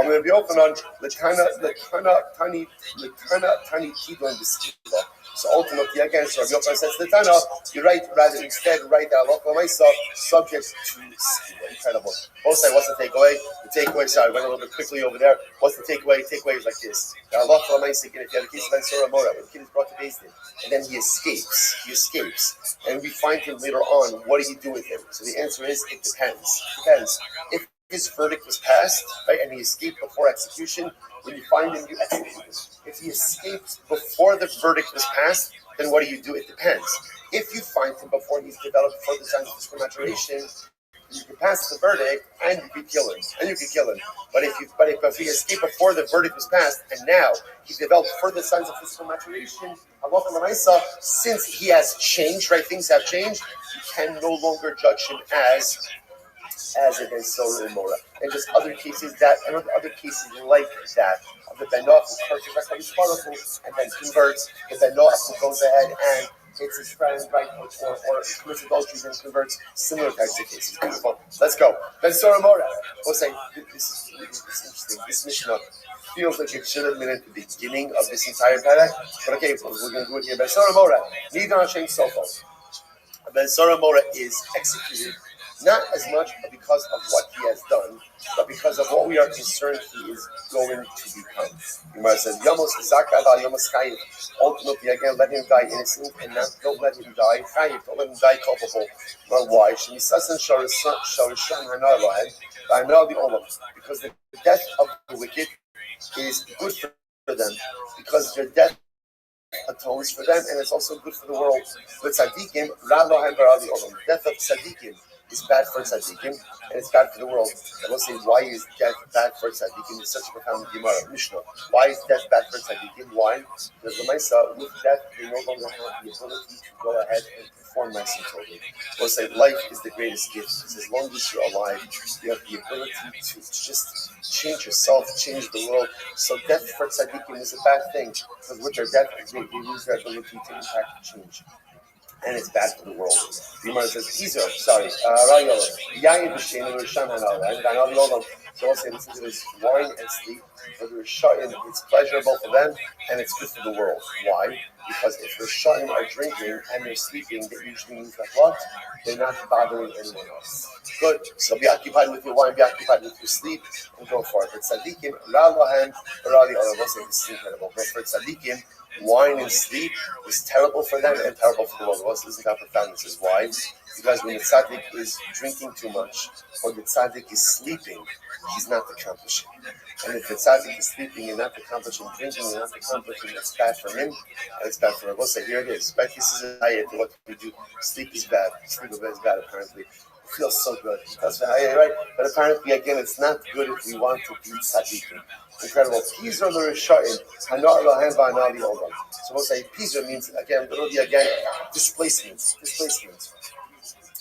We must say scattering is good for Rishaim and good for the world. In other words, if Rishaim are not together, if they're not concentrated, it's good for them because then they can collaborate with one another, and it's also good for the world.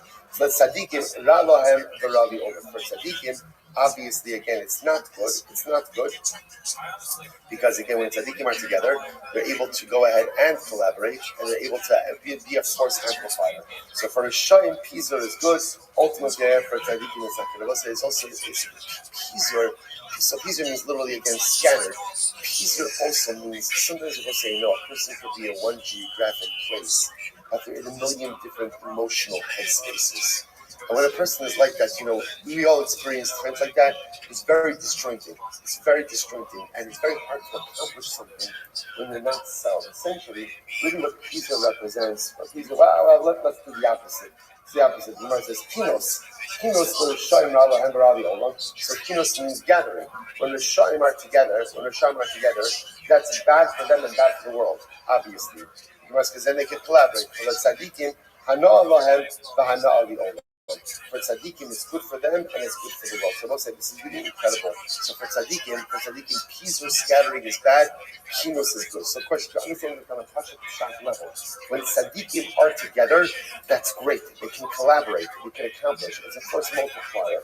And when they're dispersed, again, they can only accomplish as much as any one individual can. But it's not just true for others, this is also true on a personal level. Sometimes in life, I'm in a state of Pizur. Pizur is I'm all over the place. When I'm all over the place, it's hard to accomplish when you're everywhere. When you're everywhere, why? Because it will say Pizur means there's a lack of mindfulness. There's a lack of presence, right? Kinos means there's mindfulness. Kinos means a gathering. I'm in one place. I'm mindful. I'm attentive. I'm there. It's interesting. Sometimes we like to think that when you focus on multiple things, we're accomplishing more. But we know this. When you multitask, maybe you are accomplishing more, but the quality of the work is significantly diminished. That's Pizur. Pizur is multitasking. So just know, again, it's not the best thing. Kinos is where there's mindfulness, there's attentiveness, I'm present. When that happens, it's good for me and it's good for the world. Incredible. Let's finish up. You might say, tranquility is bad for a shayim, because when it's tranquil, the shayim can do a lot more damage, and it's bad for the world. For the regular shayim of shagat. Let's have tzaddikim, for tzaddikim, ultimately against tranquility is good for them, because with tranquility they can focus on accomplishing more.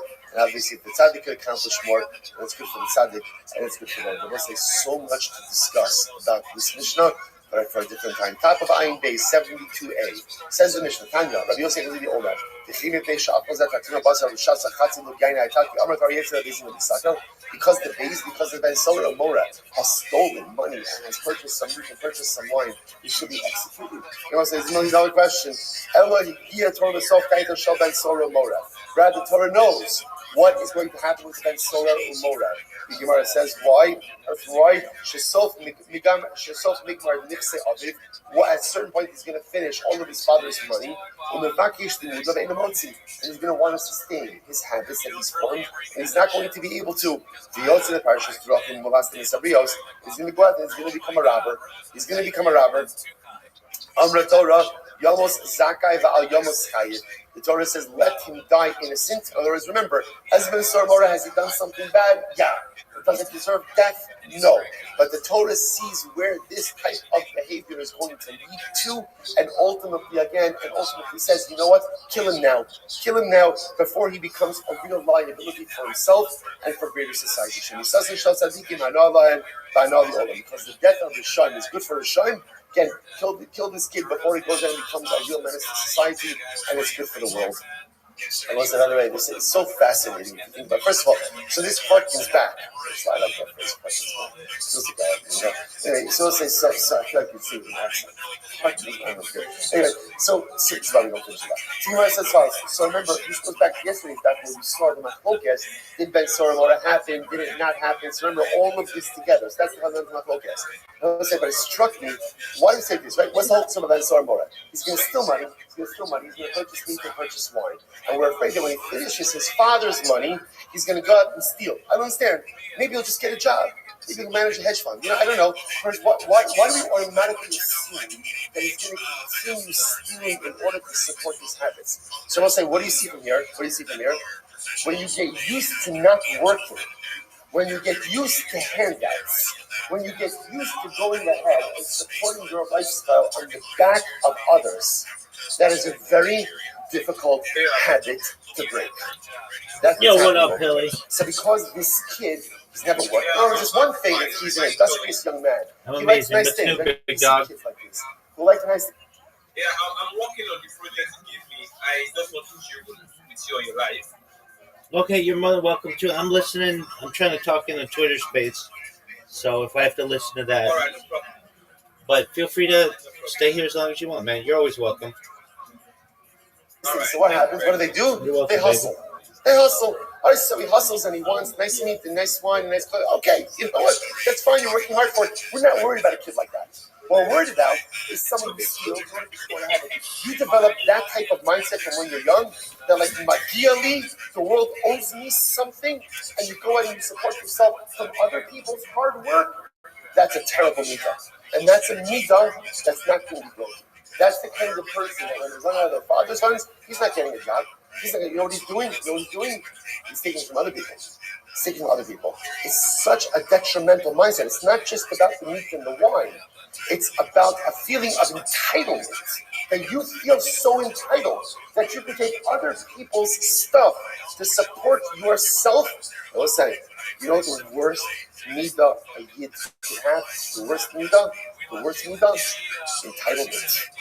Magia, you know, Rabbi Sachs, pointed out that in Yiddishkeit, there are no rights. There's no Bill of Rights in Judaism. Right? The Torah doesn't entitle you to anything. Rabbi Sachs started off a right that in Yiddishkeit there are only responsibilities. There's 613 responsibilities. Responsibilities, not rights. Why? Because a Yid should never walk around feeling entitled. No one owes you anything. HaKadosh Baruch Hu doesn't owe you anything. And I will say, by the way, it sounds strange. He's like, wait a second, that's not true. People do owe me something, right? People owe me akars. I tell people owe me this. Let's say the problem is if you walk around feeling you're entitled, there's one thing you can be absolutely sure of, which is you will be profoundly disappointed. So you can feel entitled. Everybody owes me everything. Okay, and when it doesn't come, you're going to get upset, you're going to get offended, you're going to get hurt, you're going to get all these different things. Or walk around, you know what? No one owes you anything. Don't walk around with a magiali entitlement. And so I will say again, in marriage, don't walk around feeling that your spouse owes you something. Your kids don't owe you something. Your parents don't owe you something. Your friends don't owe you something. It's beautiful to do something for you. And then when they do something, you will feel such a profound wave of hakara satov. That's beautiful. But again, you can dispense with so much life disappointments if you get rid of the feeling of entitlement. And that's what's happening over here. You know what's the real danger of the Ben Sora Umora? It's not the meat and it's not the wine. It's the walking around from a young age with a feeling of entitlement. Jews don't have rights. Jews have responsibilities. Dispense with the feeling of entitlement in all of your life relationships and become much happier in all areas of life. Let's go back here. So Gemara says, right? Gemara says, for tzaddikim, ultimately, again, death is bad for them and bad for the world. The Gemara says, Yayin, this is just repeating what we saw in the Mishnah. Yayin, Shina v'yayin l'rishon hanav yolam. Sleep and wine are good for Rishon, because then we're not causing problems. Shina v'yayin l'rishon hanav yolam. The tzaddikim, rather yolam. But wine and sleep is not good for the tzaddikim. Why? Because they're good for the tzaddikim if they're drinking or they're sleeping, they're not performing their nice and tovin. Sheket l'rishon rather yolam. Tranquility is bad for Hashem, bad for the world, because it gives them time to engage in all their negative imaginations. But tzaddikim hanola v'hanavi olam. But tzaddikim is good. Pizor for Hashem hanola v'hanavi olam. So again, scattering, displacement is good for Hashem, good for the world. But tzaddikim rala v'hanavi olam. Mishnah. Habab Maktaris. What's he switching gears now? Habab Maktaris is a thief. Habab Maktaris means a thief who comes in secret. I was saying now, literally, Maktaris, the way that Rashi understands it, the way Gemara understands it over here, is a thief who comes in through tunneling. He's literally, again, digging a tunnel right from somewhere into the house of the person he wants to rob. So, Abal Maktaris, neither Hashem Sofa. So, it says the halacha is if somebody, now the assumption is this is happening at night, this is happening in secret.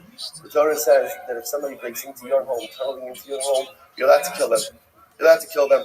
Now, we'll see why that is. The Gemara says so. The thief is judged based on what we believe he is going to be willing to do. So let's say Reuven broke into my home, and when breaking into my home, he broke a barrel. Also, if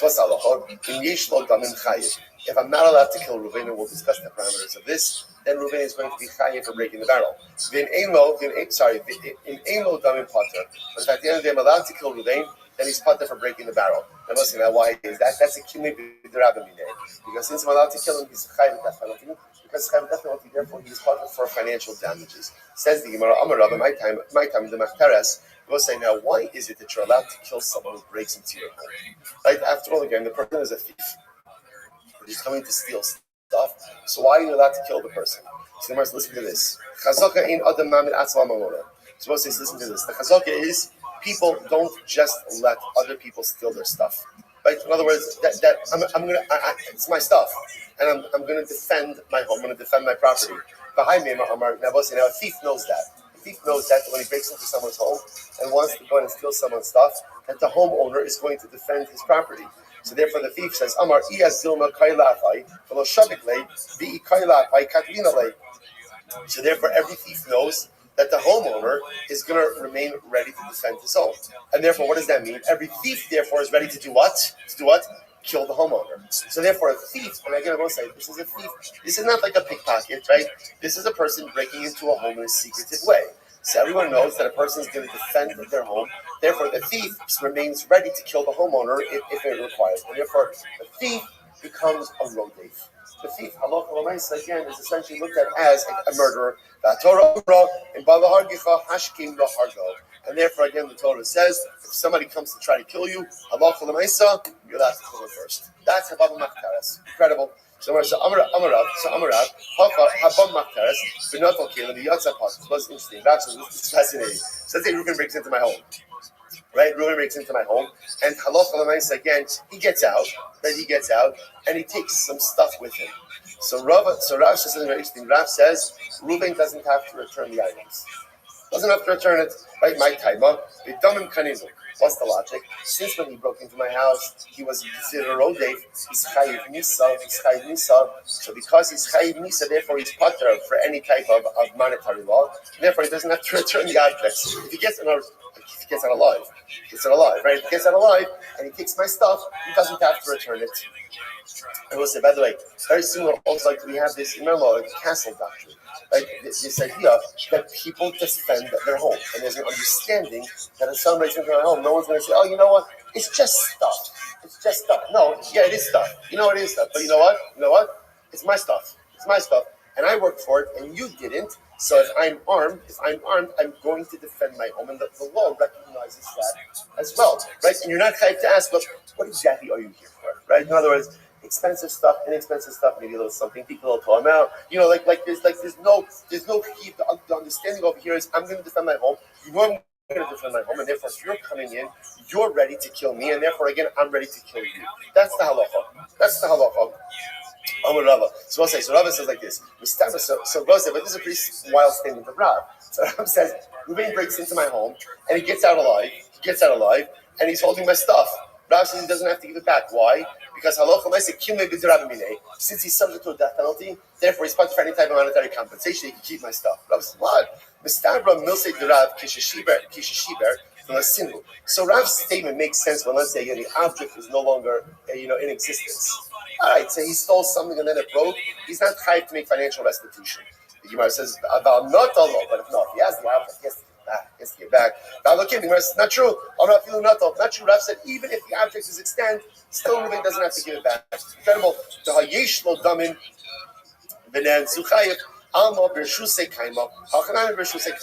Because again, essentially, since Reuben the thief was liable to a death penalty, he essentially acquired the object through his death penalty. Right? He's subject to death. He's not subject to any type of financial compensation, and therefore, the object is now deemed to be in his rishos. Gemara says, "V'lohi, this is not true.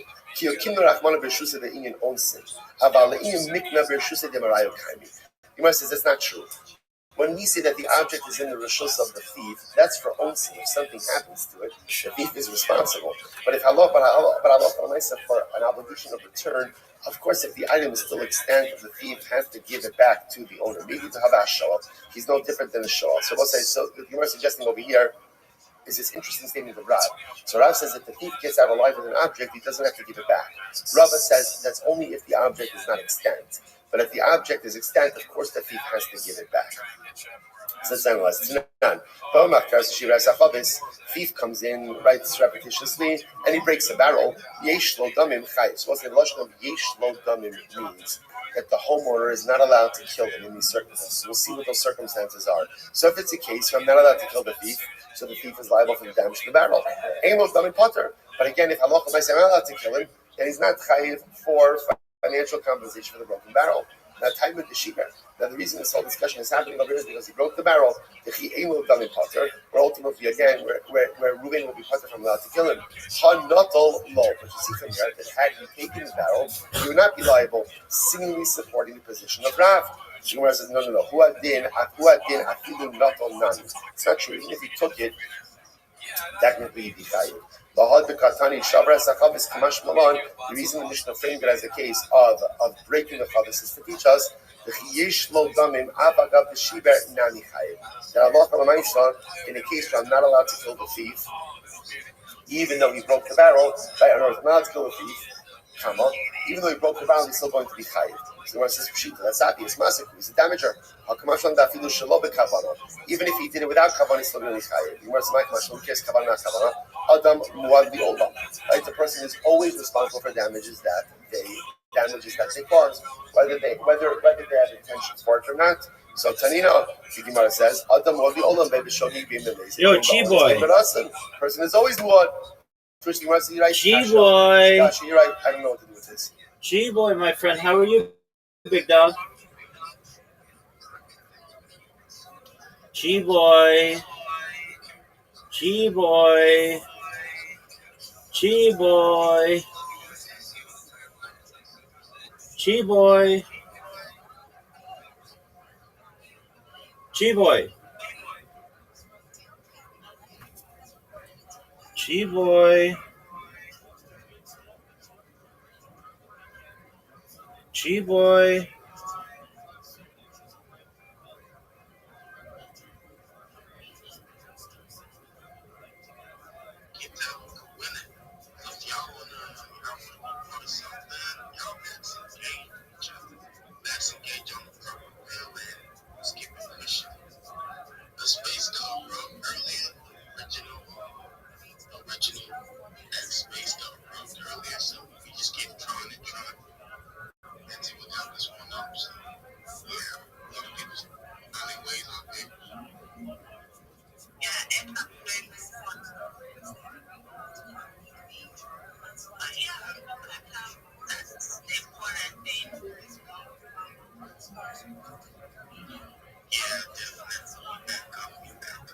I see Rabbi ROTHSCHILD was a good legend.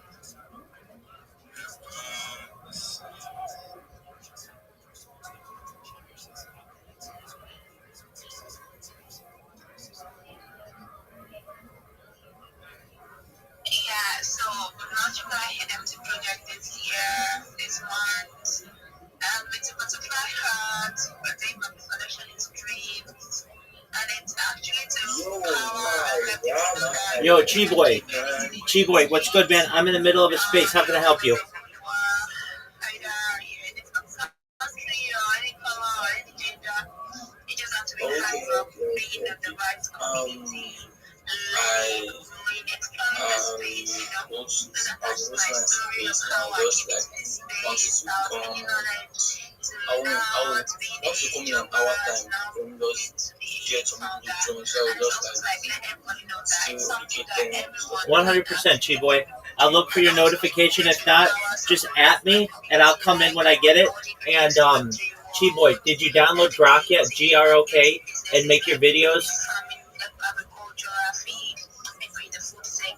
Yeah, I already have but I don't make videos. I want to add all my links to the link tree. Absolutely. Take your time, Chi-boy. At me when you start your space, and I'll be there, okay?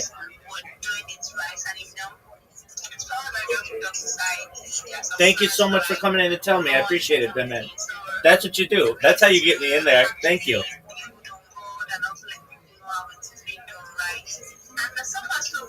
We have more than 20 communities on board. That's why we're not even doing a white list for anyone. Because we have a lot of people on board. And we're trying to do it in the right way also. So we're calling on everyone to come join. The NFT will be housed before this month ends.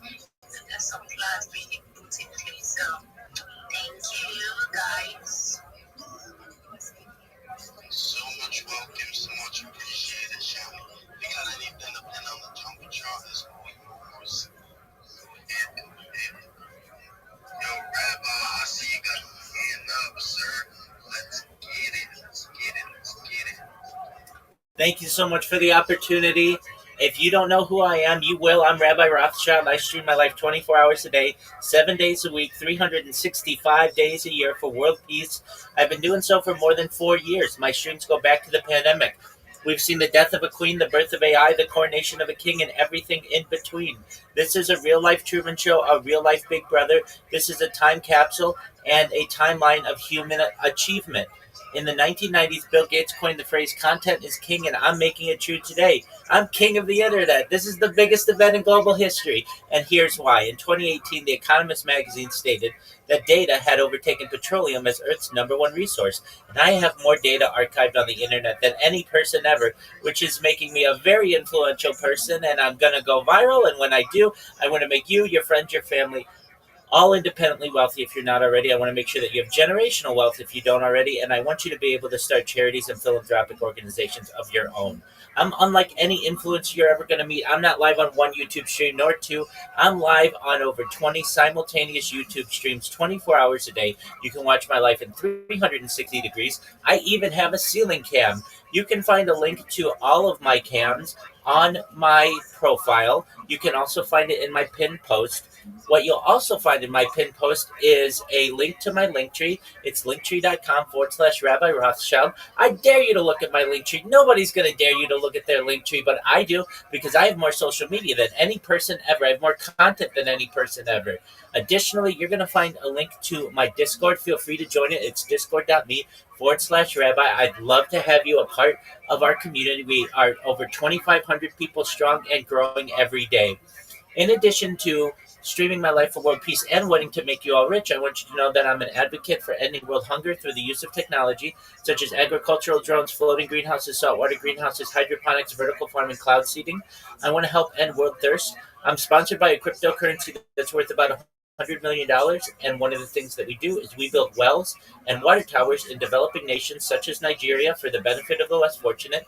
Additionally, I'm an advocate for the LifeStraw program, and most importantly, desalination technology, where we pump Earth's seawater onto land to make it drinkable. If you're a reply guy, if you're a Web3 marketer, if you're a shiller, if you're a raider, and you want a coach, a mentor, a friend, all for free, reach out to me. Send me a follow. I'll follow you right back. Send me a DM. I'll get back to you as soon as I can. Join my Discord. I'm live 24 hours a day to be able to help you with whatever project you may have. But most importantly, I want you to know that I'm here to support you both personally and professionally. I'm here to be a positive person in your life. I'm here to have an optimistic view on the future. And most importantly, I want you to know that I want to give people hope. And with that, I sincerely appreciate the opportunity